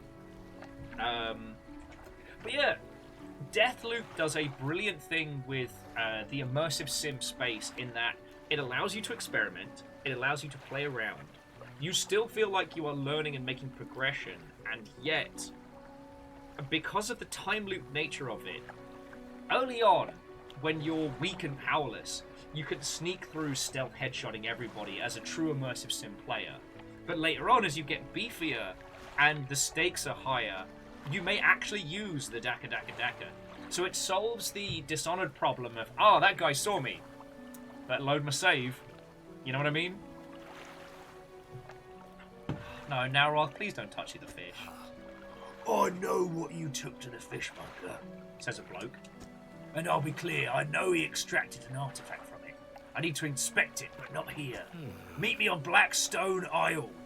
Head out this bay, cut south. I have a business proposition you'll want to hear. Alright. Kinda...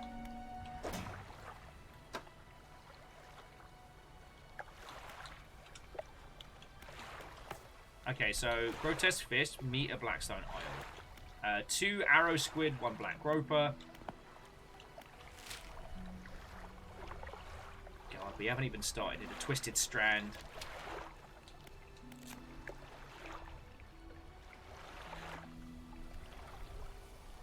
This is gonna get fucking heinous.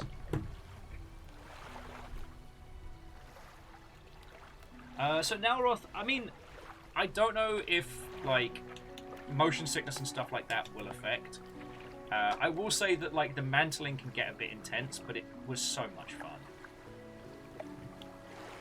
And Bacon Adventure, so the eyeball at the top of the stream is our stress meter.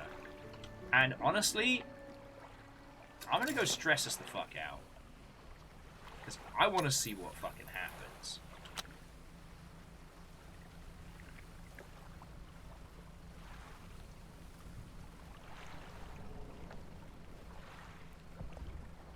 Actually, so Phyllis, if you didn't see it in Discord, the one to read about oh god, those rocks. The one to read about Death Note that's fascinating. Death Note. Okay, these rocks were not here before.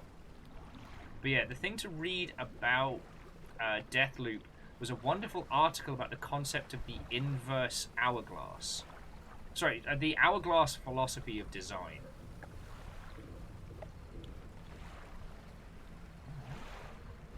Can we fish this? Alright.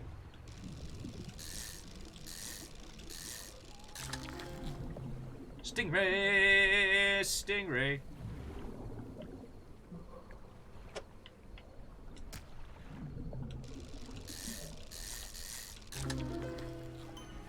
Oh god! A shard ray. Oh, I do not like this. Okay, well I didn't think we'd get something rare, so let's get back before I explode us. Something slithers in your cargo hold. It's an infected stingray? Oh, that's not good.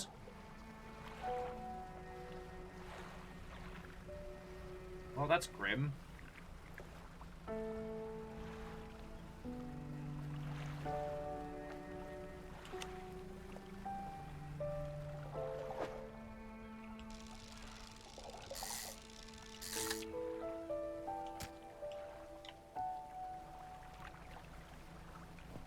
Vengeance for Steve! The fuck? Oh, this seems fine. Blue mackerel is lost to the birds. Don't overcommit yourself, especially when the sun starts going down. Better come back with a small catch than nothing at all.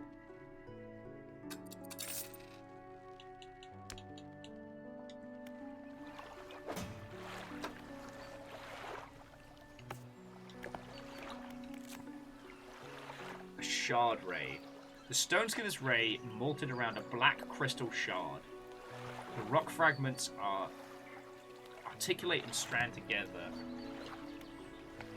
Alright, we'll let him have a snooze. The problem is I need research tokens, and I don't have them.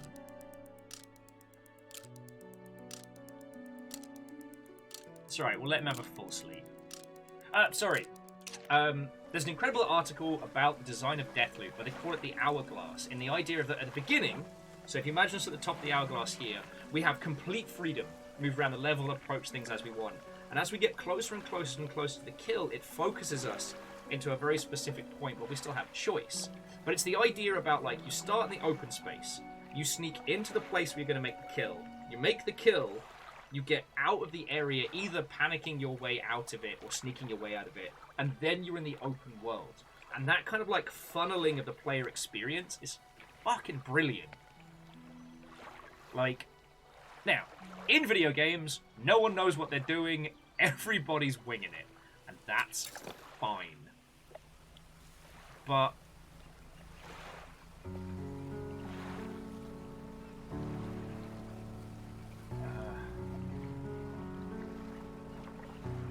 fuck it, let's try and fill that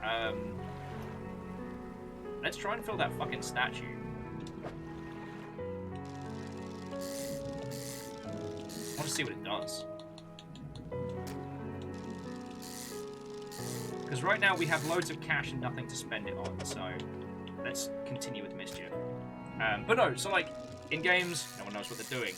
But there are a handful of people that have philosophies honed over time, or that can be applied.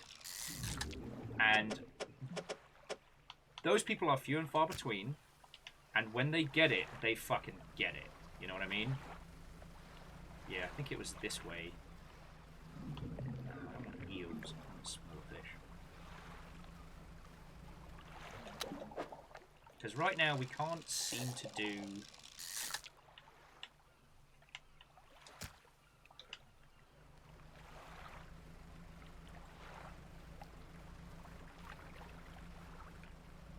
What that is. Right now we can't seem to do any of the dredging or any of the stuff to improve our boat. So we don't have the tools to dredge. And that's all I can do.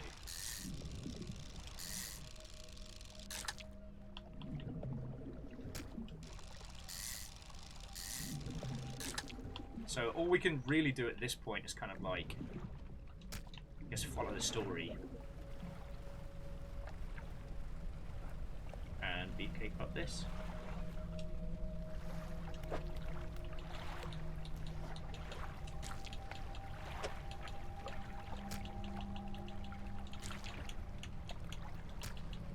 Oh, actually, we might have enough to pluck it. Wait, hang on. Yeah! That fucking Tetris hour's paying off.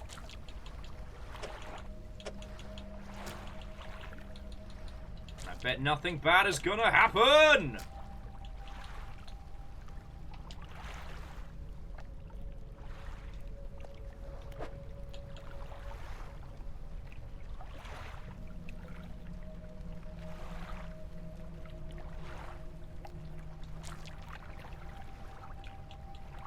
Oh, it has to be salmon.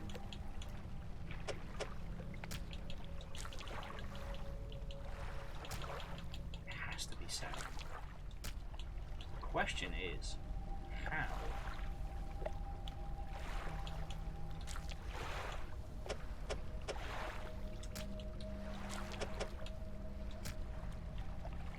Ah, we need one more fish. Give me that salmon. This seems fine. Give me that salmon.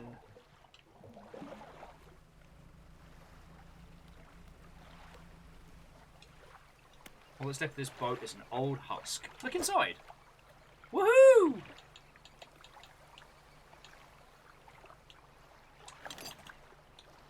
research point. We can get some better stuff. Get a fucking plank in here. I'm unreasonably excited about finding lumber. Alright. But yeah, unless we can find more salmon right now, we might have to return to the...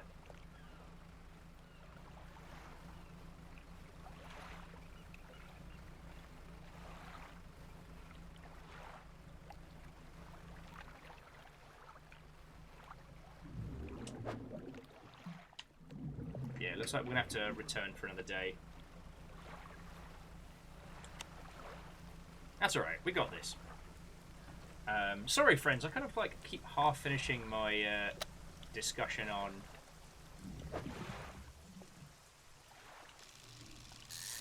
Deathloop.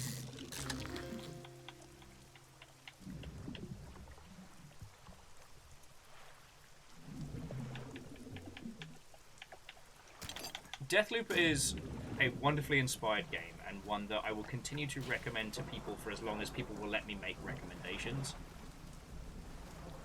It just, like I said, I know it's weird for me to be like, oh, I know I don't usually rave about AAA games, but please play this AAA game. Ooh, spicy.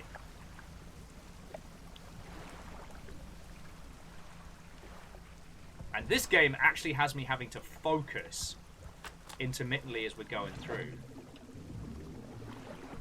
Oh, and we learnt rods, reels, and things. Which I believe... Rods will reel in fish 10% more efficiently. There we go.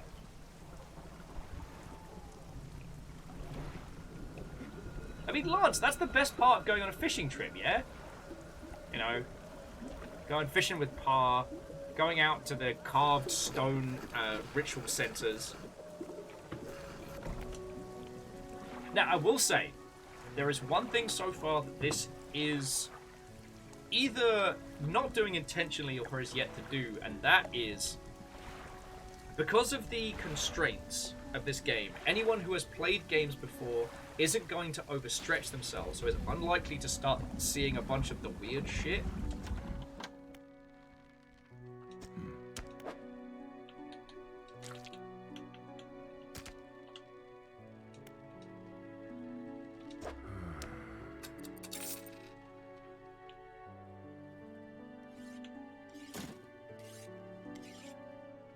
And I guess the ring we can sell as a trinket and whatnot. But now, so we can go to research. We can research. Here we go, yeah. Flexible fishing pole.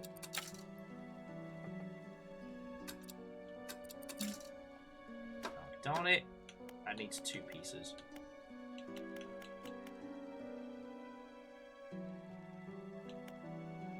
Oh man, don't tell me I just missed out on getting the dredging kit.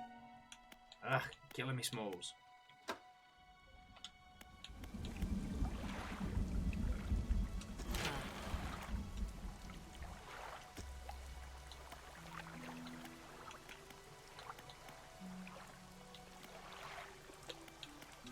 Remember, you don't have to have all the materials at once. You can store whatever you have right here in the dry dock.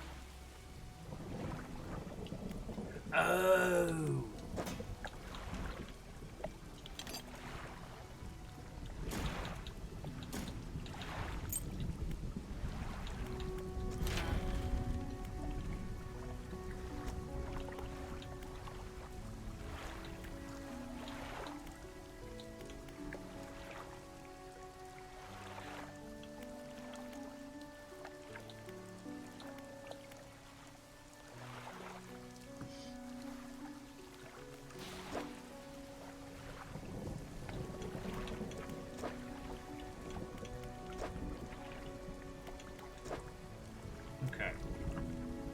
I think I'm finally starting to understand this, so I apologise for being a bit of a numpty.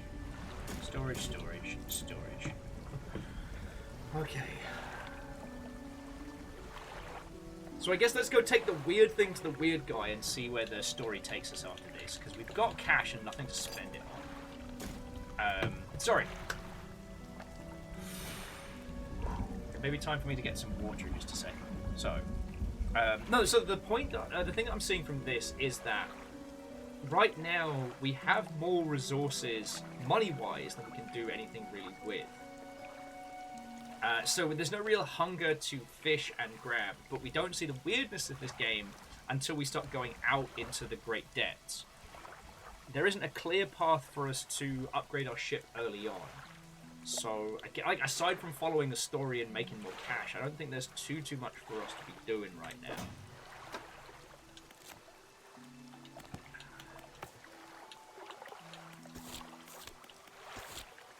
Alright, so a man approached me of interest, meet him at Blackstone Isle. So after we have a snooze, we'll go to Blackstone Isle. But it's like, we have to actively play poorly at this point to see elements of the game that aren't ideal. I think Blackstone is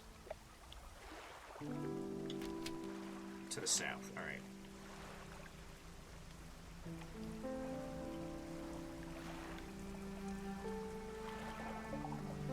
I mean, Immortal, then, I can't tell you right now if this is a game that you absolutely positively have to play. It might be, but...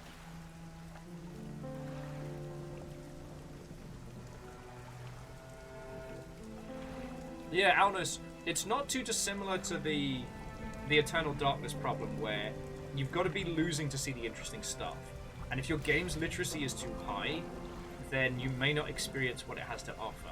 But that could be because we're just at the beginning right now. You know, it's not necessarily a case of... It's not necessarily a case of the game is poor or otherwise. It's just that we haven't gotten into the meat of it yet. You know, Darkest Dungeon wears its brutality on its sleeve. And that's fine. There is nothing wrong with that. But it's also... Darkest Dungeon does a bait and switch.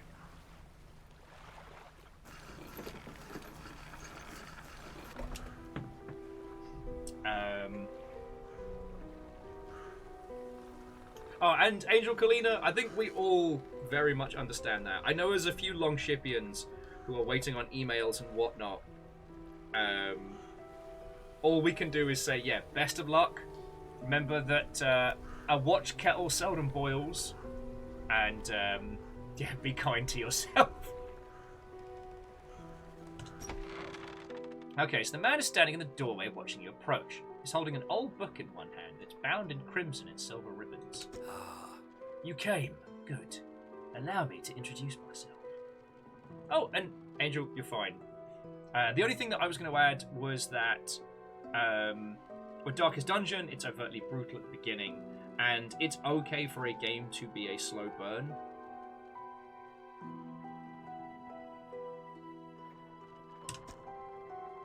I'm a collector of many things. Art, artifacts, treasure, Funko Pops, and curious.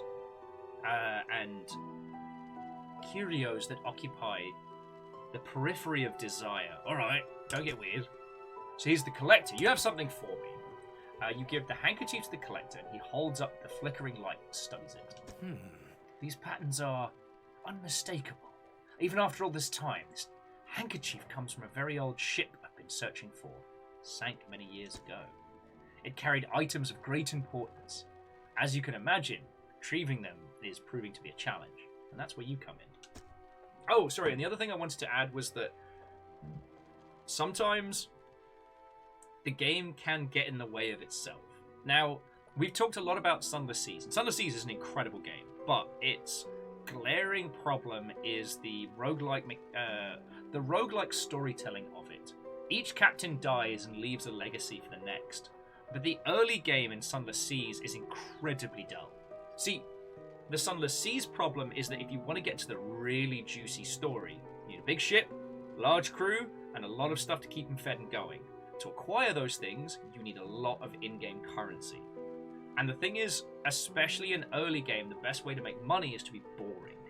So, like, if you want to see, like, the Hall of Infinite Mirrors, or the Isle of Apes, which is very funny.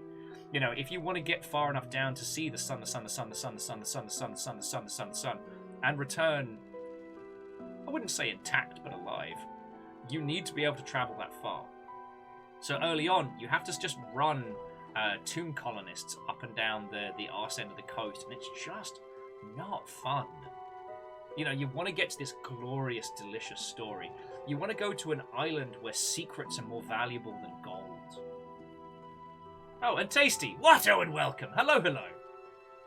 And so, honestly, the best thing that you can do with Sunless Seas is after you've played it a few times, edit your save game, give yourself a fuckload of money. Because the offset later on is that money can't buy you success in that game. It just gets you out of the paddling pool region of the Sunless Seas region.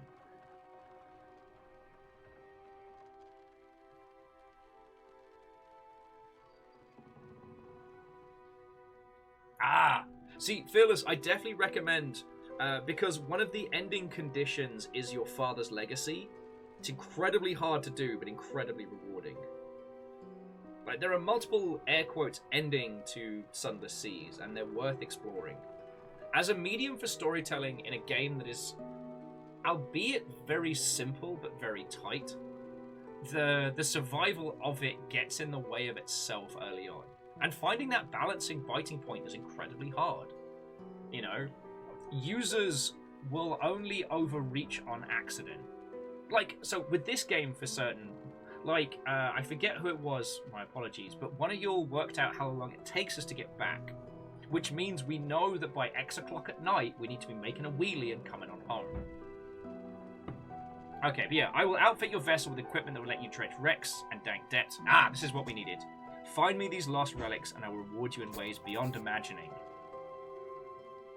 You need not give up your fishing career. I merely need a few hours with your vessel. Yeah, fuck it, why not?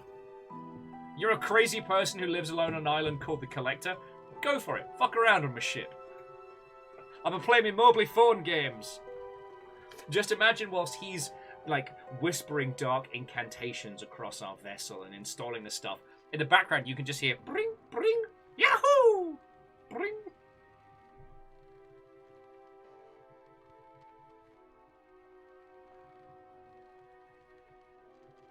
Yeah, and so Fearless, the thing is, the game is enriched by failing. You know, your father's legacy, where you have to find out what happened to your previous captain, is one of the most satisfying storylines and endings. But you have to be the child of a failed captain, not a successful one. But if you want to succeed, you have to pass on stuff. Yeah. Now, I'm not throwing stones at Sunless Seas. Sorry, yeah, Sunless Seas. Sunless Skies being a sequel. I only bring this up because they broke a lot of ground, and this was as roguelikes were coming into fashion. So yeah.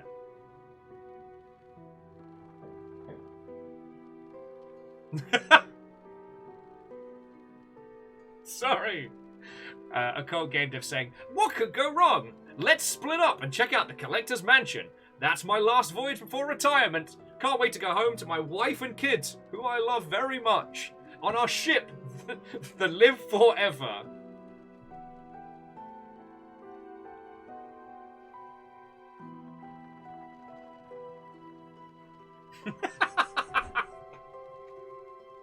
See, this is the thing.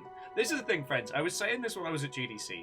I'm not funny. Y'all are funny. I just say a lot of stuff. I'm a Gatling gun of spaghetti at the wall for sticking purposes. Lance saying, the fisherman posting on Twitter, collector decking out my ship. Hashtag for free. Hashtag blessed. Hashtag, what's up with these fish?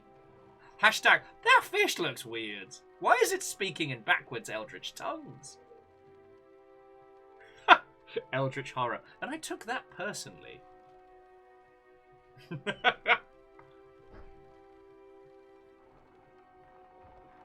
Yeah, Fearless, that is also a very good point, that if you don't get out of the initial paddling pool, if you can't crest that initial difficulty hump, you have nothing to pass on to your following captain, and you just end up... But I will say, friends, if you haven't played through Sunless Seas or if you haven't heard of it, like, absolutely look into it. Just after you played a couple of runs, edit your save game and give yourself a shit ton of cash. Buy a fucking dreadnought, go exploring, because having the biggest guns and the best ship and the largest crew does not guarantee success. But it makes the conditions for failure spongier and weirder. When the red hunger takes your crew, that's when it gets interesting. And each of the islands is its own self-contained story that may unfurl in a manner of regions.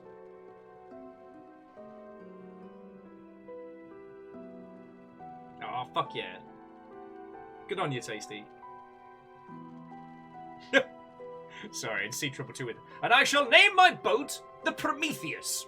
Good, strong name. Nothing potentially to go wrong with that at all. Alright, so the relics we're looking for are a ring, a necklace, a watch, a music box, and a key. Alright. So storage. Is this the ring? Is this the ring? Take a look at these trinkets.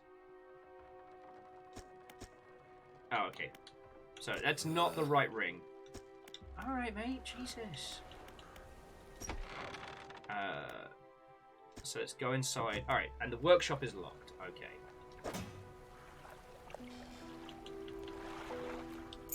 But he has now given us... find a key in the Marrows, music box in the Gale Cliffs. Cool. It's like now the story beats are starting to unfurl.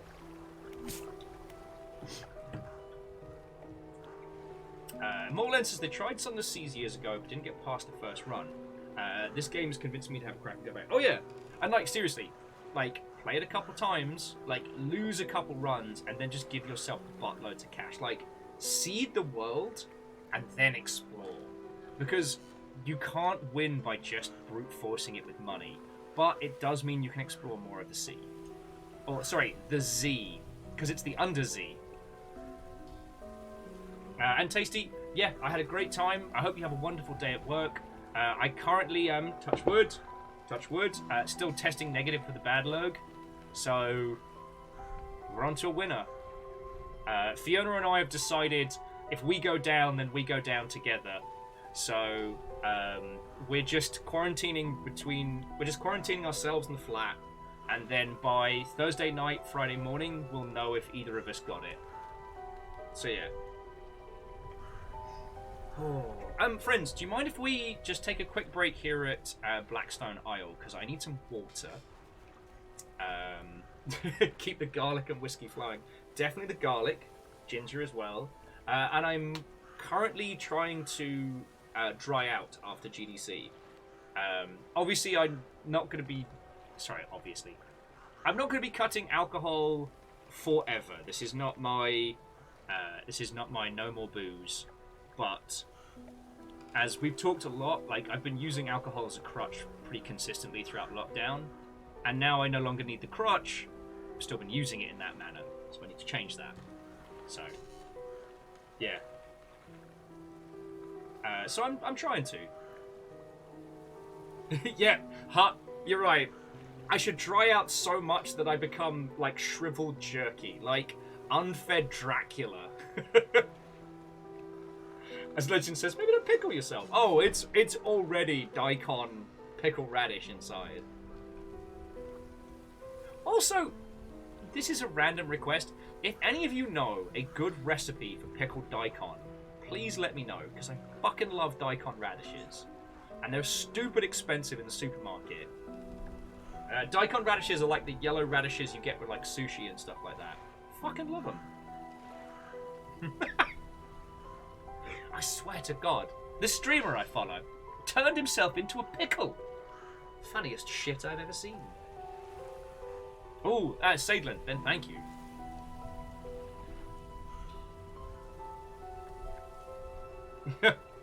Yeah. Nowroth, I, however, went the other way. Well, I mean, for those of you that went to the now legendary Blackout Club 2 a.m. stream where I was steamingly drunk. Yeah, early lockdown. There's a lot of drinking. Lot of drinking.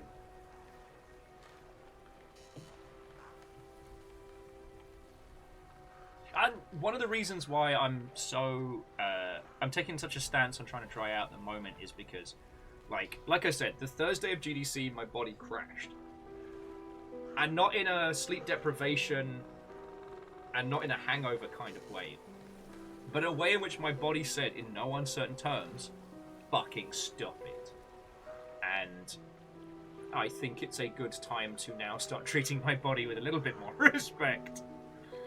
As I have treated it basically like something that I stole.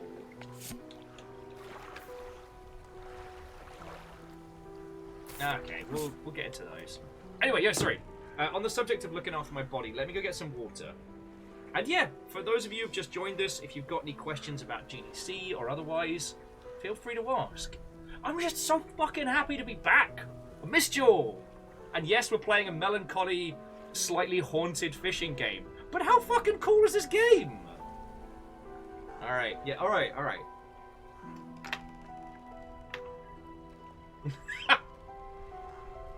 Sorry, Alna's saying, you did steal it. At least the portrait in the attic could say that. Yeah, fucking attic portrait says a lot of shit. Fucking weed. Alright, back in a second.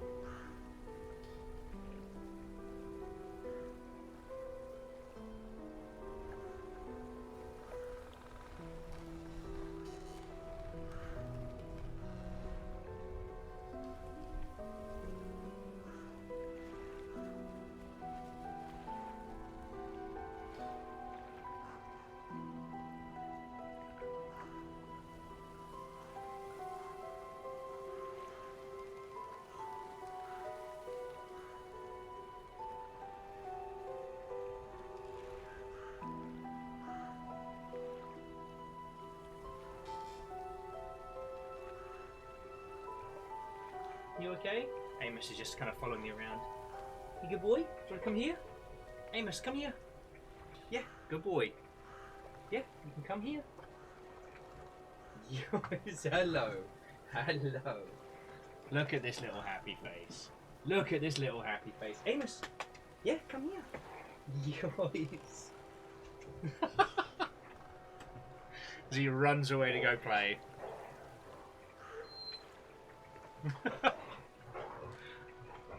Oi! Okay, River doesn't want to play Amos. Because now River's coming here being like, I can't believe you've let him go! And Fencer, what ho and welcome.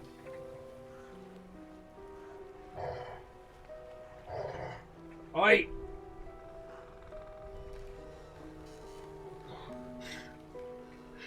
That's on me. Amos! Stop. And Deus, how are you doing, friend? What ho and welcome! What ho and welcome. How are you all doing? Apologies for the break in the mournful music for just a second. Feckin' yo! Sadlin, thank you. Sadlin just sent me a recipe for daikon radish. So, see if I can get that down.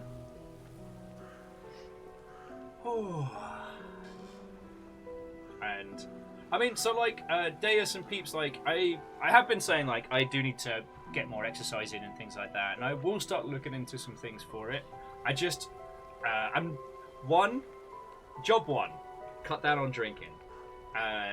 Job 2, survive the next week and change, and hopefully I haven't got the bad lurg. Now let's go dredging. That's exactly where we're going to go. Although I'm going to see if I can catch us some salmon, because we'll go round to the shrine and see about. Hang on, are you salmon? Are you salmon? Yes.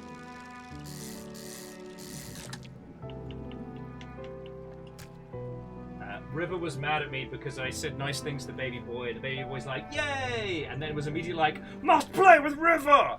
River immediately comes in and goes, Why did you do this?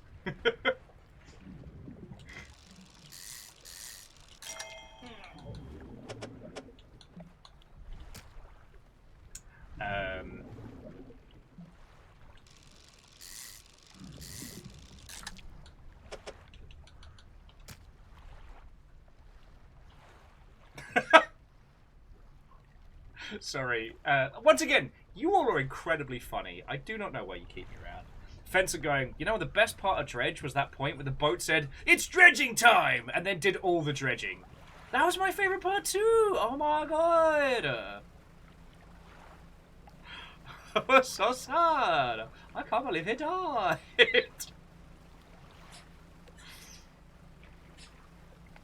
The moment Fiona came home last night, we immediately started doing, like, Pedro Pascal impressions. Well, it's not specifically Pedro Pascal, but his bit from SNL. Sama, sama, sama, sama. Sounds like Spanish tomato. If you haven't seen it, friends, look it up. Alright. Oh, okay. Oh! Avoid the gaps. Alright. Bottle cloth.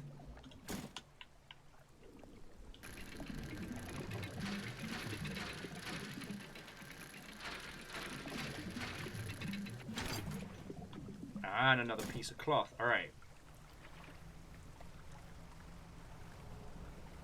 I fucked up. Should not have done this at night. Well, now we're going to get to see the madness. I highly doubt our fish is going to make it back intact. What the fuck? Oh, that is bad. What the fuck? Oh, I did not like this. This is my fault. This is my fault. No, I'm not catching disturbed eels.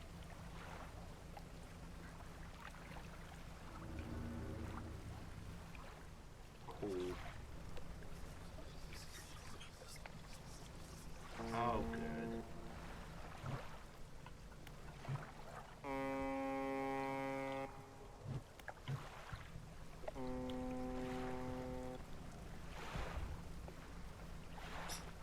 That's cool. There's another boat out there. I wonder if we can make friends with them. Hey, boat friend!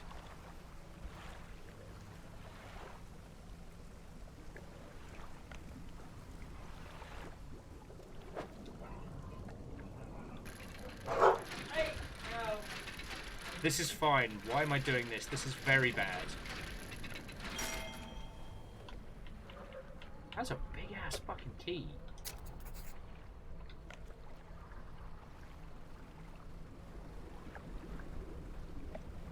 It's fine.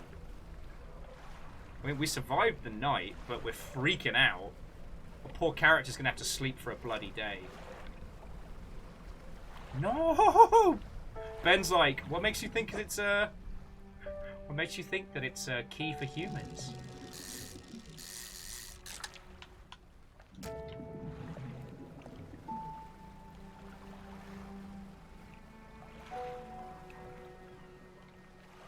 The stone trembles before you. Unknown symbols glow from within. Place your hand on the stone.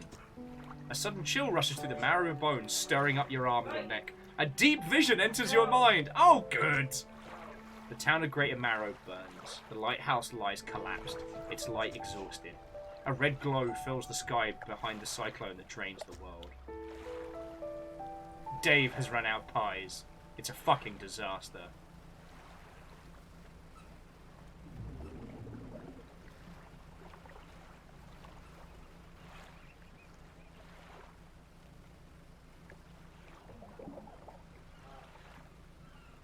I could have. Fencer, you know what? I could have just left. Oh, don't you steal my fish. Don't you steal my fish. Fuck off, birds. There we go.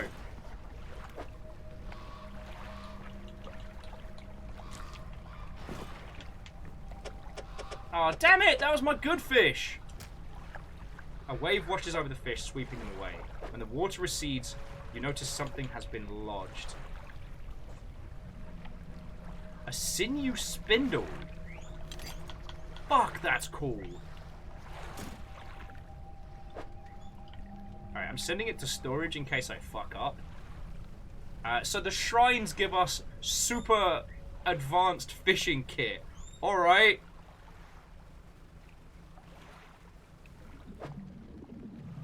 Time to start dredging. Yeah, our poor little fishing guy. He's sleeping for like 2 days after this.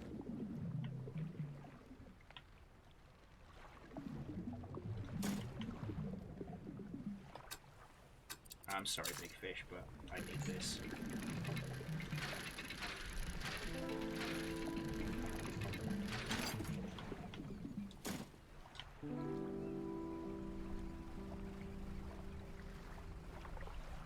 Yeah, Agent Clean, you're right. The nugs are trying to scare off the birds, but sadly there's naught to be doing.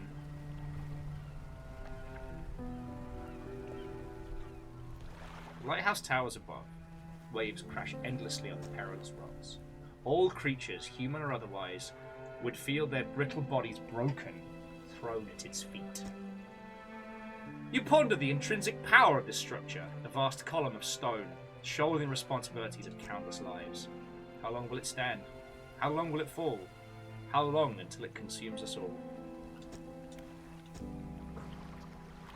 I made that up. It doesn't say that. That were me. I came up with a clever rhyme. Yeah, hashtag just fish thoughts.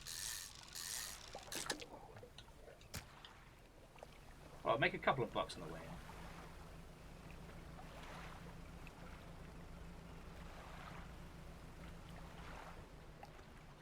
in. No one was like, well, this is super nihilistic and depressing.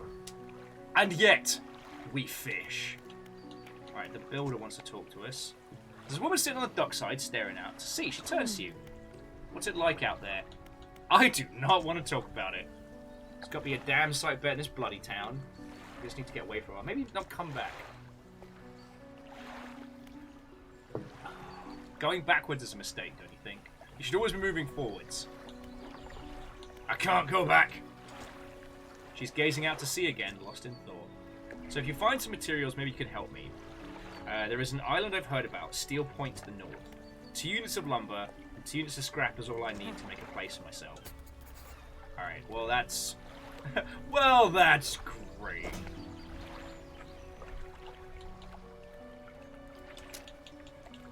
Okay, so right now, we've got a simple skiller that does shallow, and we've done a basic that does coastal.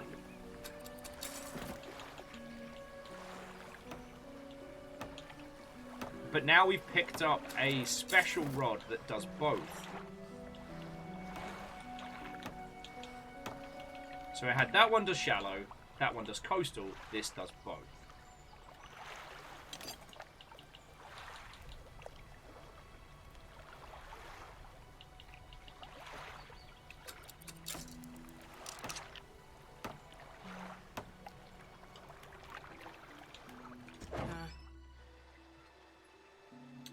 Oh, so what was it? It was so it's dry dock for increased goodies. All right, so rod space.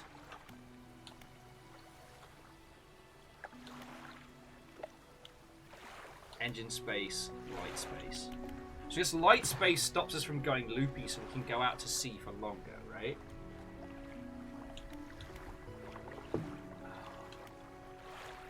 Upgrade your vessel to a tier 2 hull. That's 5 new cargo spaces. Alright. May the deep cods accept your offering. Ah, Wrath of the Cods. Shit, that's good. Sorry, so what were we talking about before I got distracted by water, dogs, and fish? Or are we just going through this together? Like the eyes peering into the darkness back to us.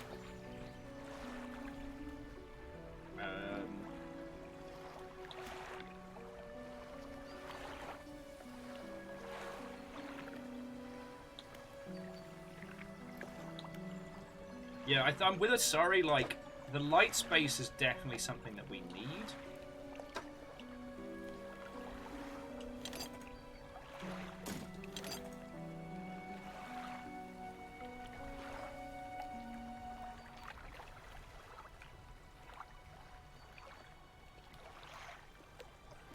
Sorry, Fiona was trying to say check your DMs, and I was like, what's going on here? I'm just a person.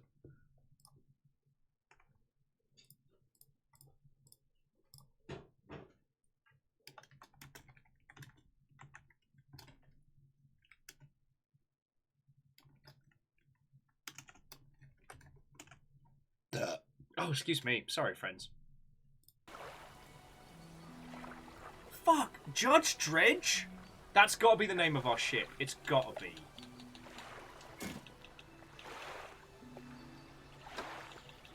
I do like that you don't have to keep all of the materials with you. That storage is also valid. So, like, you don't miss out on, like, super essential... There we go. Yeah, I think we have to get all of the upgrades before we can get that one.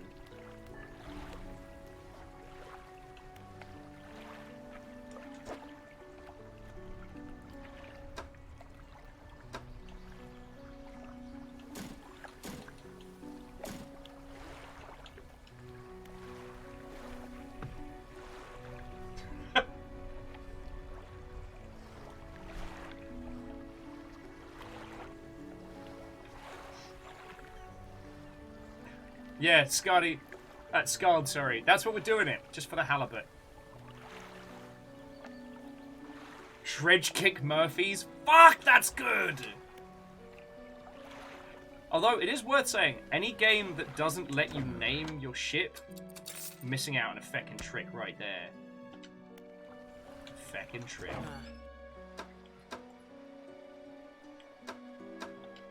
Oh, sorry. So I'm just gonna buy... another of the, yeah, I'm just going to buy another of the extra lights. Just lets us be out to sea for longer. Hell, I might even get us one of the other engines now.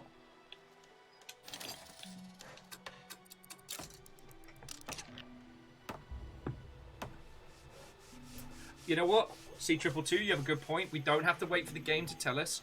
We can just name it.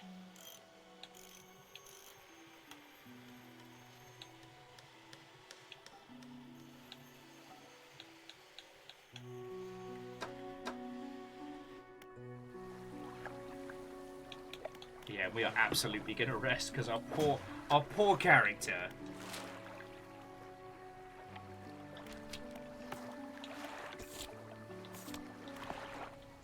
But it's alright, we can go dredging for goodies in just a second.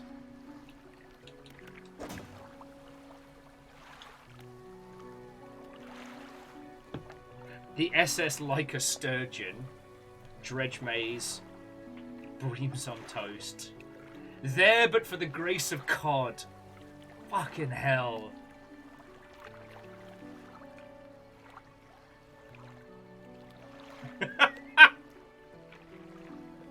What is it they say, Sadlin? A problem shared is a problem shared. For those of you that listen to a lot of that nonsense, Sadlin was saying that the part of the melody for this music sounds like the Sea of Tears song. Can't stop hearing it. Well, like I said, it's just that big. Oh, here we go. Got a bit more of the oomph.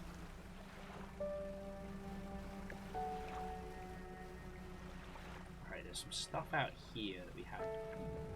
Yeah, here we go. So, right now, I'm just looking for more stuff that we can grab. The Dredgeden Files. Harry Dredgeden is a great name for a fucking boat.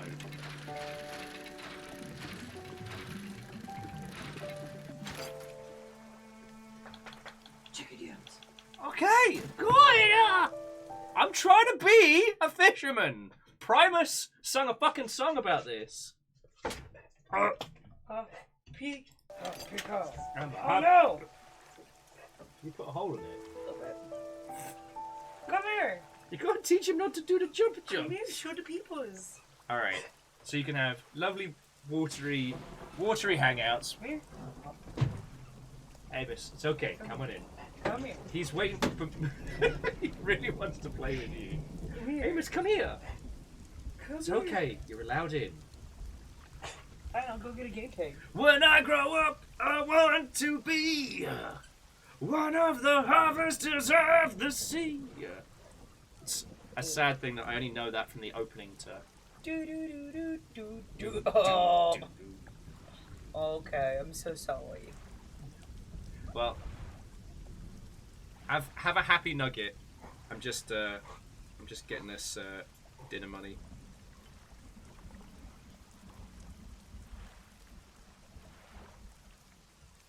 Nug, nug, nug. Nug, nug, nug. Oh, almost jumped to me. You're too big for that, baby nuggy.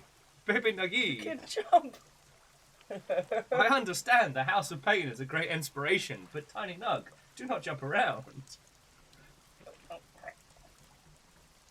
I know. I know you don't understand, but there are other people on the other side of this. Yeah, these are the people that feed us. Like all of us. Little Nug. Where's Perun? I'll get Perun. Little big man's always Where's little down for big it.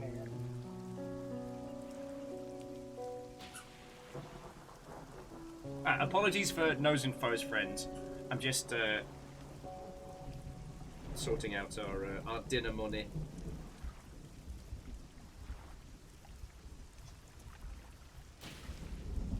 The deed is done. The king himself.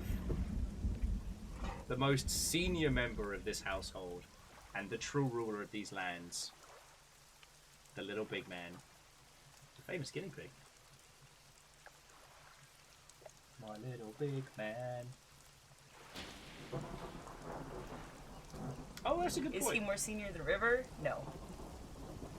It goes River and then Perun.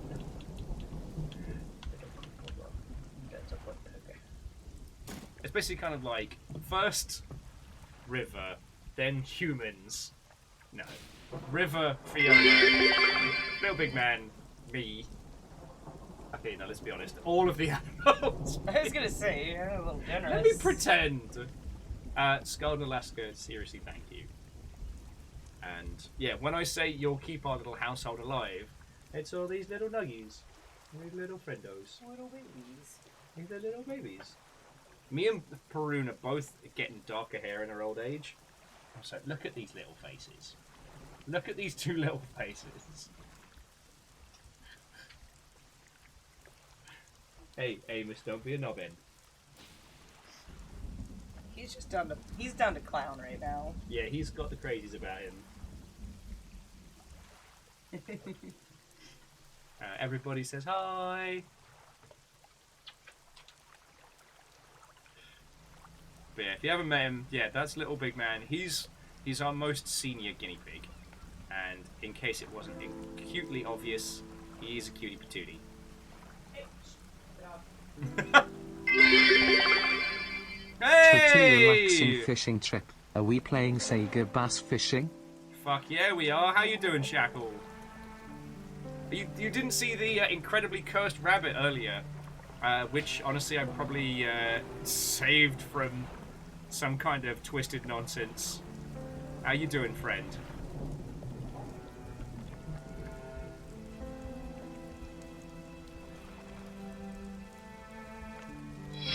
This lot's busting out dredge memes on us.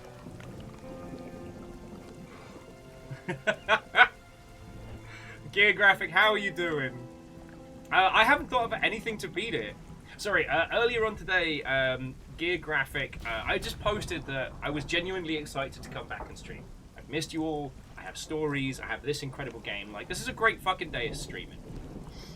And Geographic responded with, hey, what up, it's your boy.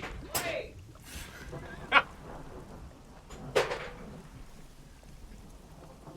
Amos is causing chaos. If any of you have read the poem, The Metamorphosis, it was that, like, hey, what up, it's your boy, now I'm a cockroach. Be sure to like and subscribe. Doing well, trying to figure out what you're supposed to do after becoming pirate legend. After one becomes a pirate legend, well, there is much. So there's one special quest that you have as the pirate legends, which is the Veil. It's a big, long fight, and it's brilliant. There's also the whatchamacallit? The Teenage Mutant Ninja Oh, Turtles, fucking our yo! 4 reptilian heroes, have overcome the arch villain Shredder. Fucking yo! So, Geographic, I hope the UI work isn't going too terribly, and fucking thank you!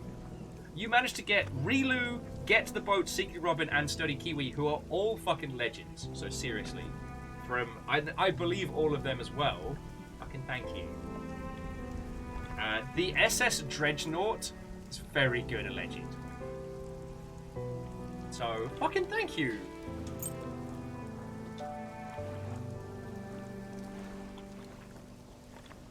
Reactor online. Sensors online. Weapons online. All systems nominal.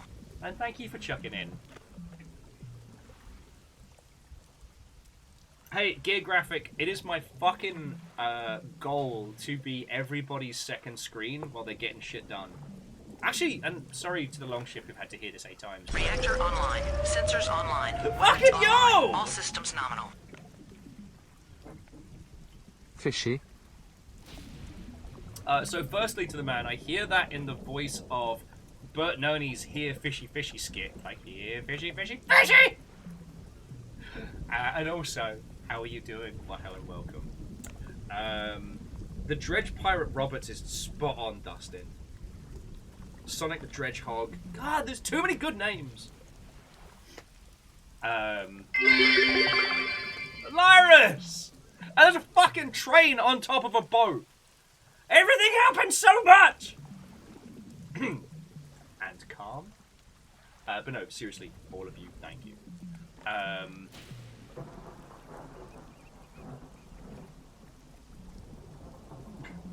And Geographic, I completely understand that. So all I wanted to add, before train nonsense kicks off something fierce, is that my goal was always to be people's second screen. It's already happening! Train boat. Boat train! Train boat! Fearless, thank you. My goal was to be people's second screen because when I used to have to do GDC prep, and you're writing like 1 million emails and doing your schedule, like, I would try and find streamers to listen to, and very few of them didn't drive me up the bloody wall. Usually because how they'd be like, oh, I can't believe this has happened, or, oh, lazy devs, oh, it's so broken, why didn't I couldn't deal with it. drove. Reactor online. Sensors online. Weapons online. All systems nominal. So it is one of my sincere goals to a be button. there. It's a whole button. And sorry, where are my manners? So firstly to the man, thank you for 53 months, which if there is no, that is the absolute maximum. And Greyjoy 37. And for all of you, with the fish train, I'm trying to dredge things here. And Shackle, I will definitely answer your question better.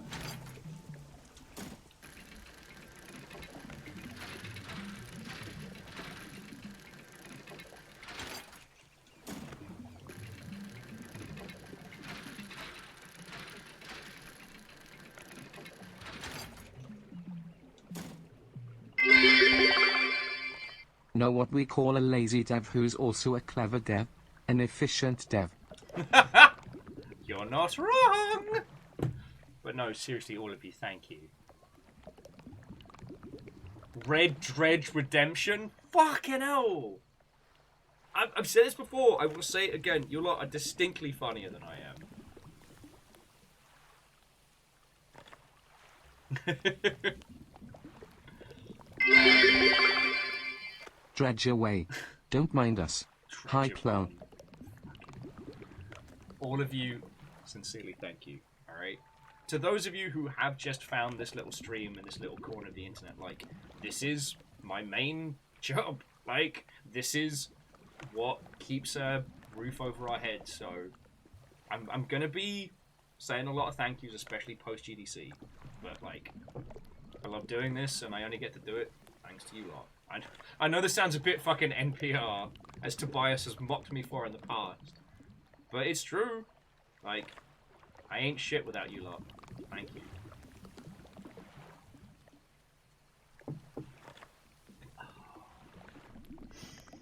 Oh.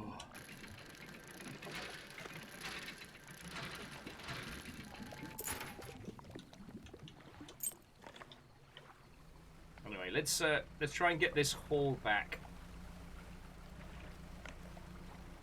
Although now I can start like going after some of these like mystic fish. Like, it's interesting that as it gets darker, it becomes easier to find the weird shit.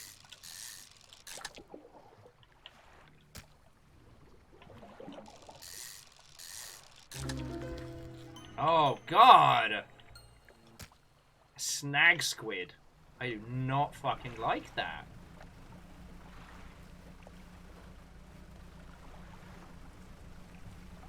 I do not like that at all. I do not like it on a boat, and I do not like it for a joke. I do not like that fucking fish. It has too many teeth. This rhyme is fuckered.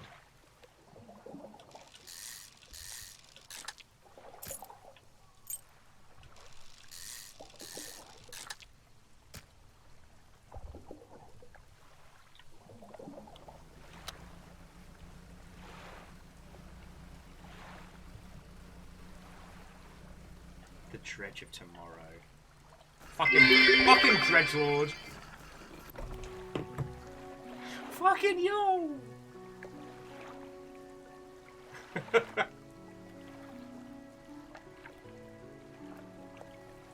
I mean, legend, it may one day get to that stage, but right now.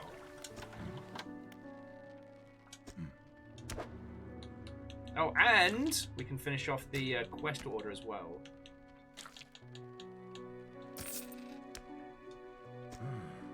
Shit! That was 3 fish for 92 bucks. Treasures of Madison County. Dustin, if naming shit like fish, if naming ships could be a job. Okay, sorry. So all of you, again, thank you so much. I know I've been very overexcitable and very kind of wild, but like, again, you have no idea how much fucking pride I feel doing this, and how I can actually go and chat to people at GDC and go, no, this is what I do full time right now, you know? I can help people with video game stuff, I can talk about it all day, show you weird and interesting stuff, and yo! What ho and welcome back. I've returned! PVS, how are you doing? Fucking thank you. You are 1 month away from a fancy new longship as well. So Gear was asking how GDC was. It was lovely. I will say there were some bad things that happened for peeps. So I don't want to paper over... I don't want to say that GDC was perfect and with no flaws. Obviously, mainly because, one, you know, I'm a visibly straight white guy in the games industry. When I say visibly straight, I do mean that people look at me and go, oh, that's a cis bloke. Like, it's a kind of visible privilege of sorts. And the other thing being is that the Thursday night when the bad times happened, I kind of had a bit of a crash. So I was in the room I was staying in, just having sad times and watching Hitmonkey. Yeah, Legend. Cis passing is probably a better term. But no, this GDC felt like the GDC of yore. I got to see so many brilliant people, and it reminds me that I am part of the space, you know? Sometimes when I'm only spending time in like weird punk indie spheres or in streaming spaces, I forget that, no, I am part of that industry, part of that world.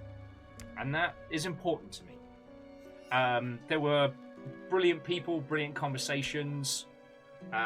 Nothing I can talk about business-wise right now, but potentially there'll be some really good shit to come from it. Oh, Fishmonger's considering crab pots. Oh, cool.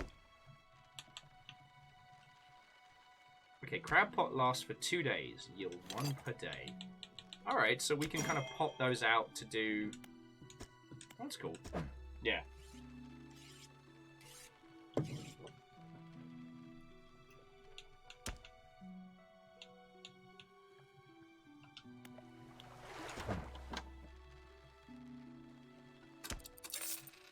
Though later on we'll probably find out that what I should have done was...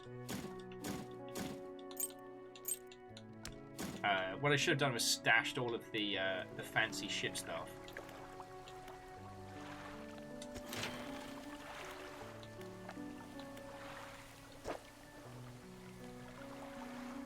Right.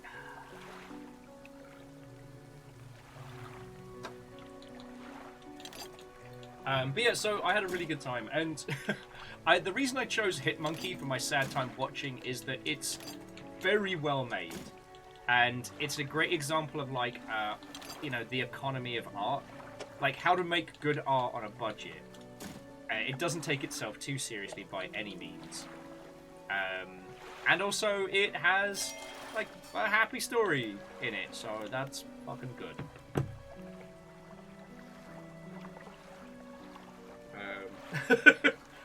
Angel was saying they wish they were as bold as myself pulling in the dev from Pacific Drive. I was talking about this with a friend, and please, please, please understand that what we tend to refer to as outgoingness and charisma and things like that is a learnt skill. I know it can be very easy to look at someone myself and be like, Will, as he waifs around GDC and talking to these people and talking to these people. I had to bloody learn it, alright? I was an awkward fucking gangly ass kid. Now, I liked to talk, but I had the social graces of a half-brick in a fucking sock, alright? I mean, to this day, I still find it easier to engage someone in a conversation about art than anything else. Specifically, like, the art of games. Now, I will also say that, you know, Gear Graphic, it's very different from me because, you know,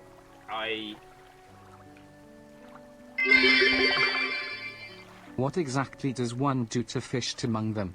This put everything done to a cow or a pig in a slaughterhouse. We merely call and butcher. What the heck is a fishmonger doing to those poor fish? Simply ask the Among Us. Because that's munging in space.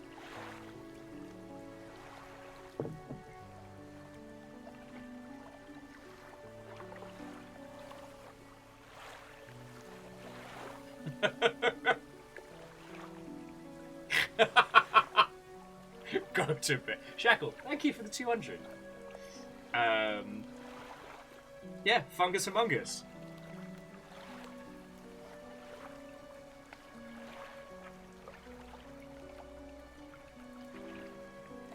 Oh, and Gear Graphic, like, as someone who is not autistic by any means, like, I would never dream to speak for, like, people like yourselves. What I will say is that the interactions we've had, you're funny as hell. Like, you are a very sharp and funny individual. That's what I wanted to add.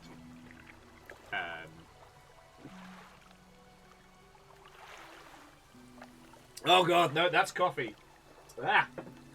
I like coffee, but not as a surprise. Oh, yeah, there we go. There's the water I was reaching for. And yes, being funny is also a learnt skill. It was something I was talking about with a friend the other day, and it really struck me that when it comes to social communication and like fluidity in social environments, we tend to attribute them as kind of like a natural skill, but it's absolutely fucking not. Gear Graphic, that did feel like the accidental slug of paint water, I'm not gonna lie. Anyway, we're out of wood. Some of your equipment could use a repair. How do we do that? Oh, enter repair mode. There we go. So repair a crab arm.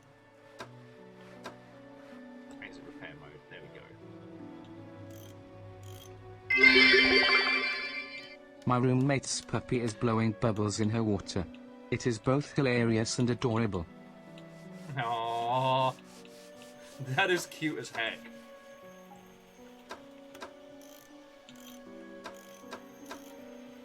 Yeah, right now we just need more research more than anything else.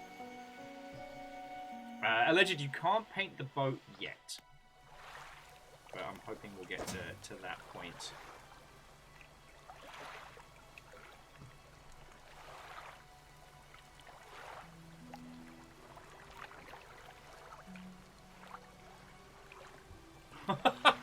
Sorry, Gear Graphic was saying their friend used to mix paints in their arm, yet the paints are very toxic. I know a lot of people who would do that, who learned that skill on like watercolors or water-based paints, and then when they started moving to like lacquers and oils, their skin was not happy with them. Alright. So we can pop down some stuff. It's interesting the difference between like standard fish, the exotics which we haven't found, and the aberrations. Aberrations. Fuck, what's the correct pronunciation? I forget.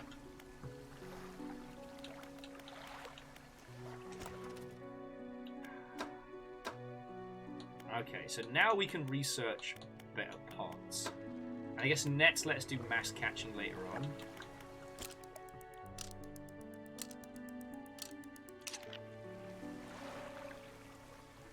Oh, and I am with the rest of the squad here, Nick, like, all dogs are puppy. All dogs are puppy. Alright. Select the crab bot ability and deploy them with X. They catch things over time and need repairing every so often. Alright, so we can just plunk that there, and we can come back for it later.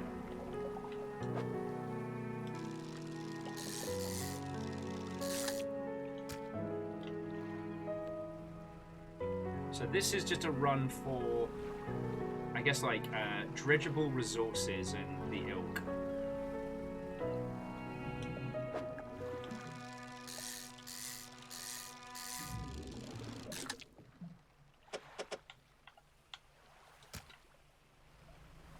So yeah, because I kind of overfished this area, there isn't too much to be catching. But we can sell some of the junk at the nearby area. Trophy catch means more money.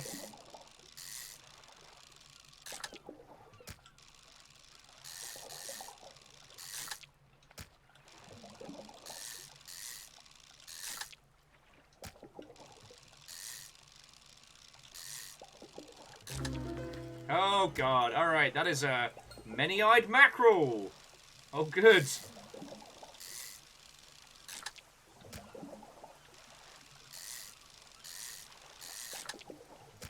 I do wonder if I'm supposed to be stashing all of the arborated, the. God, see, now I'm double guessing myself.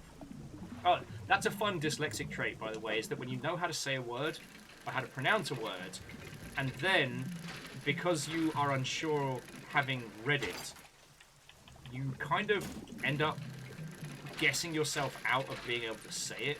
It sucks. It's like, not naming any names. I don't want to dox anyone without permission.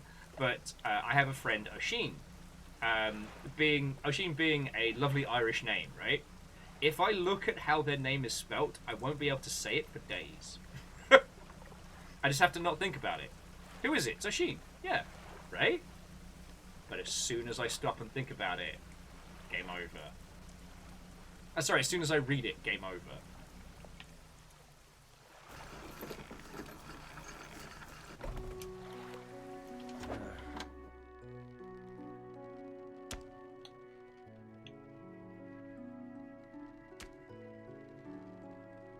You know what? I'm going to put the many-eyed macro in storage and then sell the rest. Just in case there's something that we need.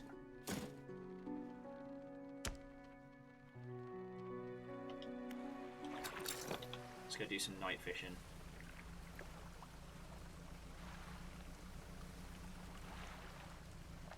Yeah, I mean, hopefully if we store the fish it doesn't go bad for a while, but I don't know.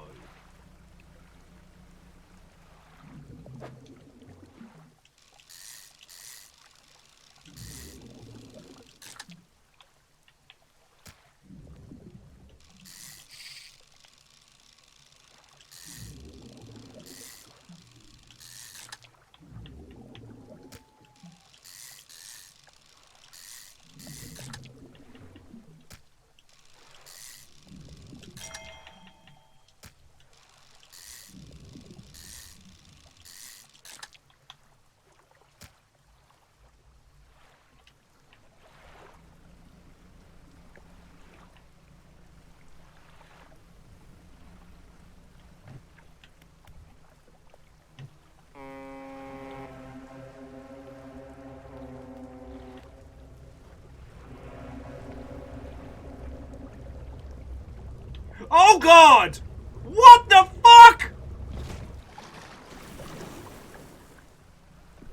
No!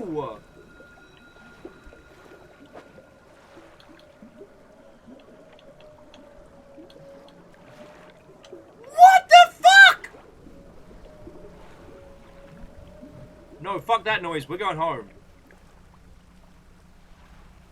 What the fuck? Not cool!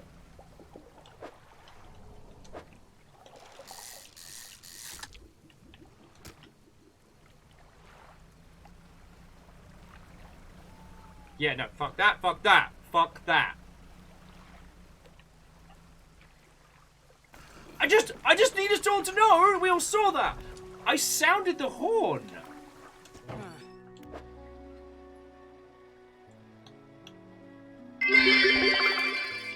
I've heard of the story about the one that got away, but that's something else.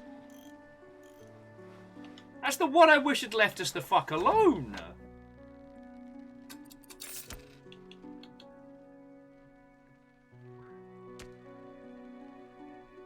Okay, so, PVS. So here's what happened. I saw a fish in the distance, so I did the, like, hey, how's it going?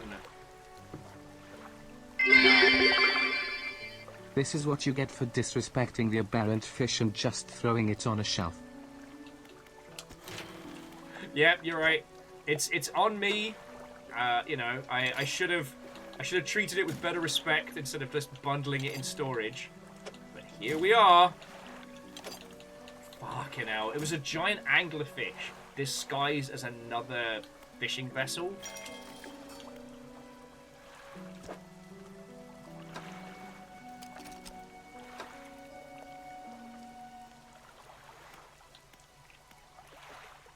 Ugh.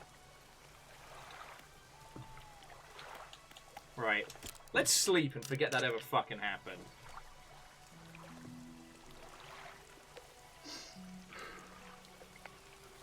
Yeah, if one of you all wants to clip that, I will definitely send it to the devs so they can see them freaking me the fuck out. Yeah, you know what? That's really weird, Alice. I remember something happening, but I guess it must have just been all in my head.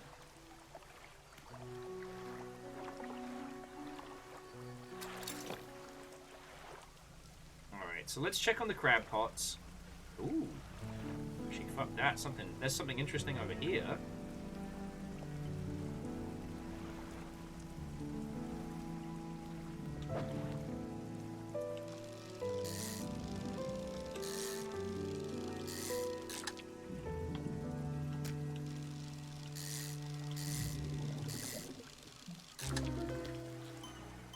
A riddled flounder. Well, that's fucking hideous.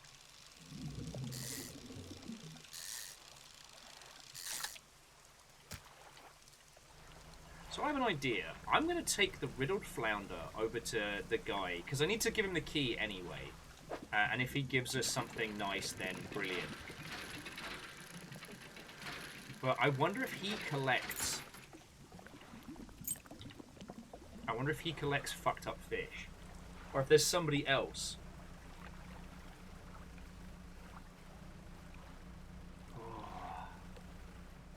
Lyris, thank you for clipping that. I do appreciate that.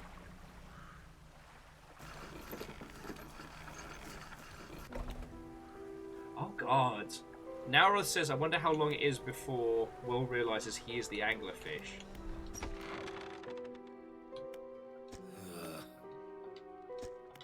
Oh, I have to actually grab it out of storage. So this game's actually surprisingly kind about, like, storing and moving things. You enter the collector's house and he's standing at the back. He's still holding the silver and crimson book. He seems impatient. Alright, you show him the key. Excuse me. The cold metal shimmers a strange shine as he holds it. The shape of the key, the teeth, the head, now somehow seems changed. It seems smaller. Has it always been this way? 2 clips, 2 bells! Ding ding! No, sorry, Nalroth was saying, like, how long before we find out that we're actually one of the anglerfish? Is that all? Where's the lock? The collector grows agitated. It seems the pieces we're looking for have travelled further than anticipated. In that case, allow me to aid your travels. He turns a few pages in the book and mutters something low under his breath, and a burst of light fills your vision. You stagger back. Churna says, have you played the Resident Evil 4 remake? Is it similar? I've not had the chance to play it, no. We did the demo, but I promised I would not talk about anything money-related today, but suffice it to say, I am probably not going to be able to play it for a while. I'm not fishing. This is fishing. That is not fishing. I mean, as any of you were there for the demo breakdown, I know Resident Evil 4 backwards. Yeah, the demo doesn't have the good inventory Tetris, but did get gifted a copy of Safe Room, the inventory Tetris puzzle game based on Resident Evil 4. Just in case you need more. Leon Dredge Kennedy. Fucking yo. Unlocked ability, Haste. Otherworldly speed at a price. What? My intuition tells me that a current may have carried some debris southeast towards Gale Cliffs.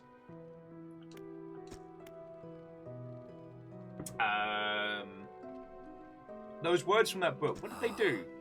The book holds power from the deep and merely extended its power towards you. There's one particular you wish to know more about. The words of haste are instant and cruel. They will impact a terrible speed upon your vessel. Be warned, it may put a great deal of stress on your engines. Okay, so we can do a speed boost. And the collector used to be a fisherman as his father before. But 2 decades ago they took up residence here to focus on other endeavors.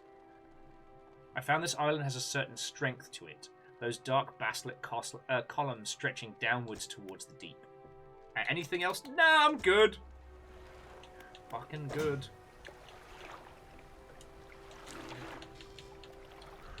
Oh, I hate how that thing wobbles.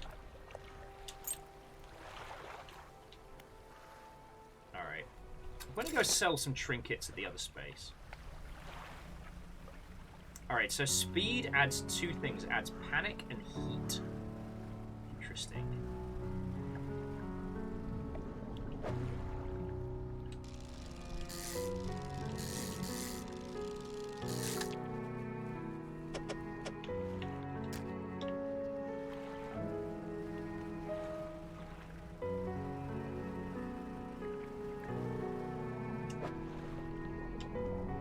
So we still don't have anything to capture there.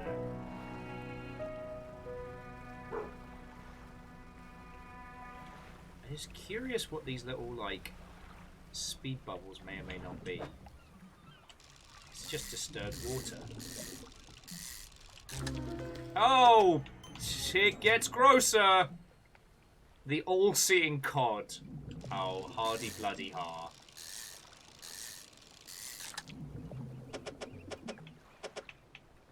I mean, currently the scariest thing from staying out late night is having all of our haul stolen from us.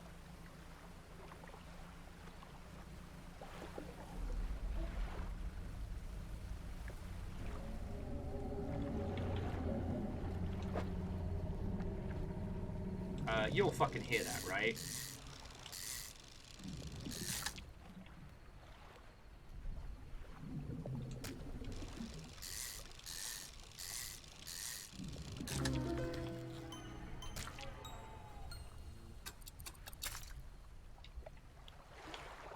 Yeah, that was some fucking roaring.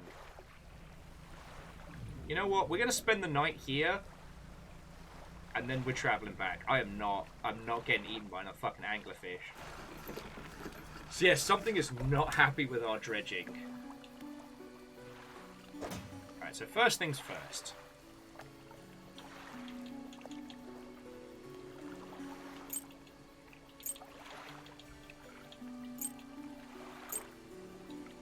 Let's get paid by the trader. Welcome! Found things special? I have.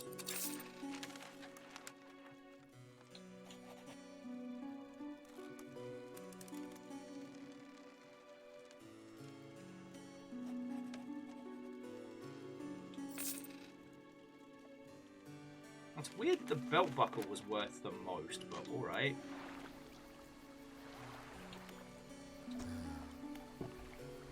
Do you know of any shipwrecks around here from the grieving father? Well, yes, you see, my only son was lost at sea some time years ago. Oh, the bronze belt buckle was a quest item? Oh, peoples. Oh, well, it happens. He's still out there somewhere, one of those wrecks, all alone in the cold, dark water. I noticed you have some dredging equipment on your vessel. You'll be able to retrieve any of his belongings in the wreck. It wore a bronze belt buckle! Fuck!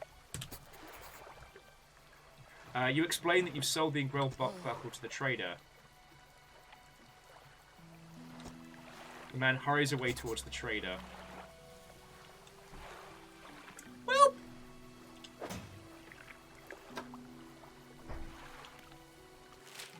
I mean, no one can say he didn't pay me handsomely for it. Alright. I still don't know if we should be stashing the special fish. But whatever, we'll go for a snooze here.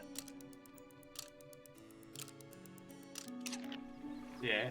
I'm really sorry there, mate. I didn't realise the belt buckle that I had just fished up was from your only now deceased son. It's gonna... Can we just say whoopsie doodle on that one? Would that be alright?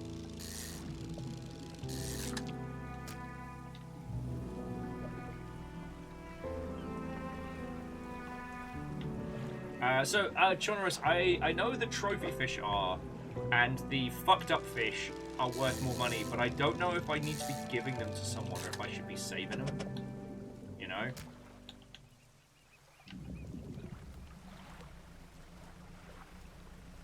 So hold LB.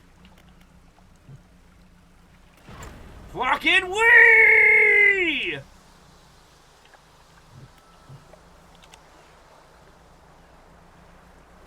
Alright, let's dunk this in before we hit the crab bot. That's what we call an oopty-doopty. That's an oopty-doopty! Oh, lighthouse keeper, I'm just trying to sell my fish. Oh! Oh, sorry. Oh, it's you! Who are you expecting? Your engine sounds like... I'm sorry, I mistook it for the vessel of an old friend. Dejected, she turns and walks away. Man, story of my life. Alright, so sell the fish. It's 100 quid's worth of fish. But yeah, I don't know if the weird Cthulhu fish need to be saved or not. That's the thing I was asking. Oh! And PVS, just in case you're still here, have a lovely rest of your evening. I do apologise. I hope things are going good with you. I've missed you all. It's been lovely. Let's go get our crabs.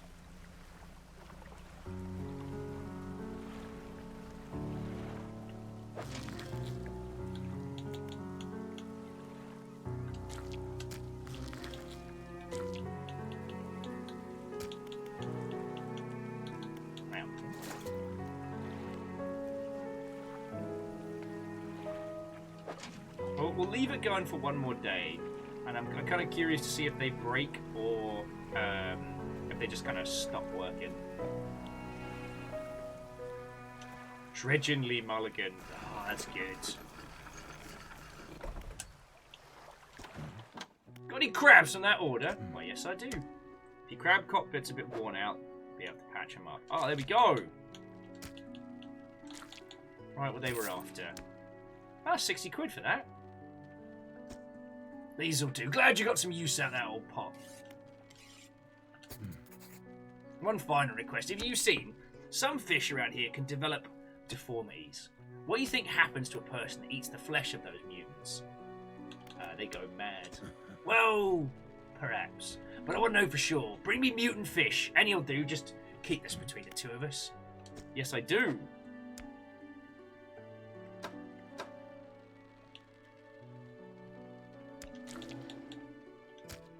Fishmonger takes the fucked up fish from you.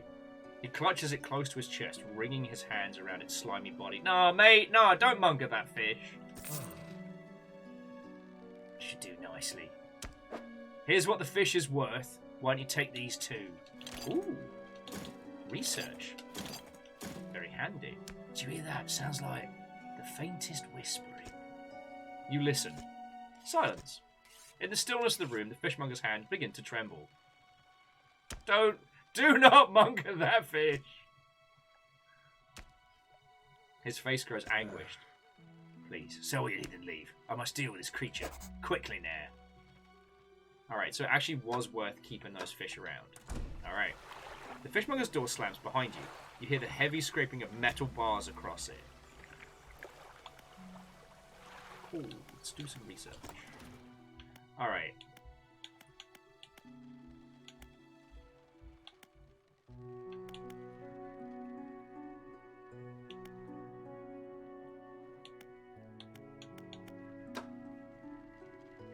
Oh yeah, so we definitely want an improved engine. Now we can pick that up. Is there anything else?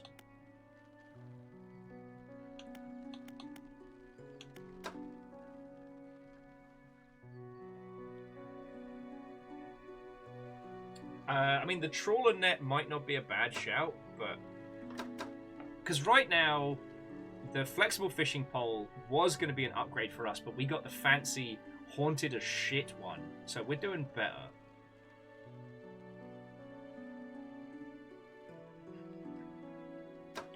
Sorry.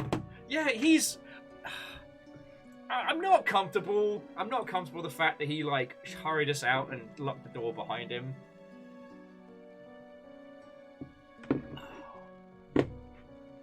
Like, if we come by later and there's a sock on the door, on the fishmongers, I'm just gonna vomit.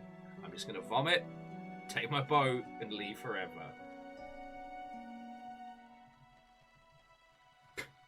Lancer's just having some fish. Or he's like sitting down with a fish and being like, yeah, like talking through its feelings. It's fish therapy. That's why he doesn't want anyone around. Yeah, there we go. That makes sense. You know what? We don't need the research right the fuck now. So we can put that into storage for later.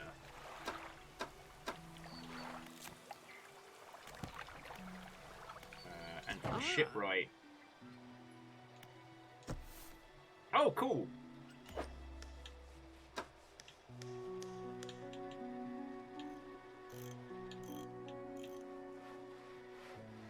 So...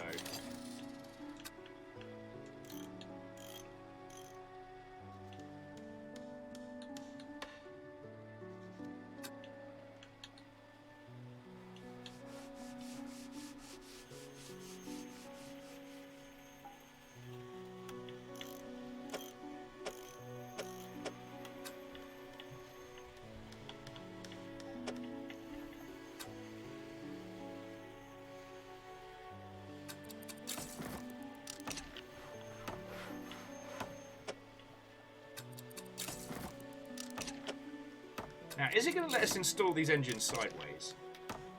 It does seem like it's gonna. Alright. Physics be fucking damned. Alright.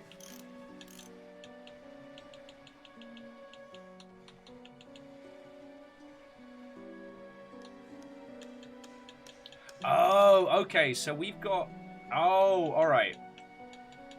So we've got shallow and coastal. We don't have oceanic. So coastal and shallow. And then in research, does the big one get us oceanic? No, it doesn't. So if we want to catch the big fish, we've got to get the reel. It might not be a bad shout to get that installed. No, Lance. May the hamburgers be heckin' tasty. You know what? I mean, it's 400, but I'm going to experiment with them, you know? Because at least that way we've got what we need to go do some cool fishing stuff. We've got our fancy shit all here. Oh, and by the way, while I am using a controller for movement, like, you can absolutely just move stuff around as you need it. You know, the thing I think we all wished when we played Resident Evil 4 1,000 years ago is having a fucking mouse to move stuff. Ooh. Sounds nice. Salmon Boiger. Sounds good. My TikTok usage continues to provide dividends. In that I recently encountered a particular video that was how to prepare Costco salmon. Oh, shit. Alright, never mind.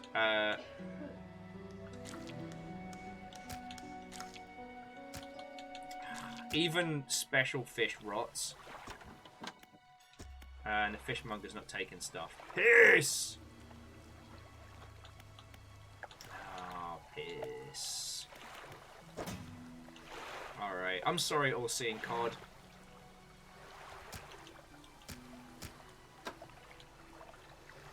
Basically, the fish rotted in storage, so we didn't get any money for it. So there is a limit. Ah, well.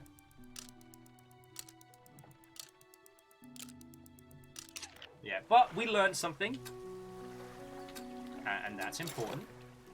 But now we've got the big fishing rod as well, so we can tackle.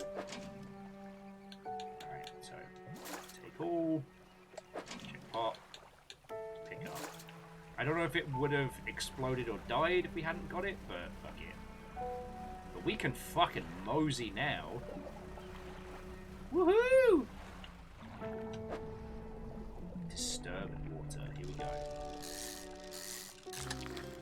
It is a bronze whaler.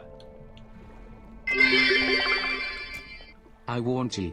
Didn't I warn you? But no one listens to the old crazy kitty boy.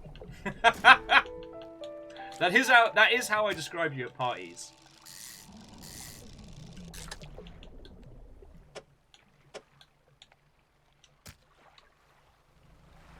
And Shackle, thank you kindly. Ooh. Nico says they had the last of the halibut this weekend, so have some salmon left. Ooh. Fucking yo. All I was going to add on the subject of like TikTok nonsense is I found a really good tutorial in how to prepare like those big slabs of Costco salmon, specifically for like sushi and sashimi cuts. And as an affordable way of having a crap load of fish, like sign me up. Because especially in like the greater Seattle region, earrings. Especially in like the greater Seattle region, like access to tasty fish is high. Also, Nico, Watto, and welcome. Hello, hello. Have you already played this? I don't want to. Ah, piss. I biffed the trophy fish there.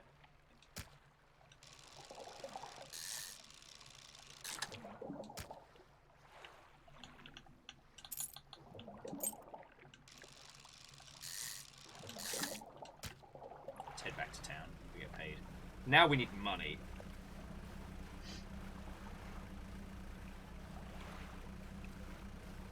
Oh. And Nico, like, Nico's recommending the best way to cook salmon is hosin on cedar plank over a barbecue. Now, fucking woof. But I got a real weakness for, like, all-you-can-eat sashimi stylings. And so I will absolutely beast, like, an inordinate amount. Oh, blinding headache today. Did you come by yesterday? I don't recall. I may or may not have been having illicit affairs with some fish. Send that to storage, and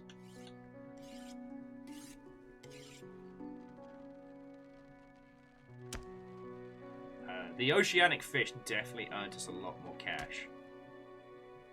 And then if we go get the shipwright to repair our stuff, how much is that going to cost us? Only 14 bucks? Sign me up.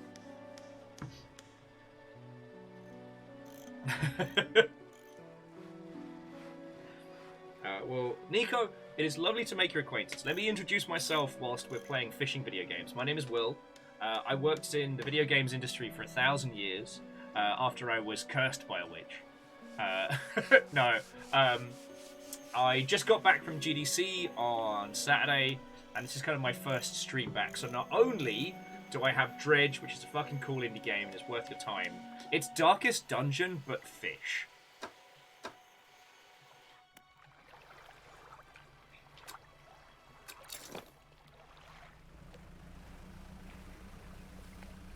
Oh, I figured we'd just hit the last of the fish from the shallows, and then,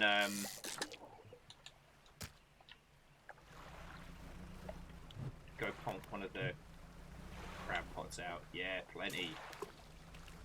We'll go back before we get fucked up by something weird. So yeah, so I've just been telling stories from GDC and having a lovely time. I don't know if Star is still chilling and illing in chat. Like, I don't think so. But Star and Star's partner took me to an incredible sushi place in San Francisco. And I will be dreaming about that for a while.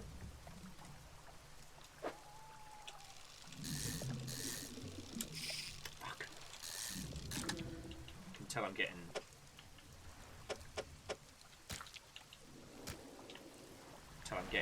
tired because I'm off my game. I'm going to see if I can get the spooky fish there without breaking the boat, and then get back.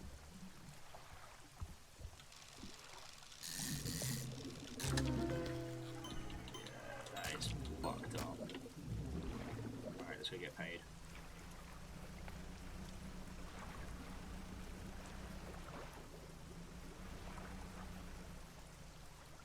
Oh, well, Nico, that's feckin' lovely. Hopefully I can provide vague entertainment and I have a genuine love of fishing games. I may be the best Sega bass fishing player I know. But my main bread and butter is like weird and strange indie stuff. And so the idea of a game, lousy weather, almost makes you want to get out of bed, yeah? Mate, just pay me for my haul.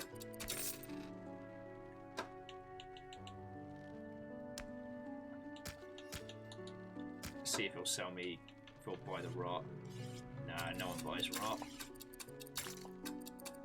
But yeah, weird indie games are my bread and butter. I love talking about them. I love talking about the games industry. And if you'll stick around long enough, I will regale you with many a tale.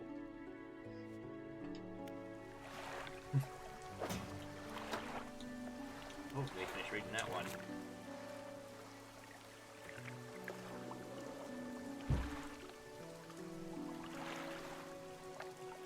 Okay, so the volcanic grouper. An unknown green energy arcs and crackles over this fish's scales. It thrashes ceaselessly, even hours after being pulled from the water. Oh, and thank you kindly for a follow, yo. Welcome to my strange corner of the internet. Definitely more snoozing.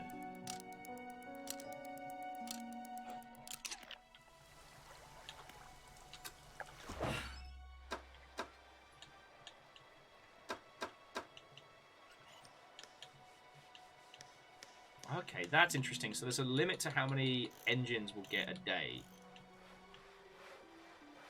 So if we sell that, then we can buy another one of the decent engines. That go, yeah, there we go. So buy that, install that. No, jobs are good.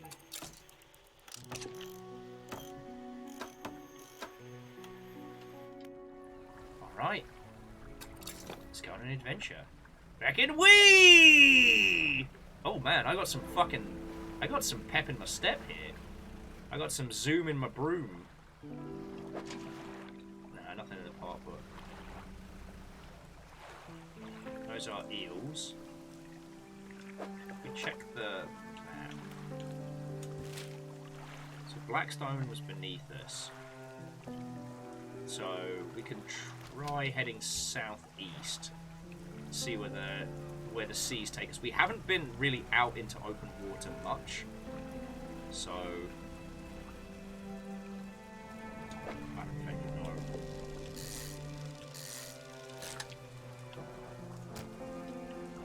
Those things look distinctly very shark-esque, and I'm just not going to question it because.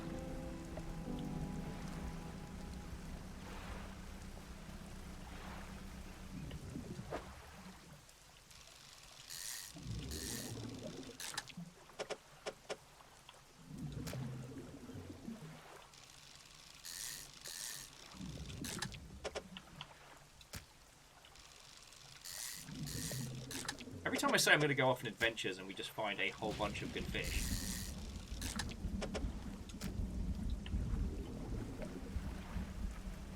Well, see, now I've got to do a 180 and go back and get us bloody paid.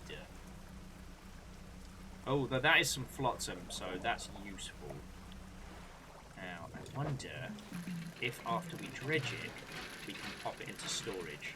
Because we could do with quest items.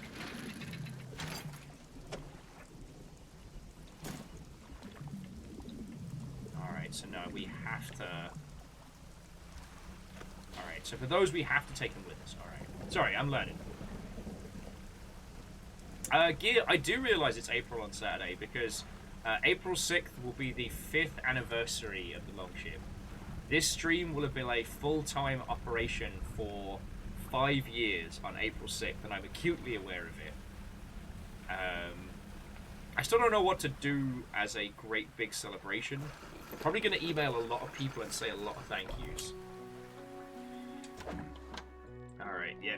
Buy my fish. Buy my fish. Yeah, we're getting paid handsomely for the big fish, but...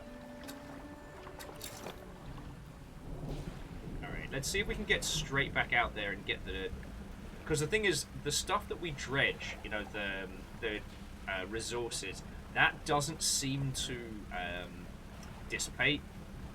So unless we see any like fancy spicy fish out there, then fuck it, we'll just hit the coast.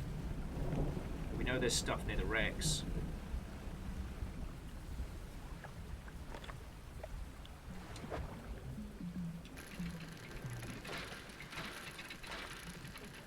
Could certainly do with some more hull space, but yeah, that seems like a smart play.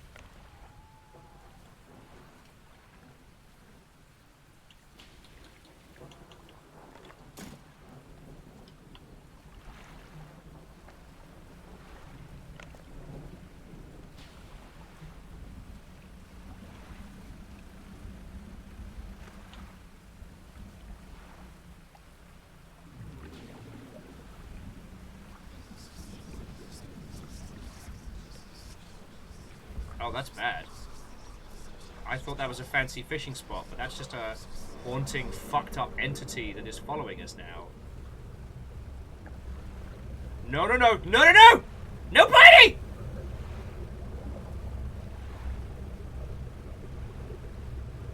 No, fuck off. What? Is it still behind me? It's still behind me!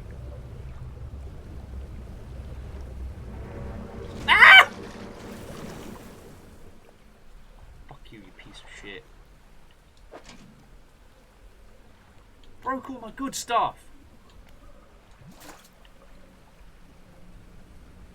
But I don't know if you all saw, there was like a fucking great big crushed wreck around here somewhere.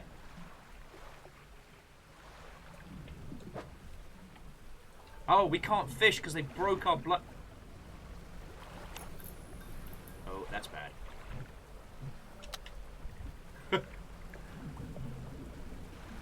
Yeah, it's fine. It's just another boat. It's not some kind of fucking horrendous abomination of nature trying to bite my face off. Nah, it's all good. It's great.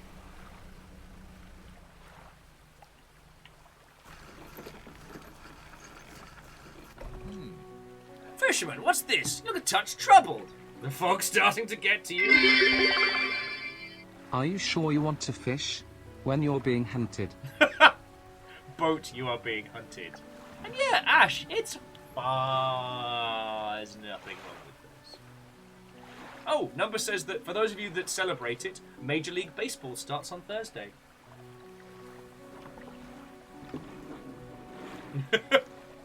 It was, in fact, not good.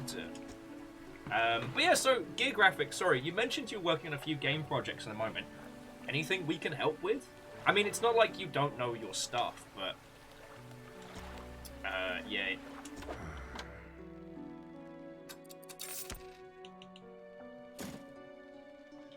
Alright, now we're gonna get our stuff repaired.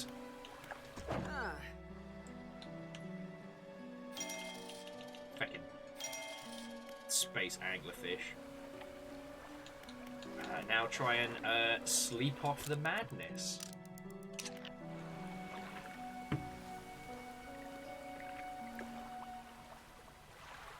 Oh, that's it. So, on the dry dock. Oh yeah, so here we go. We might have enough. We don't quite have enough. We need more wood. We've got the rest. Don't have enough of this. Okay.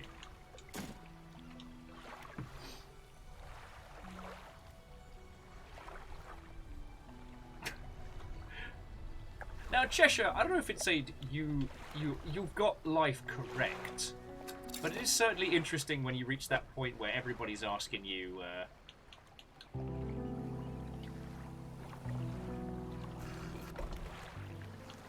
If everybody's asking you if you've got enough sleep. Oh, it's only $7 to repair that. Jobs are good. So Gear says, so this is starting out as a design portfolio. Specifically, these games are placeholders for things I would do after grad school in like a year. Hey, so one thing I've done for friends in the past, and again, I don't know if this is helpful. Like, I know that you know your shit, but if you ever need us to come up with fake IPs or fake concepts that you can work on, like, I'm more than happy to brainstorm it. It's something I've done with friends in the past, where we'd come up with, a video game IP that didn't exist that they could work on as a portfolio exercise. So like, you get to, so it's basically like, you know, Call of Duty.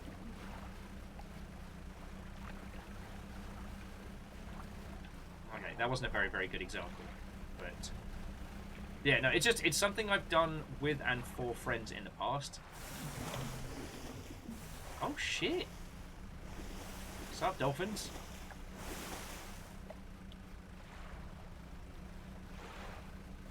Ah, dolphins. One of nature's most majestic creatures that when you find out they're actually jerks, it breaks your heart. Just a little.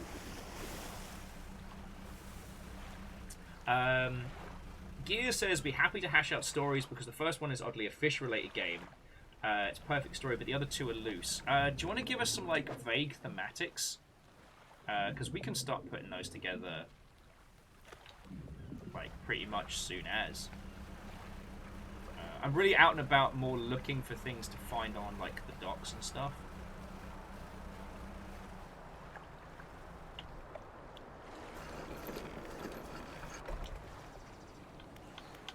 Material pile. This is the island where the builder wants the materials delivered. Oh, shit! Okay, yeah, so we can make a new settlement here. But we need one piece of wood for us. So... Sorry, building, you have to wait.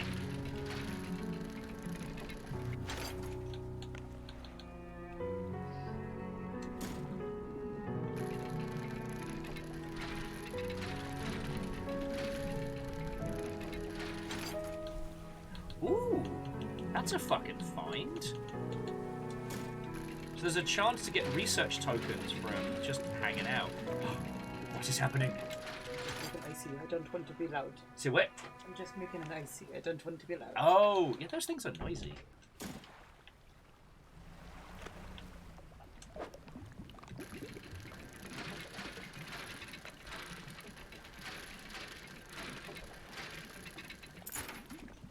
Okay, so jumping back in. So, Gear Graphics saying so. Jones Assembly is easy.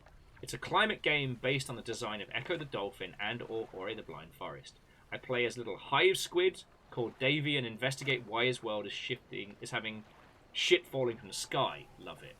Aero Varna is a racer based off animes like Redline and Oban Star Racers and is loose as fuck.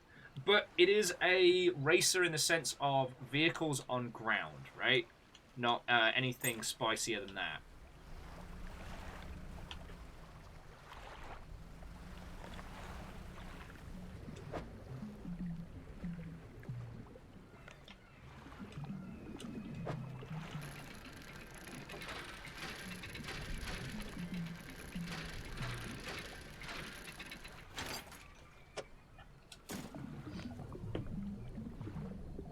Vehicles on dynamic tracks. So Gear, based on the Aero, I almost want to go for like a Megalobox aesthetic. You know, the kind of the young up and comer, the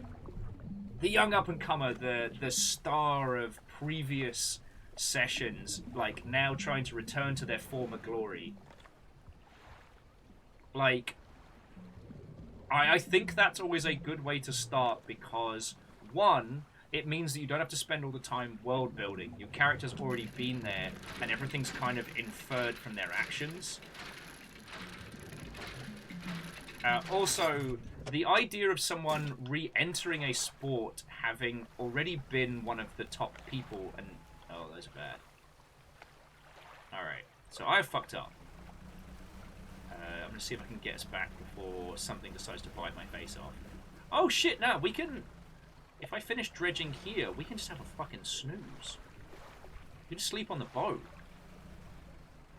Oh, except for... fucking fish. Alright, I'm gonna try and get us back before we get our face bitten off. Like in that movie, they bit my fucking face off. Hold that thought. Do not perceive me. Perceivant not. Alright, So shit gets wild the more at sea you are. Alright, is that my crab pot? Yeah, it is.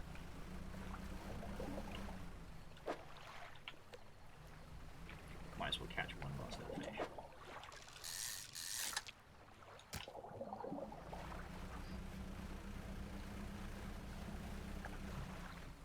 Yeah, see, Immortal End, that's one of the things this game has done so cleverly, which is why I was talking about Sunless Seas earlier. The rocks and shapes of the sea changes at night. It's not the same distance. You can't just blind chart your way through the seas.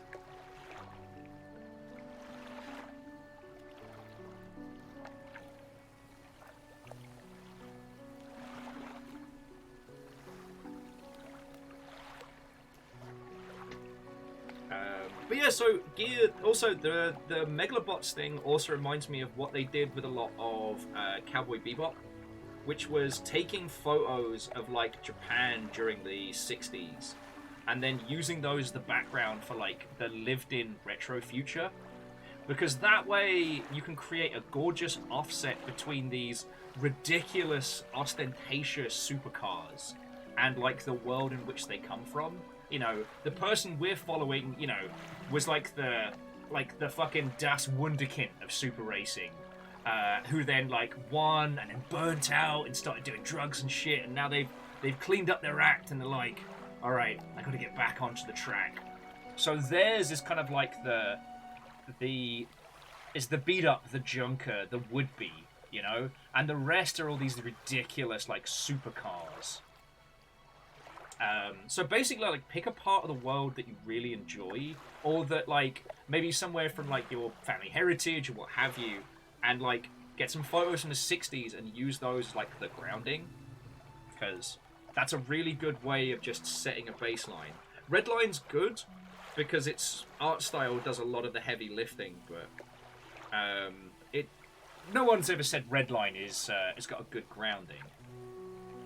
Oh yeah, and as a cult game dev says, we have buttloads of like proper game dev peeps that can at least help and point you in the right direction of the good shit. Alright, goblet to storage, research part to storage, cloth, storage. I mean, that Stingray netted us some good cash, so jobs are fucking good. Oh, and Gear Graphic, obviously, please say hi to Sam the Pug for us. But yeah, it seems like that the Aerovana's the best one to kind of like. And again, I'm not saying that you haven't thought of any of these concepts or ideas. It's just it's really fun to play in the sandbox, you know. All right, so we've got.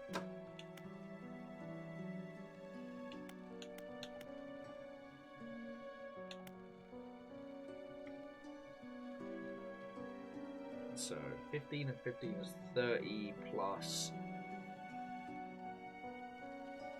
That is 45.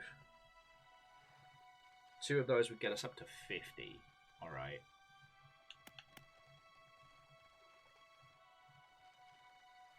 And then the jet engine drive is small but powerful.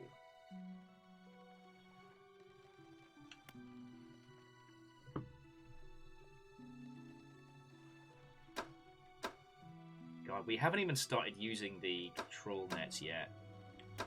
And I don't think the troll nets are good for us until later. Like, honestly, I'm thinking of getting rid of the big winch, the hydraulic rod as is. Because the oceanics make us decent cash, but what's making us money is the small fucked up fish. And speed means we can move further. So yeah, I think I'm going to go for some better engines for us. And finish the last of the dry dock as well.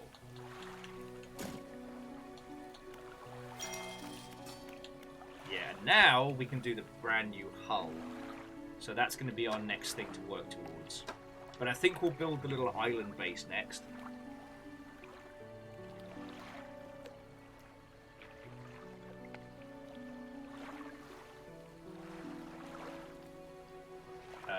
And yeah, Gear Graphic, there was... Oh god, what was it called? There was a future racing game that we played a while back, which did a wonderful job about being more about the world than about the race. Everybody has kind of like futuristic hover Vespers, but it was more about like living in this poor town and trying to get out through like racing. It had a real solid like aesthetic and sound to it. Fuck, what was it called? It was like desert future planet. Peoples. Sorry for the interruption in sound, but I can search store tags by racing. And the thing about me is I don't play a lot of racing games. So, where are you? Desert Child. Bingo bango. This is the other side of my skill set, is a weird memory of... also, the fact that they did like a mock Cowboy Bebop intro shows you their vibe.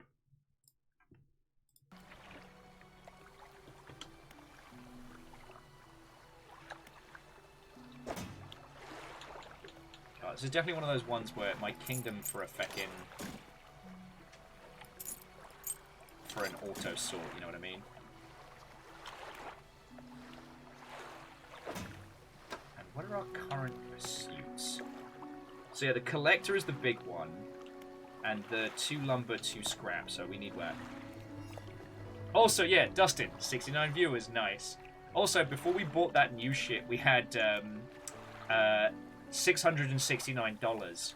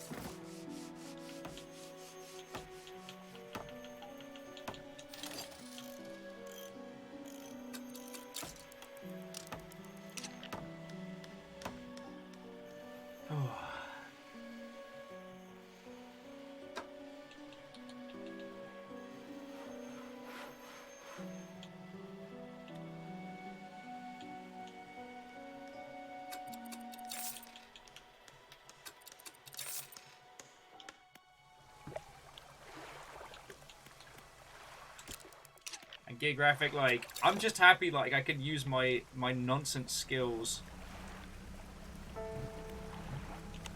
My nonsense skills of video game knowledge to help.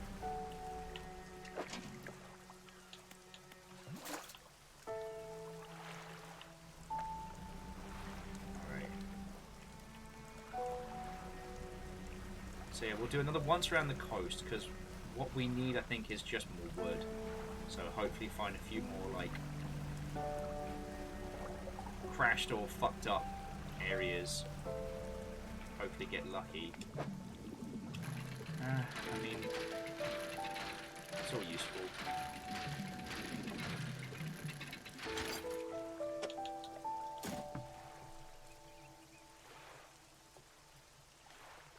Oh, and gear graphic, like, that's something that I know we have a lot of artists here, but that's something that you might be able to help with. Because, like, I can tell someone commercial viability of, like, concept art, like key art and shit like that. But I can't turn around and say someone, here's how do art better good like. You know what I mean? I don't know shit. I was a great big fucking dork. No, I've been lucky enough that in my career I've been in proximity to like chats and conversations about how art is used and how it's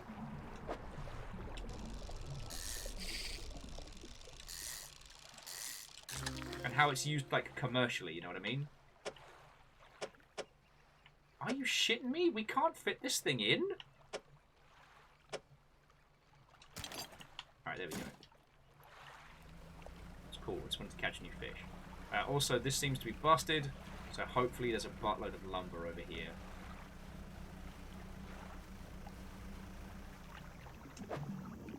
That's scrap.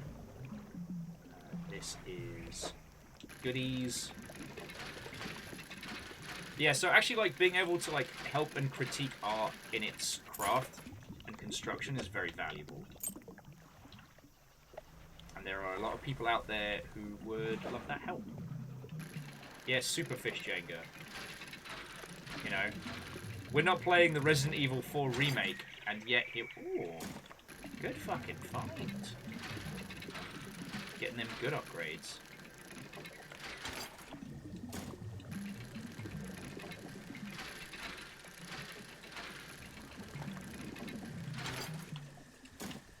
Alright, and we're good, and we're heading back. There is the place that we're supposed to be. Turn on your lights, otherwise we'll die.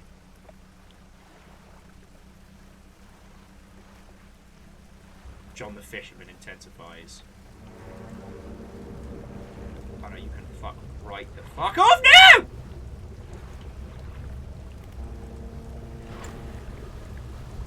Get fucked!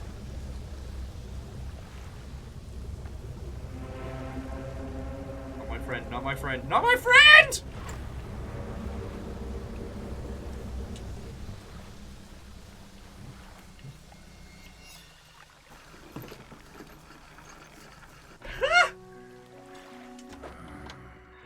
Alright, here we go. Some fish in deeper water while I stick the shallows. Yeah, I know. Let's buy me good fish, mate.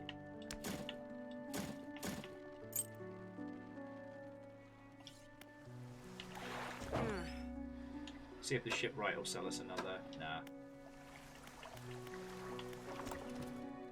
We've got one research token.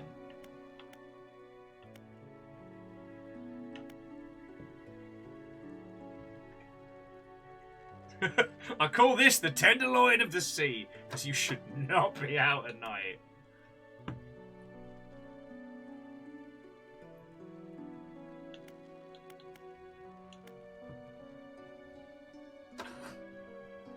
What we? Oh, you're right. Now it must just be my nervy disposition. Why should I be scared of that unhinged nonsense? What a silly Billy I am. However, I am gonna uninstall the hydraulics for now because, like the deep sea stuff is fine. It's fine.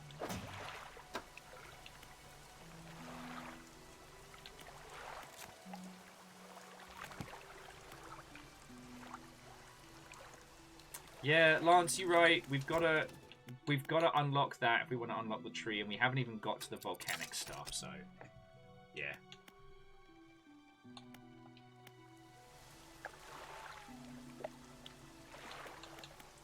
Yeah, Chonorus, I think that's the play. Snooze, grab 2 planks and 2 metal and just run straight for the building dock.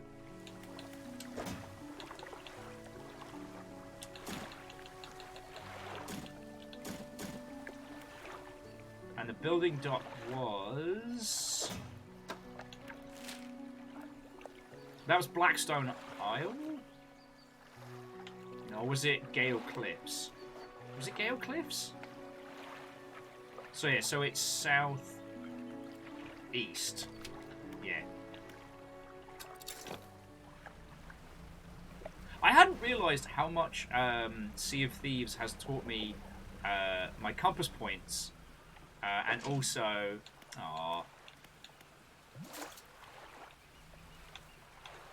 how much Sea of Thieves has taught me both my compass points and my nautical terms, like being able to scream starboard guns, has taught me my left from my right better than an entire amount of time spent in the schooling system.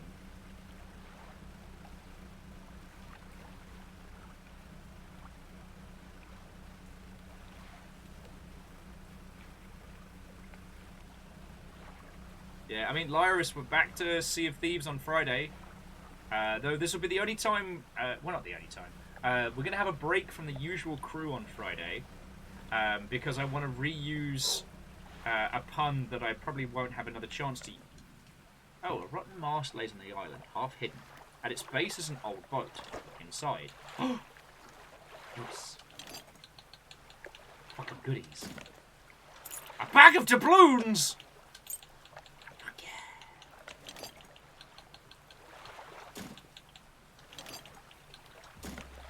Alright, I don't think this is where I'm supposed to be. Yeah, we're going to do the GDC of Thieves. Pursuits.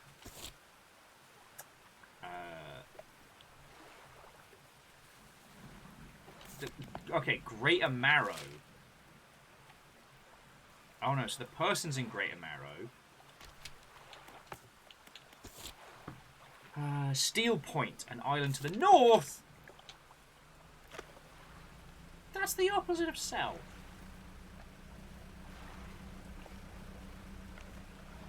Oh, this is the first time we've really kind of crossed the open waters.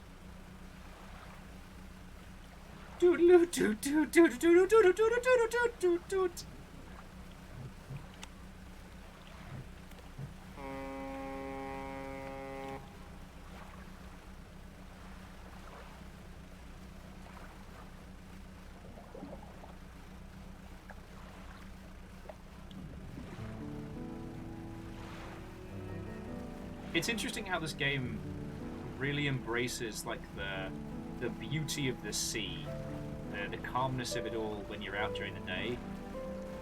Like it really makes you want to explore these beautiful fjords and these wonderful environments.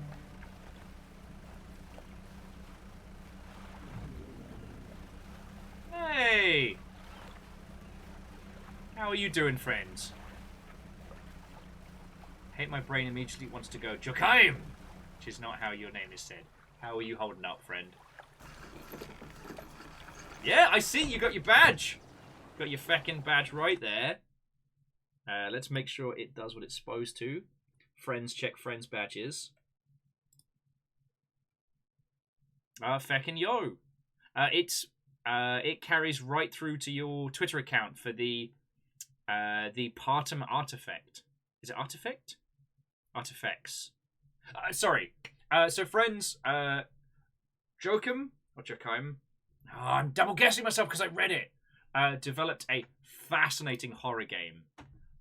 Let me plug your video game, because it's the least that I can do.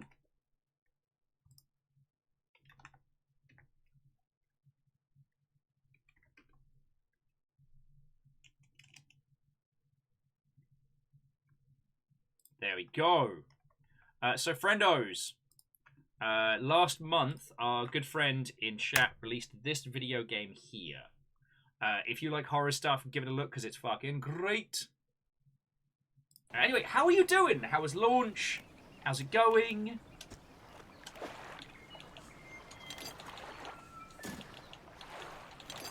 We're playing Dredge. I'm having a fucking great time with it. And we'll probably be playing this of my own volition later on. Alright, all the necessary materials. Let's go let the builder know. However, I don't want to cross the open sea at night again. Because Bitey McFuckyoufish absolutely took my existence as a challenge. So we're going to dredge up some goodies. And then we're going to sleep at the dock, because we can sleep on our boat.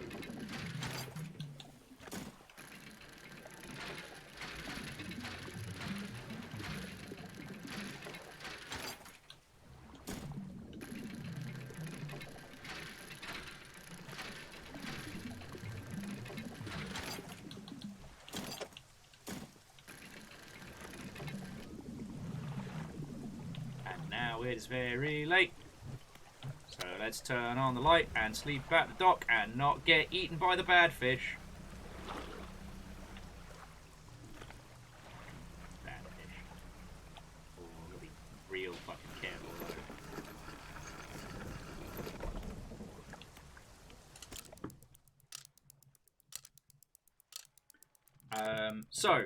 Our lovely dear friend says that launch is going better than they personally thought, but it's far from anything that would be like, make a sequel, but super happy. Dredge is treating us very well. It's basically... The horror/light mechanics of this game reminds me of Sunless Sea. Yes, it very much has that quality. But the back and forth, as I'm sure you've seen, is very evocative of Darkest Dungeon.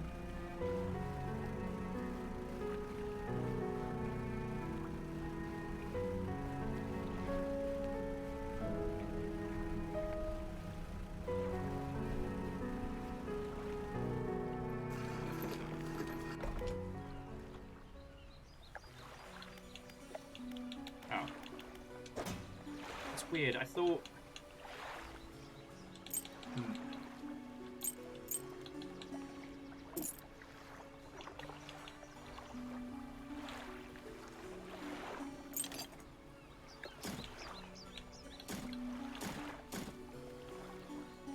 I thought the builder lived here. I'm so sorry.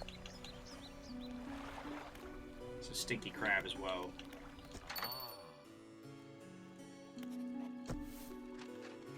Oh, and the person writing Strange as Shit Runes has just given us a new book to read. Love to see it. You know what? I'm sorry, crab. Would always remember you, mate. Okay, so it does mean we've got to head across the bay, so we'll hoover up everything that's not nailed down on the way over.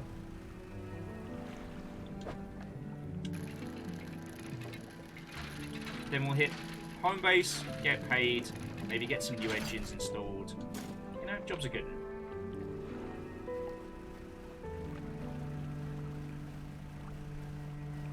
But no, and Shackle, like, thank you again for the fucking bits, friend.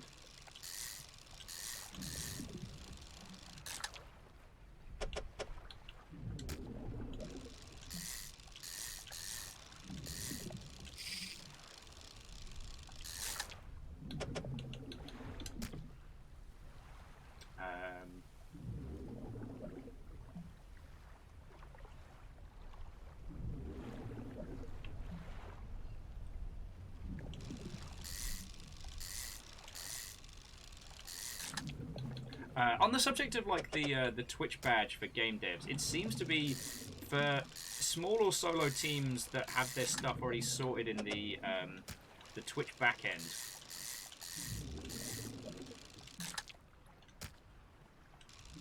It seems to be pretty easy.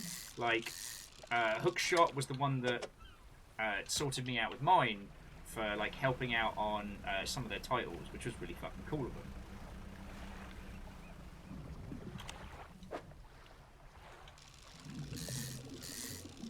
So, like, they'd already gotten approval for their badges when that dropped.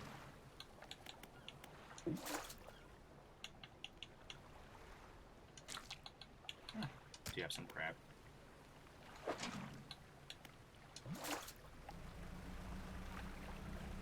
Ah, and Gear, the eternal question. Wants food, but no clue. Well, what will you do with this question? What are your options? Get paid by the fishmonger. Just love the way he dramatic pause mongers that fish.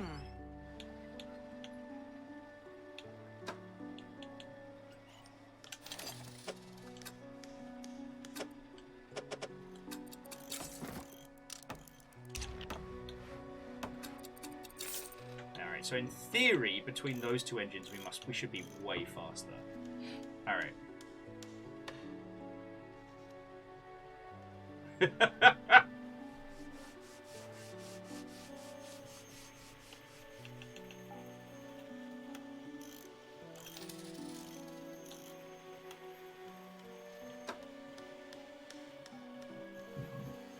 my kingdom for an auto sort button though, I tell ya. Oh, so the builder says you've done it. No sense of waste time. Let's get moving.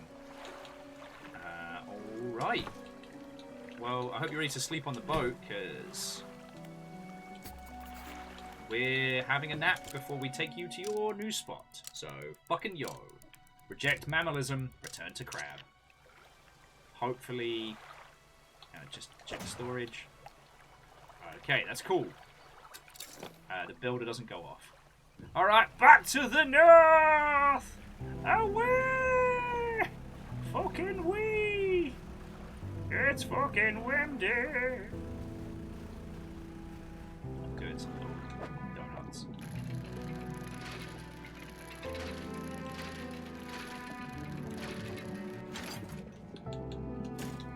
I figure the builder's gonna need more planks. Builder? I hardly know her! Sorry. That was the absolute low point of humour.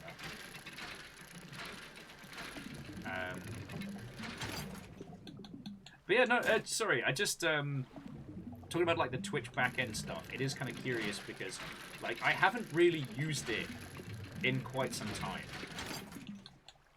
And I was one of the, okay, I wasn't myself, a company that I was working for back in the day was one of, like, the OG test cases for a lot of that, like, Twitch backend stuff. So, I will say that for Hookshot's team, like, they got it set up, they got the game registered, and then were able to list people, like, as game devs from that project. Oh, the builder says that'll do. You have a short while to build things here, but you're welcome back anytime. Take these. Always good to have on hand. Yes! More research goodies. Alright, and we have a new book to read, The Relaxed Mind. But it also means that the only thing we've got going off now is the Collector, which might be one of, like, I guess the big missions? Alright, well, let's hoover up all the goodies around the fjord, because we can sleep there, which, so long as we're not catching fish, is a easy way to make some, to pass the time in a way that isn't going to go off. Some manta rays. Oh, what's this?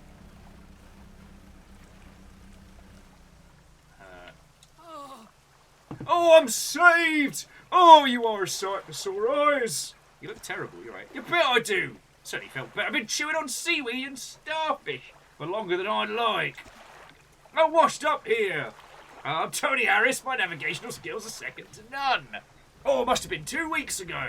More rough seas when a wave hit the broadside. I was jostled overboard and swept away. Thought my crew would have come to find me by now. It was the first ship. I'm so laughing. Oh yeah, and Shaka, we did have the first ever hype train, which was fucking cool. But no, so when I was working for Rocketworks, we had a real close thing with Twitch. Back when Twitch was a company you could kind of talk to. And yeah, their back-end dev tools are really cool. Anyway, did the boys send you looking for me? No. Oh. Well, I'm sure they're out there looking anyway. Can you get me to Little Marrow, stranger? Yeah. Come on with, mate. Just gotta move some shit around. Nah, don't worry about it. Don't worry about it. We'll it's alright. You'll be plenty comfy. Don't worry. Might have to.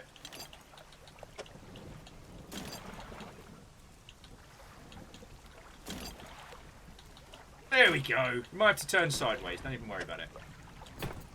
Castaway climbs aboard. So which one's Little Marrow? Oh, Little Marrow's the one across from. Alright, well we're a straight shot. We can make it there. We can make it there well before dark. Jobs are good. Sorry, here's me careening around with a bunch of topics. So Joachim, well, I'm glad to hear that launch wasn't a bad time, and I am hoping that, like, because the thing with horror titles is they sell in waves, so I'm hoping that you'll get like a nice big old spike in sales later on. Castaway says, "Oh, the sweet rank smell of civilization! I thought I could never miss it."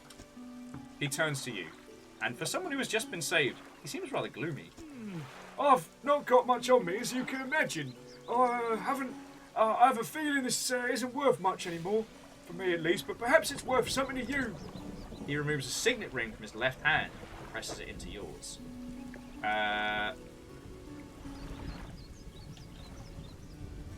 It's embezzled with the symbol of a captain's wheel.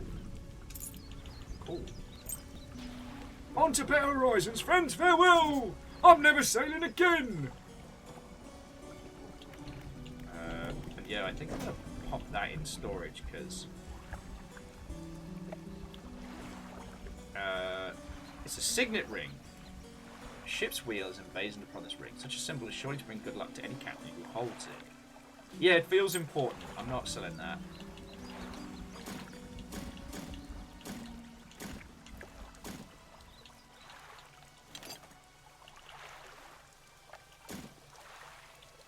Alright, we can make it across the bay. I should start dunking our resources into useful stuff, you know? And we've got a little bit of time. We'll board up on some fish before we...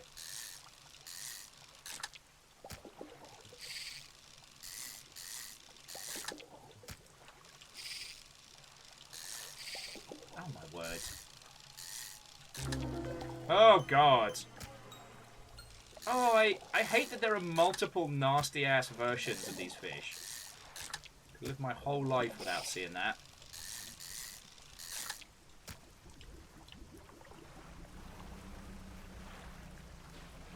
Eels up inside you, finding an entrance where they can.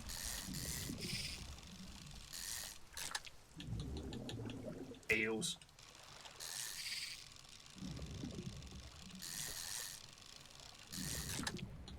Eels. Coming at you. Elements of the past and elements of the future combined to make something not quite as good as either.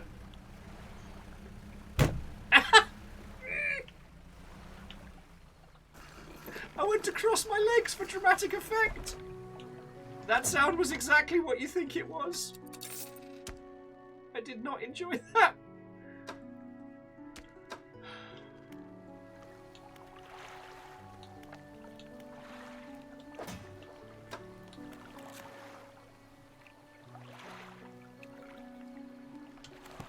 Coming at you. Okay. Alright, so research-wise, we've got 3 bleps. Now, we haven't gotten to volcanic or mangrove areas, but we might. Engines were doing alright.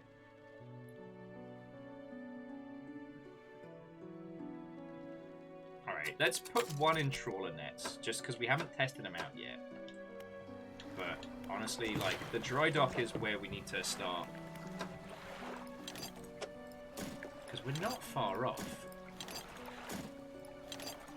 Whatever the feck that bow thingy is, that we haven't found yet.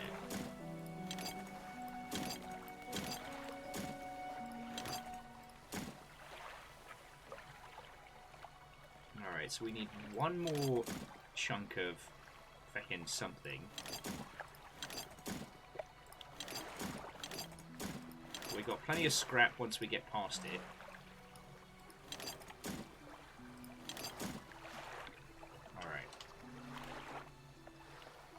So, and that'll increase our cargo space. So sadly, Joachim, you did miss some tasty GDC stories. But, I mean, I guess the things that are relevant is, I spoke to a lot of industry friendos. Right now, unless you have a very proven track record, or are only looking for partial funding, there's no money to be had. Now is a great time to make vertical slices and make your own projects. And yeah, as Caffeine said, the VOD will be up on the YouTubes somewhere tomorrow. Once again, do thank Scardy for the VODs being good and watchable, because that was... I'm not responsible for that. Like, any improvements you see to Longshipian nonsense is thanks to...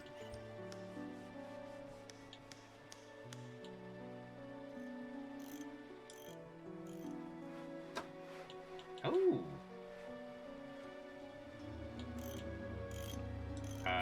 fuck yes. Hang on.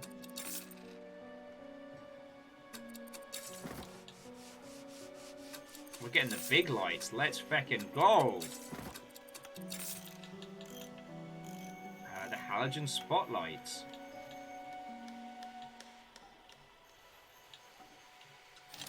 Sign me up. Yeah, take that, the knight. And Jokum, yeah, I do mean money in publishing, especially for indies. So, like, the sphere that we all kind of occupy in the industry isn't great for finding funding right now, but these things are in a bust and boom, so now is the time to self-publish. Now is the time to, like, work on your vertical slices and maybe start pitching next year or the year after.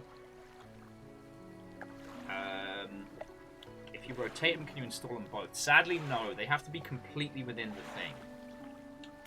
So far as I understand.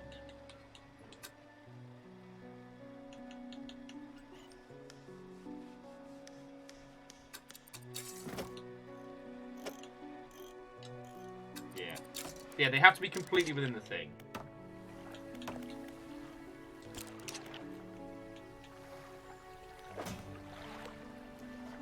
So I might stash the crab pot because we haven't really been using it.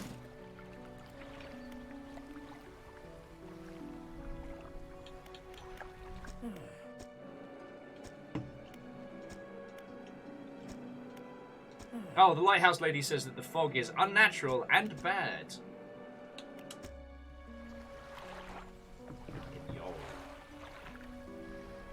Okay, so friends, we've hit the 7-hour mark.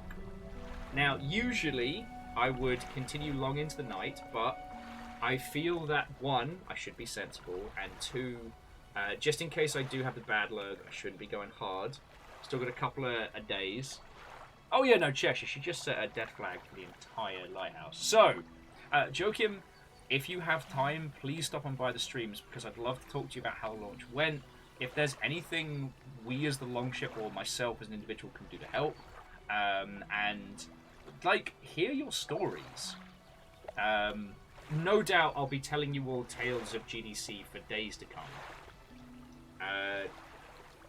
I hope I've been at least vaguely interesting. Tomorrow, touch wood, tomorrow will be Rain World, and we should be able to finish the Gourmand campaign. If you haven't seen, Sanshi have slug pups up for pre-order. So think these little cuties, but cuter. And those are available for pre-order. Fucking yo. I mean, it's lovely to chat with you, yo. Like, yeah, there isn't much I can do in this world, right? But for as long as the Longship keeps us upright, and for as long as I'm able to do this full time, like, so long as you don't mind me talking about it on stream, I can fucking help. That's what I'm here for, yo. So, yeah. I need someone to draw me up a Longship seal of approval that we can add to games on Steam. I just haven't had the time or the money to be able to commission somebody, so as soon as I do, I will give you that seal of approval. Anyway, friends, I'm going to roll credits while we have the... Actually, I'll head out to sea a little bit. Have that gorgeous sunset. Because, I mean, fucking look at that. If this is a game you'd like to see more of streamed, let me know. But right now, I think it might be better suited as a... Like, play this yourself, friends. I think it's going to be a banger. And I think this is one of those games that's going to be better experienced. So, do wishlist, do pick up a copy. I want to find out more about this world, you know? So, back in your... it has been a wonderful game so far, and it should keep me going until I have funds enough to get, like, Terra Nil and Res Evil and stuff like that.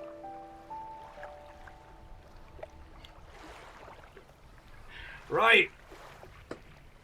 On the subject of thank yous, as I said earlier in the show, I am fucking honoured to be your mech pilot of choice, your idiot in the chair. I am only able to do this because you lot keep me going. Alright?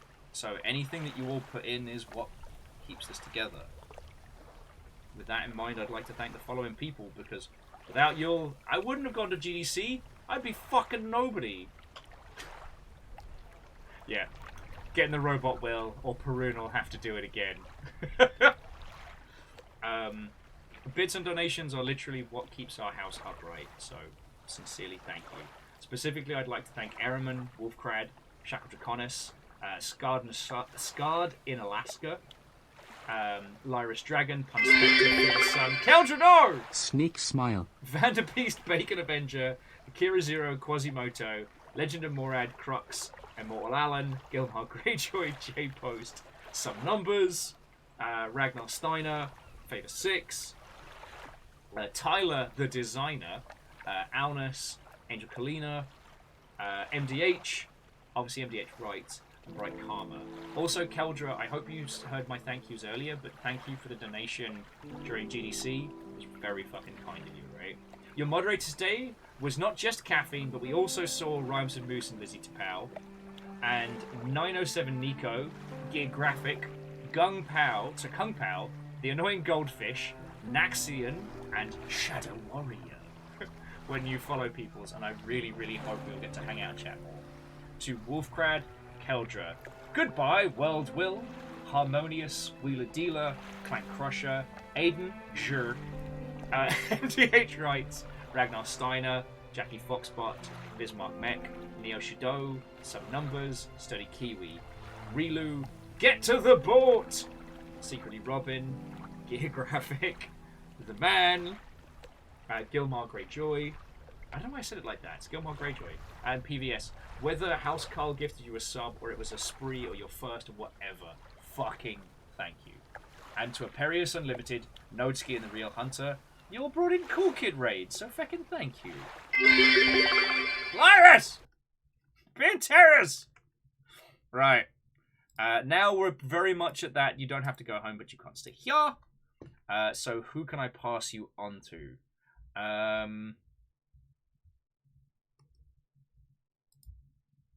Oh, we are once again spoiled for choice.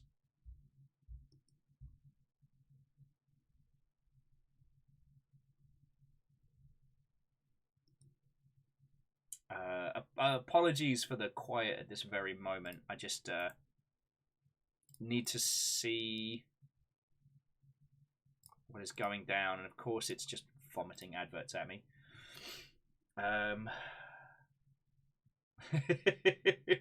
I mean, Nick, if obviously I'm going to be doing like animal care and stuff, but yeah, if later on you'll want to, you know, debate is X an immersive sim, that's what Discord's there for.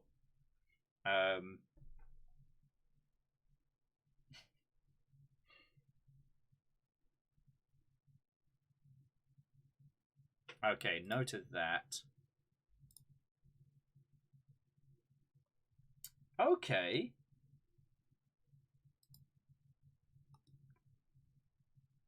Alright, so friendos, I have 3 choices, dear friends. I have 3 choices. I can offer you some of that Grand Theft Auto nonsense. I believe it's an RP event, and it is a very funny individual playing. I can offer you Grounded, the Honey, I Shrunk My video game, or I can offer you Gloomhaven. What suits your fancy? The only reason I'm not going into any of the Resident Evil 4 streams is that regardless of whether I play it with you all or I play it for myself, I will be avoiding spoilers until then. Okay, Fearless, you were quickest on the draw, so let's go for Grounded. It is our good friend Hero and the Bird, a Seattle streamer who sadly had to move out of the region, and also a fellow Gundam builder. So, yo! Ultimate post-credits feckery. I can't believe you've done this! I wasn't fishing, and yet here the fuck we are. Also, I've just realised, friends, the timer doesn't move when you stop. The clock only moves when you move in this. Bacon, fucking thank you. You know how much money $50 is to us right now. That is fucking loads. Thank you. Cheeky terror. I mean, Bacon, you've claimed the Yaldum in the last few seconds. As the raid comes together, what will you do with your newfound power? And Lyris, you're right, I do call you a terror. Bacon was like, hold my fucking beer. Or whiskey? Fine. I actually don't know what kind of a drinker you are, Bacon. One day, we'll have a proper sit-down and a pint together. Yeah, well, Dustin, it means that we can enjoy the environment and just be. But it means that, I mean, later on we'll have to see if being static at night affects it, or if at that point things speed up. That would be wild. But it means we can enjoy kind of like the beauty of the day. Anyway, I'll talk to you on Discord. Let's go hang out with Hero. Have a lovely rest of your night, you beautiful individuals. And it's good to be home. It's good to be home.